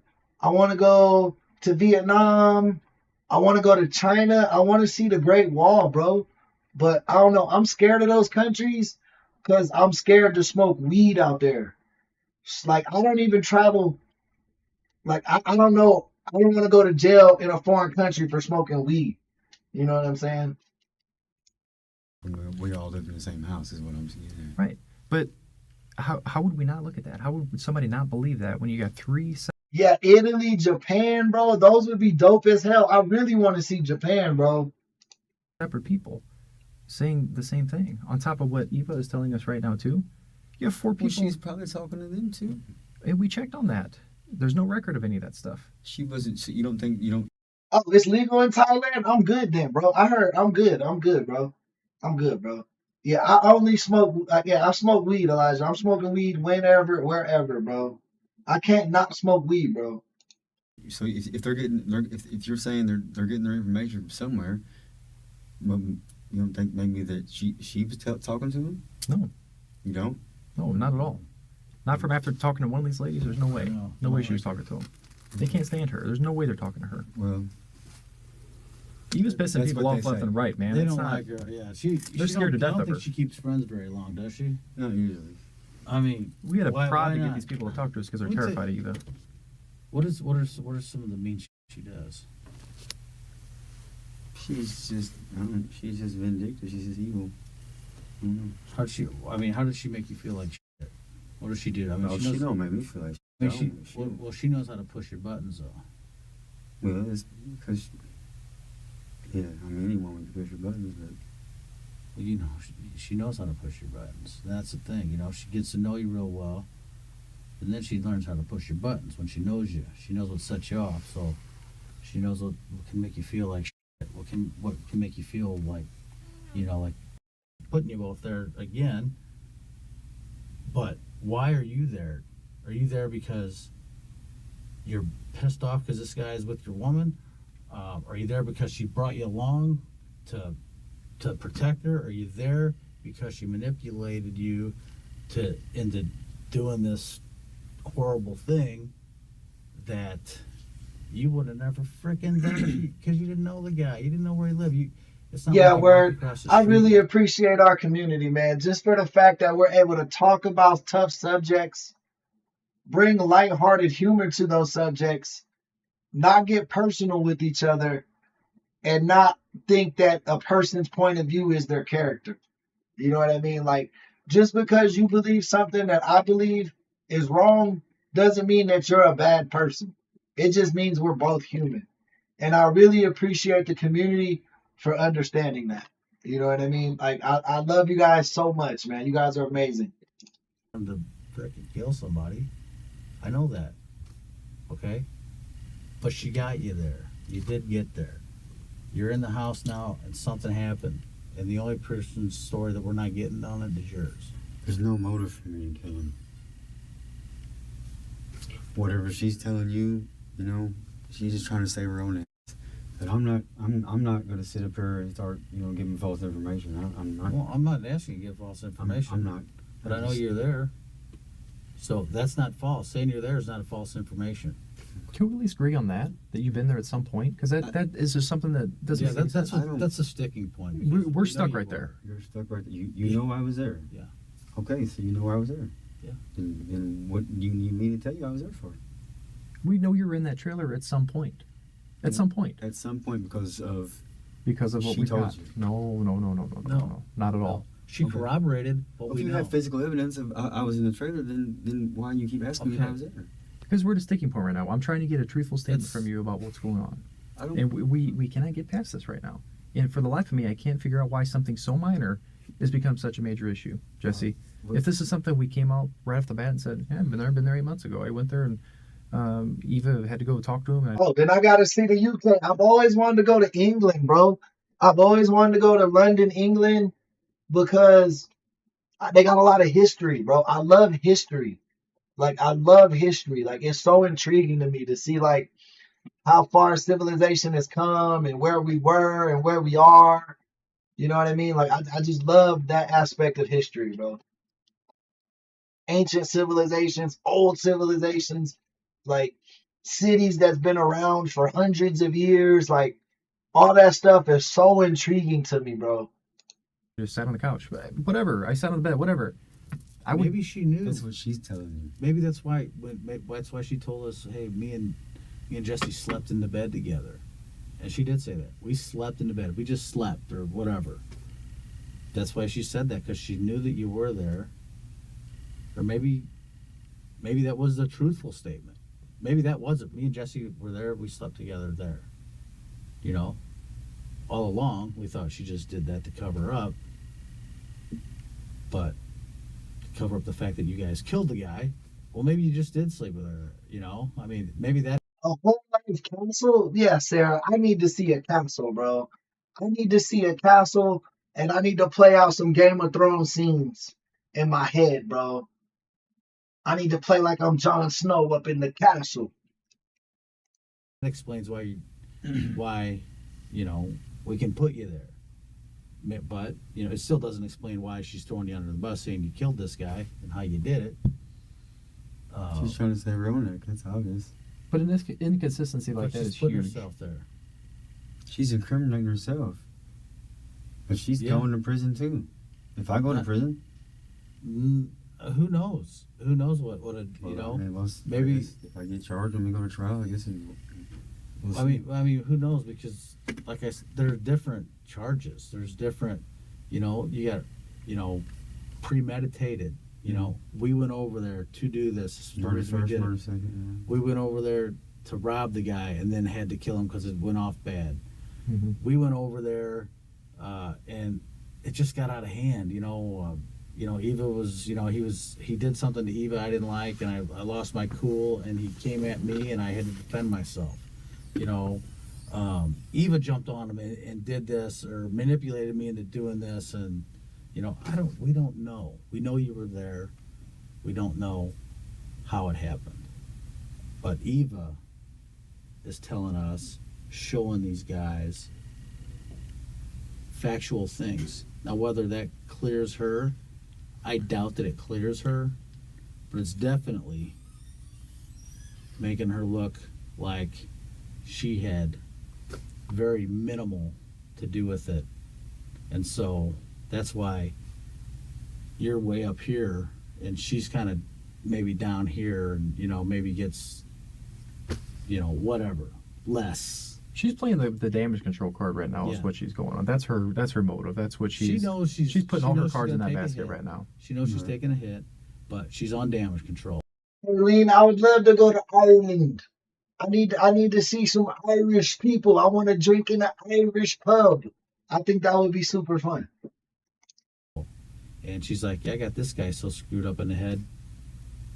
He's going down because he's not going to say shit about it. He ain't going to say shit about it. He's a tough guy, you know. And I'm not saying, but you know what? He's stubborn, and he's not going to get pushed around because you know. Whatever she did, she did. I don't know what she did.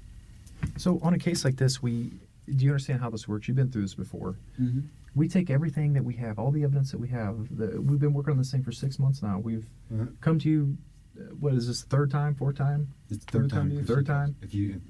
But regardless, it's been more than once. We've come to you all these different times. Many of which times have been out of state. If you had the DNA results, why did you wait for her to call you? Well, and I'll get to that. So when we handle a case like this, we have to give every single bit of evidence that we have available to us to a prosecutor and let them review it. Right. Let the state's attorney review it and decide if they're going to charge somebody with something and exactly what they're going to charge them with. Now, in this case, the what is what's huge. We know what the offense is. We just don't know how severe it is. Okay, and that's kind of where we're at now. When we have all this evidence, like I said, the available evidence is the key word I just said there. Any available evidence. We've never had the available evidence of a statement from you. And Yeah, his statement was about an hour long. So was hers. But I fast forwarded it because she was bullshit. He was bullshitting. And I don't like when they be bullshitting. That shit bores me. That's when we start going off on the tangent talks, like the side talks in the chat. From Eva, until Eva called us. That is the very last piece of the puzzle that we have together before we present this thing, before we're ready. We have all the evidence in the world, but those are the last two pieces that we have left. So she just basically she's trying to. Oh no, she didn't make our case. The case was made already. Oh. But we have to at least exhaust every opportunity that we have, and we never had the opportunity to sit down and talk to you guys yet, until we did tonight. So that's the last piece of the puzzle before we submit this thing and let them review it. So to answer your question, why it took so long, that is exactly why. Well, she had me arrested tonight. She's out here trying to tell on me, man. I'm just telling you what she told me. And I appreciate that also, but we'd also appreciate all the truth to it too, because right now there's inconsistencies out the ass right now.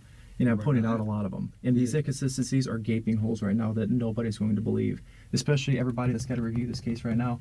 They got to look at all these things, and they're going to spot these inconsistencies that I'm showing you right now. The three people that overheard you saying that stuff is a huge one. The fact that you were with her, just hear me out. The fact that you were with her, Eva, the night that that Danny was murdered, within hours of him having been murdered, saying that maybe she would have gone out, maybe she could have done this on her own, for whatever story you just tried to say that is completely unbelievable, they're going to hear that too, okay? Every single thing that we're talking about right now is inconsistent. I've never been at the trailer. It's a huge one. Do you think is she smart? Is she dumb? What do you think about her? No, she's not very bright. She's not very witty. She's stupid, kind of. She is. What if you had to say? What is she? Is she smart about anything? She's not how to. She's a good hustler. She knows how to make money. Hustler. So put it this way. Her coming forward, putting herself under the bus. You know, I mean, she's basically incriminated herself. You know, by what she's doing right now. Mm-hmm. You know, showing. You know, telling about you. She ain't saying she wasn't there. She ain't saying that she had no involvement. Right. She's not saying that, you know, like she knows where you guys put stuff, or that's where she's taking everybody around to probably. I'm curious about that. Like in the women's jail, do they be like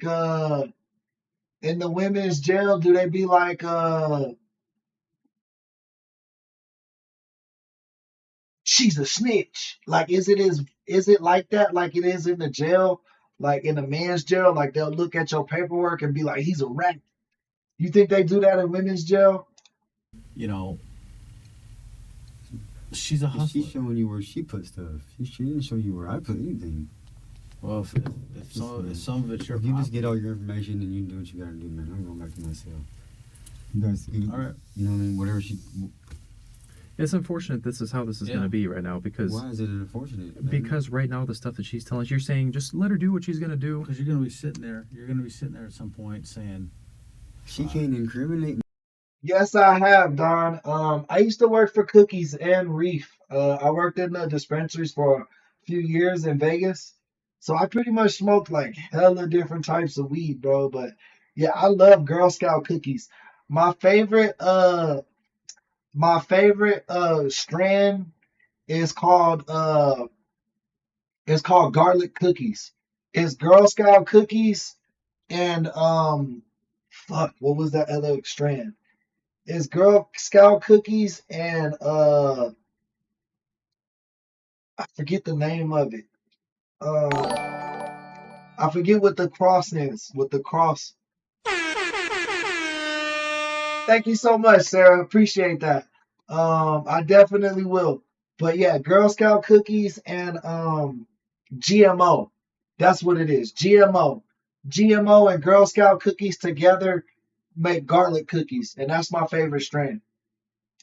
Yes, she is incriminating you right now. That is as far from the truth as you can even think. Just sit down, sit down and talk to me about what you just said for a second. I want you to listen to what you just said. But the things she's telling you that I did? Yes, that have been corroborated. All of it. Okay. Have a seat for a second, man. Just sit down for a second. We're not going to scream and yell at you. But I want you to be fully aware of what you just told me. You just said that she's not going to do anything to incriminate me right now. That is so far off. Listen to me, Jesse. Okay. That's probably even further away from the bull story you just told me about never having been in that trailer, because we obviously knew that was bull before he came in here, and we wanted to ask you that on purpose. That's a box I'm going to check, to be honest with you, just to say that I know he's lying about that. Let's test him. And you fell hook, line, and sinker into that, Jesse. The day after Worley's interview, police meet with him again. You've had garlic cookies? Yeah, that's my shit, bro. To confront him with what they learned from Heish's latest statement. Jesse, we met. It's been a long time. Am I being rid of warrant? Yeah, we'll cover all that. You want to have a seat? No, I don't. I'll sit down. All right. Give me an audio.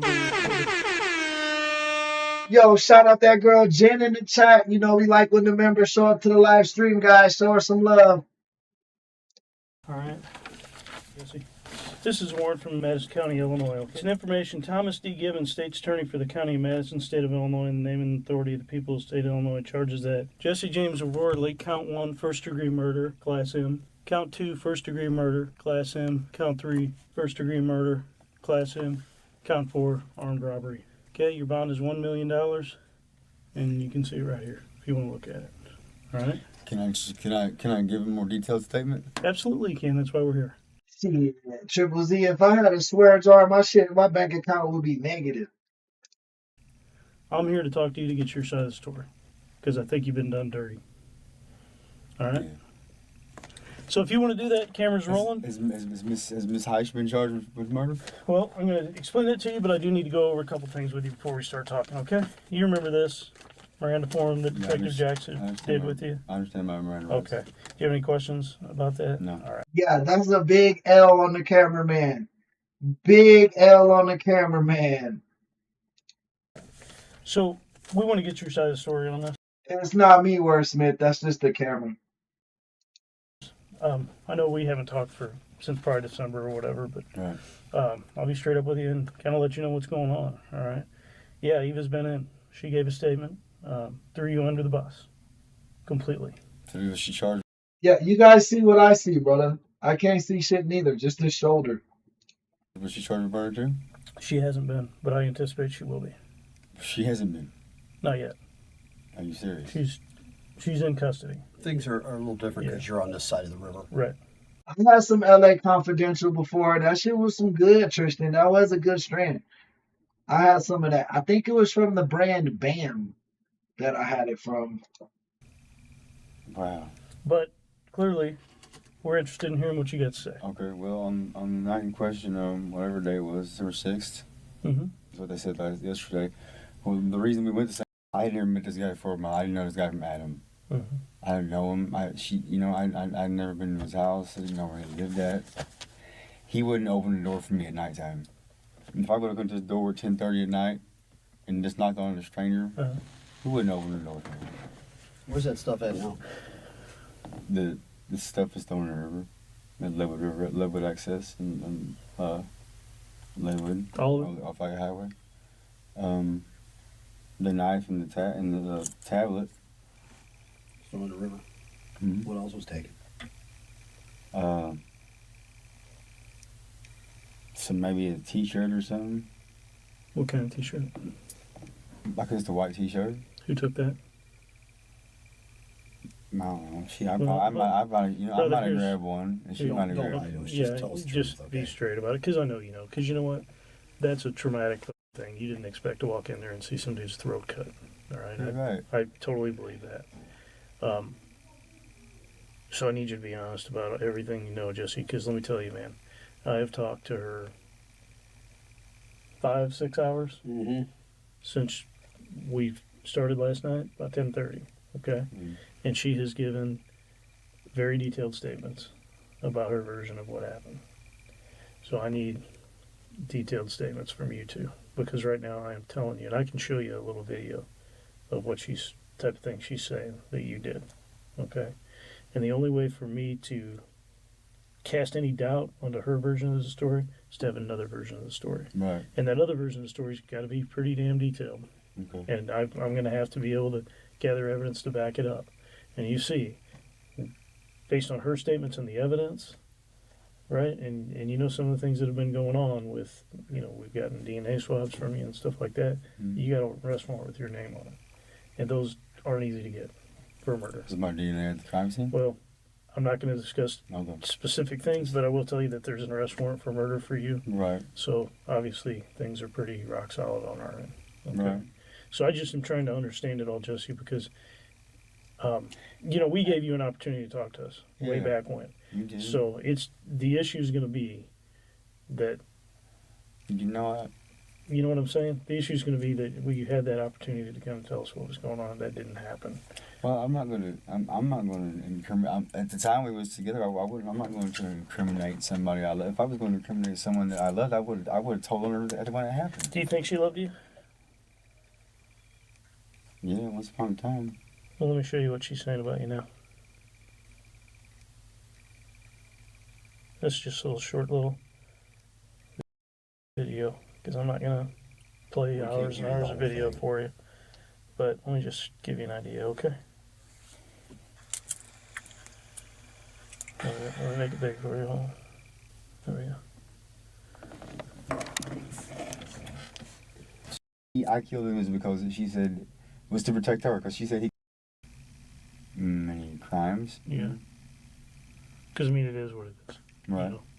Yeah, just because I feel like you're want to get an opportunity here to just be honest. All right, and we all make mistakes, man. Right. This is a big mistake, and you've owned up to it like a man. Yeah, it was a mistake, It was a mistake going over there in the first place. She was so sure all this. Is there anything else you want to get off your chest? Cause I have not committed any other homicides. No. Did you have any intent last night to do anything? When this whole thing started? Intent to do at her house? To do something. Yeah.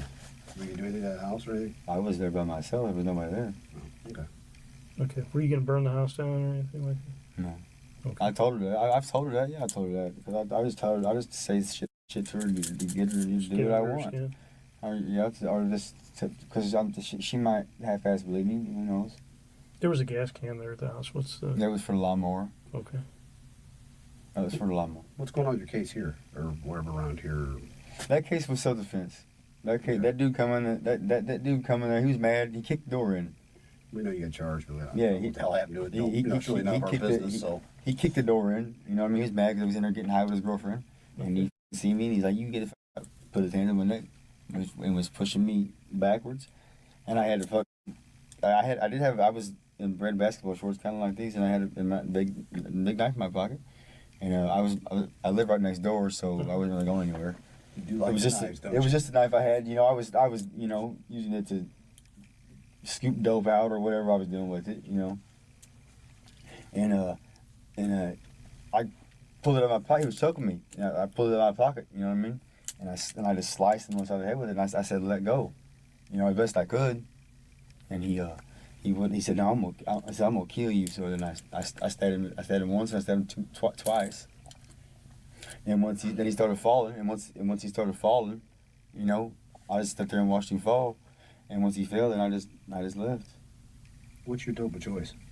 Methamphetamines. Do you cook it yourself? I don't cook it, no. You just buy it places? Buy it, yeah. It's hard to cook nowadays. So. Yeah.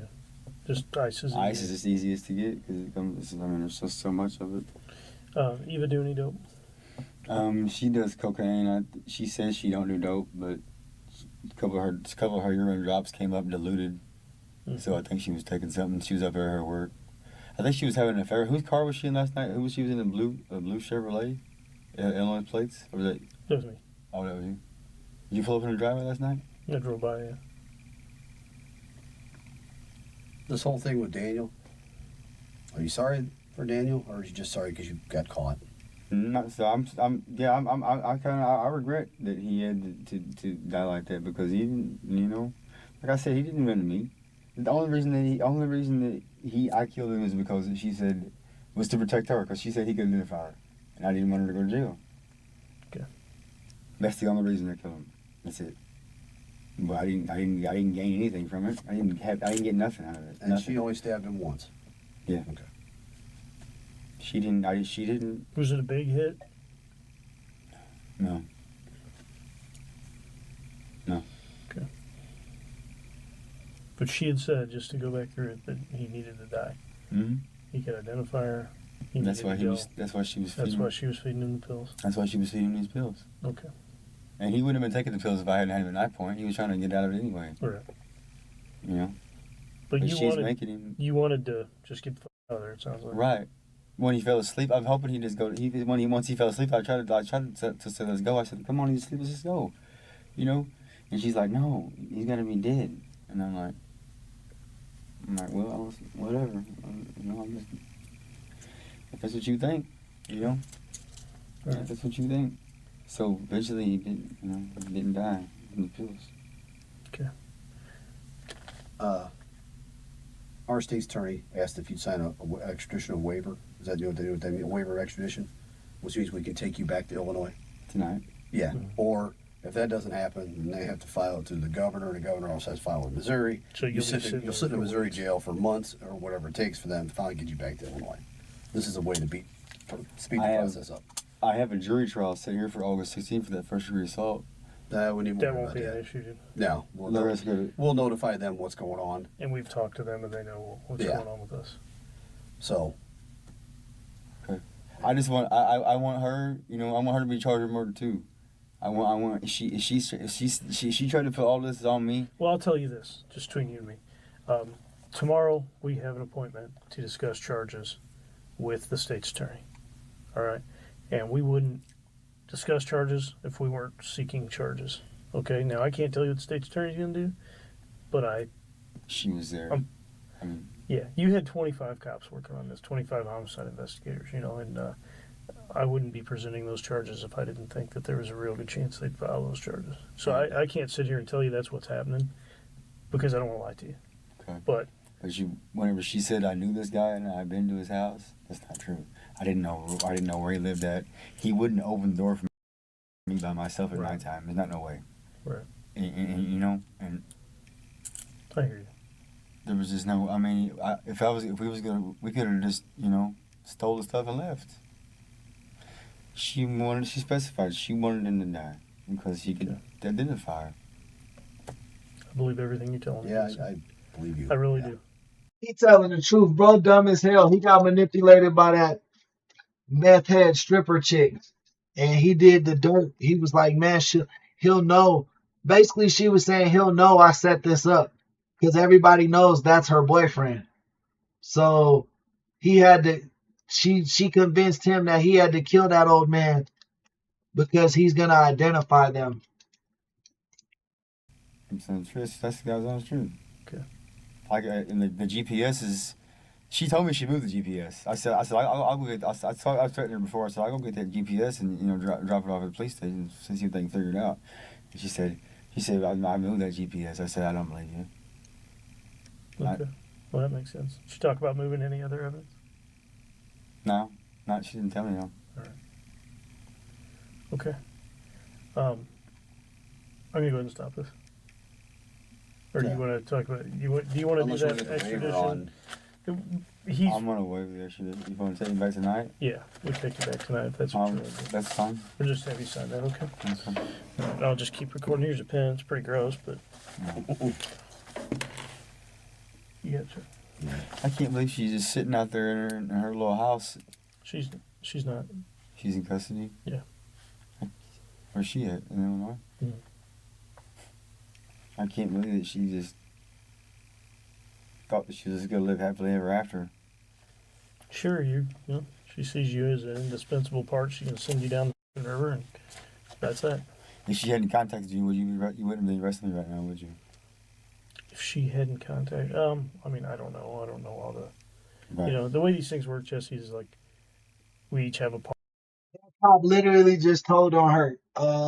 If she wouldn't have contacted you, yes, he literally gave them the case. I don't think the police knew too much until they started talking to her. She definitely ratted you out, bro. You an idiot. Part. Right. I don't know the whole piece of the pie. I got my part, and I do my part, and the boss man does, I'm just saying this case has been going on for a while. Eva Heisch was found guilty of the first-degree murder and armed robbery of Danny Taylor. She was sentenced to 40 years for the armed robbery and 60 years for the murder. Jesse Worley took a plea deal in exchange for a 40-year sentence.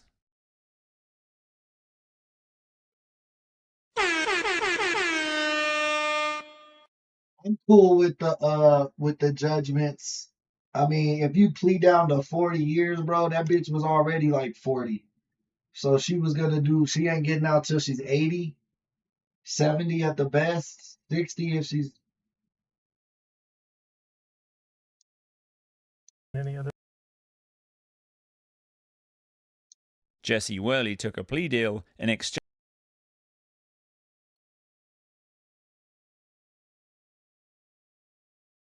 Oh, she got 100 years.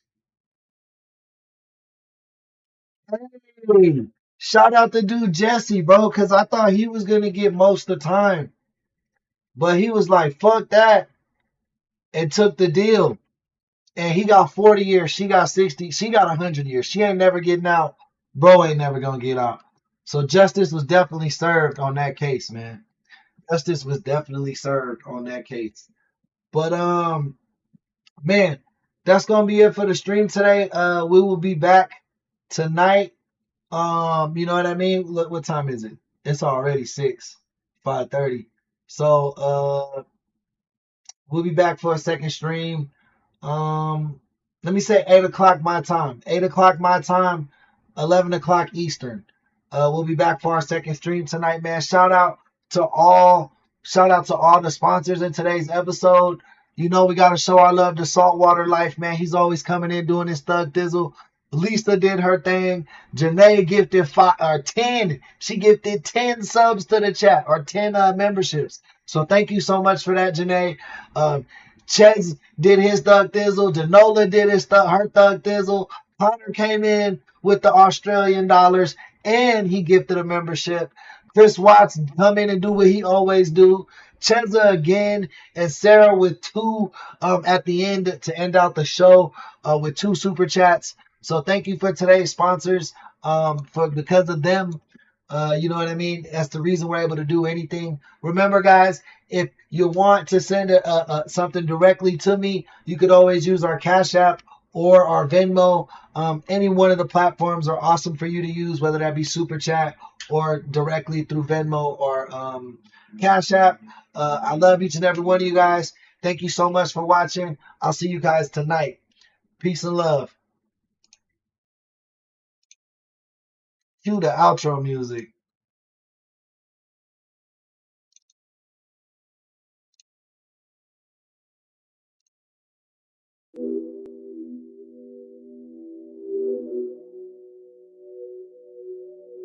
And the art of punches when you can throw 2 punches that sound like one. You can throw punches, you can hear them. There were 2, but they sound like fucking 1 punch. They don't understand. Anybody that hears this understand the art of fighting. They know what I'm saying. You do 2 punches that sound like 1.